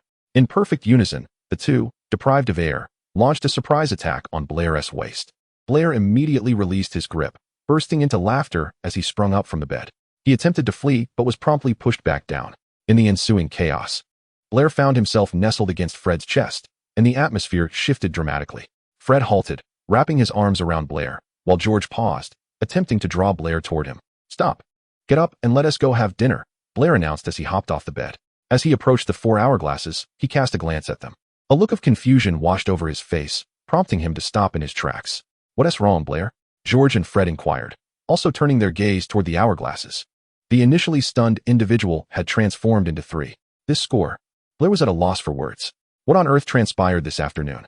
It seems we missed quite a bit of intriguing events. George and Fred, gazing at the hourglasses, exchanged remarks.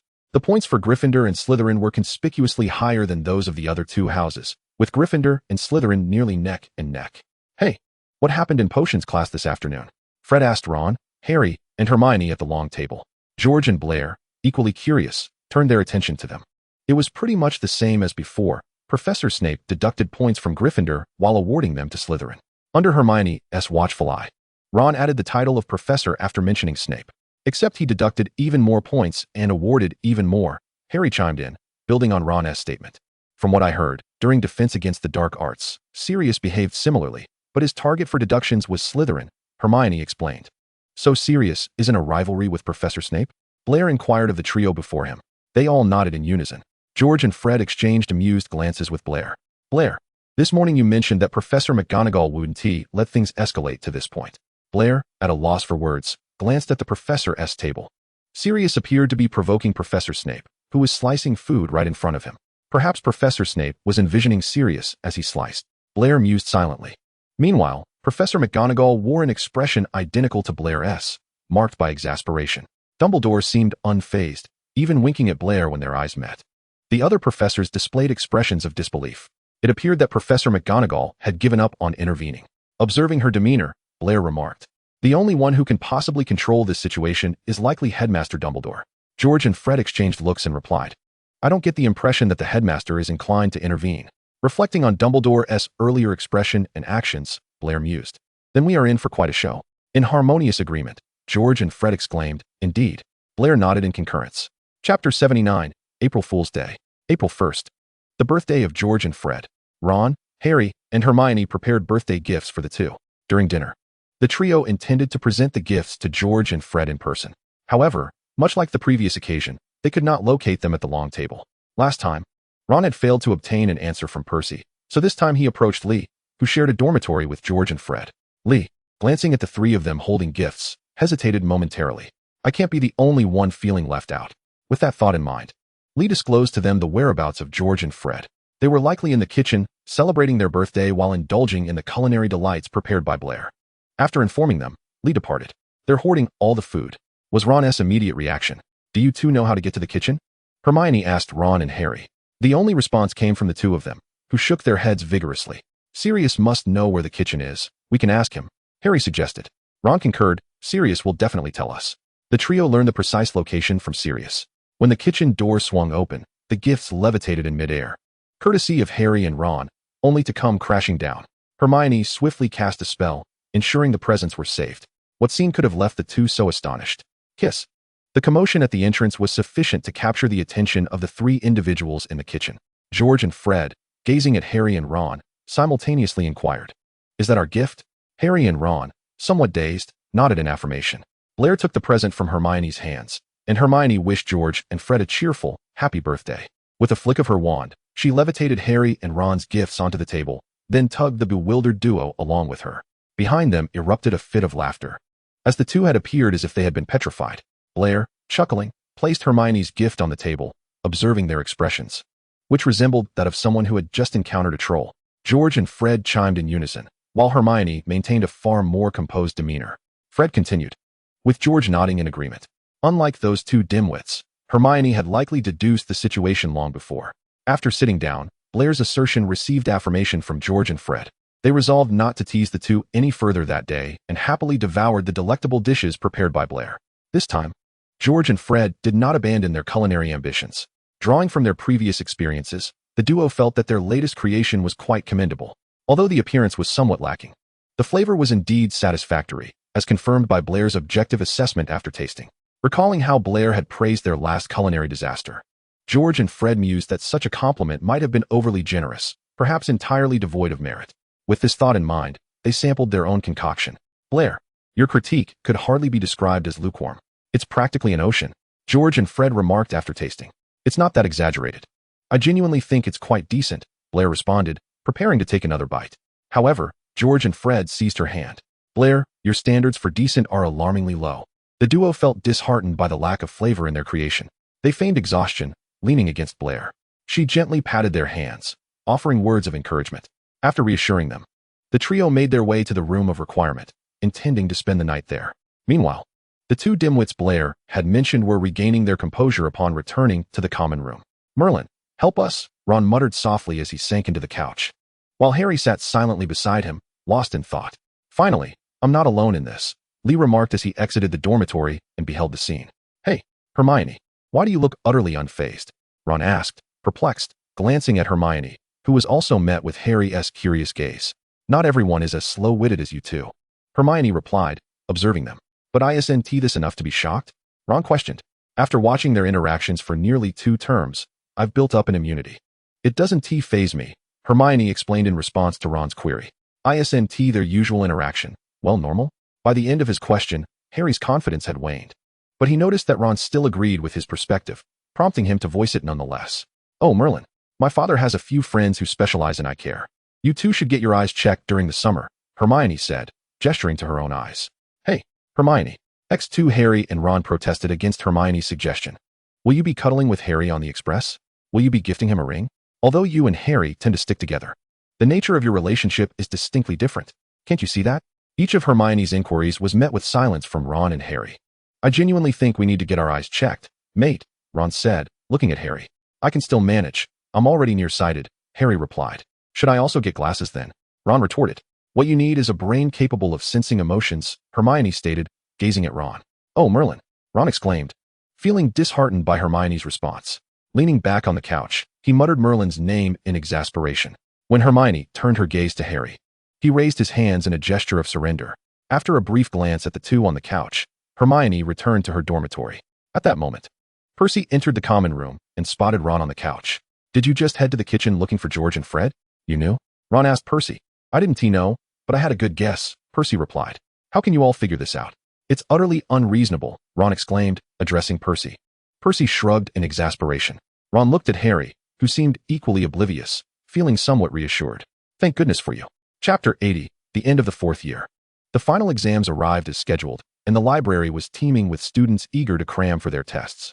Blair and the others arrived rather late, managing to find an empty spot in a corner. The International Wizarding Conference took place in 1289, not 1298. All right, 1289 International Wizarding Conference. Blair heard Hermione and Ron's voices as they reviewed their history of magic. "I really wish something would happen to cancel the final exams." George and Fred chimed in after settling down.